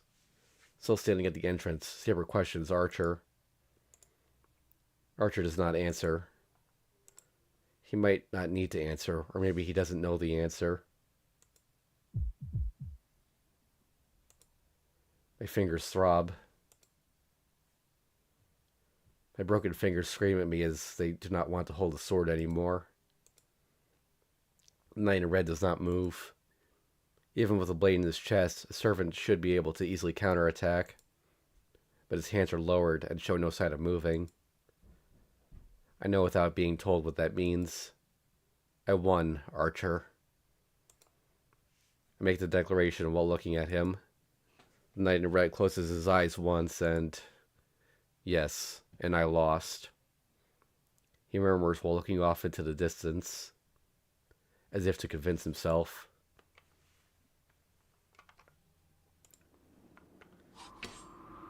I pull out the sword. The projected weapon disappears as soon as it touches outside air. Gah. Tension floats out of me, and I finally take notice of my condition. It's terrible. Slash wounds are healing, but lots of places are turning dark red. Archer says something about Saber's sheath, but what's that power putting priority on? It heals the torn flesh at once, but it seems to be putting off the broken bones until later. Then, I hear loud footsteps from the west side of the hallway that Lancer disappeared into. Someone's coming. She appears at the end, in the terrace and jumps down without hesitation. Ow! Oh, wait. Ow. And she moans in pain at her landing. Shiro, are you alright? Wait, Archer? What's with that wound? She follows her sudden arrival with a torrent of questions. It seems Lancer saved Tosaka as he promised, but Tosaka's energy takes the power out of me. Does she want to check on my safety, or is she angry about Archer's wound?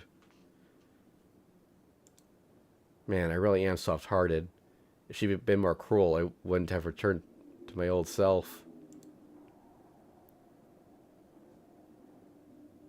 He talks sarcastically, but his voice only contains warmth. After looking at Tosaka once, the knight in red steps back as if to exit the stage. Well, the match is settled. A hero called Emiya could not stay here now that he has approved of you. Loser should leave right away. Without saying goodbye to Tosaka, huh? His wound is deep, and he has no master. He will disappear here, and he will return to the original place as her heroic spirit. Huh? It happened in an instant. It is a fatal attack that takes the opening in me. And as I have relaxed after seeing Tosaka, several swords are called forth. The rain of swords comes down to pierce Emiyashiro's body, and I fall. I push back and I fall on my butt. Gah! I push back about a meter. In front of me, my broken limbs cannot support my body, and I do not have the power to get back up. And so, I can only look at myself that got skewered in front of me. Who is it? Saber's screams cut open the silence. She looks at the second floor on top of the crumbling stairs. I have enjoyed it indeed. It was a pitiful battle, one befitting a pair of fakes. Archer? 10 years, huh, Saber? I was going to see you earlier, but my plans have changed. Unexpected things kept on happening, and things are going against my will. Servant Gilgamesh, the one to defeat Berserker, and the one who killed Iliasviel. He turns aside Saber's glare and looks down at me and at the scared archer. Well, do you understand now? That is the strength of the real thing. No matter how well you imitate the shape and power, it's still only an imitation. It does not even approach the radiance of the real ones. He raises his hand. It's as if he is ordering his soldiers. I cannot even stand to look at a counterfeit that a faker has created. You piece of trash. You have nothing real within you. An imitation made by copying people should be turned into junk. He shoots his numerous noble phantasms. The unavoidable rain pours down. There are about 30 of them. I couldn't dodge or block them, even if I was in perfect condition. Clouds of dust spring up. A shower of swords tears apart the already ruined hall. But even in the midst of the chaos, I see it. The red cloak flies. So skewered, he runs to me and pushes me once again. I pushed away from the red figure. His eyes are telling me, you defeat him. Then as long as I defeated Archer, and as long as I want to be a superhero, I must defeat him. The cloud of dust fills my vision. The red cloak sinks inside the rubble. I see it before he disappears. His eyes are filled with confidence. That servant is no match for us, Emiyashiro. Neither Saber nor Tosaka will be the one to defeat him. My own self is telling me that Emiyashiro is a natural enemy of that servant. My vision clears up. Dust is in the air, and the rubble is piled up high. There's nothing else. The knight in red disappears underneath the rubble.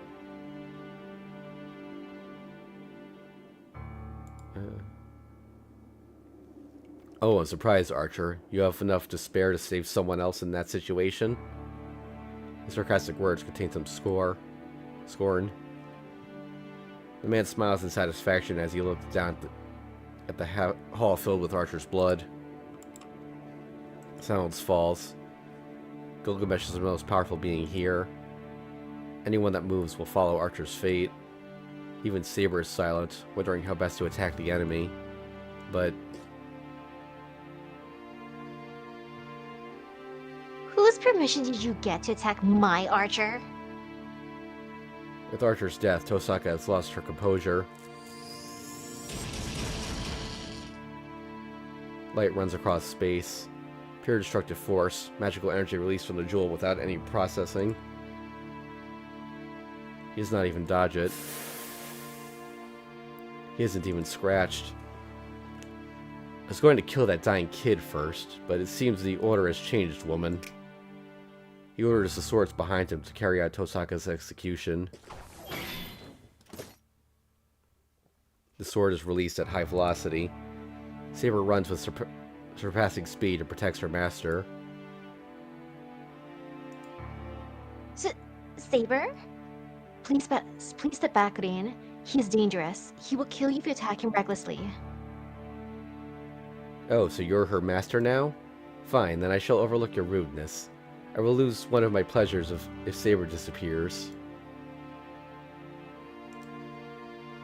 Saber glares at the enemy while readying her invisible sword.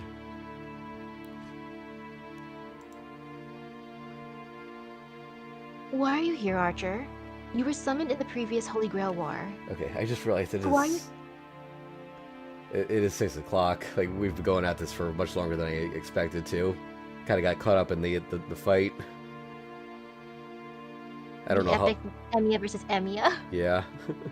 I don't know how long the season's gonna go on for, so I think we should call it here. Okay. On to page 3. Like that fight is like just the most iconic moment in this chapter, so it's... Alright, so, yeah, thanks for watching. We'll be back on Saturday next week. And I think we might be able to finish it Unlimited Blade Works on the next stream. If not, definitely the stream after, but...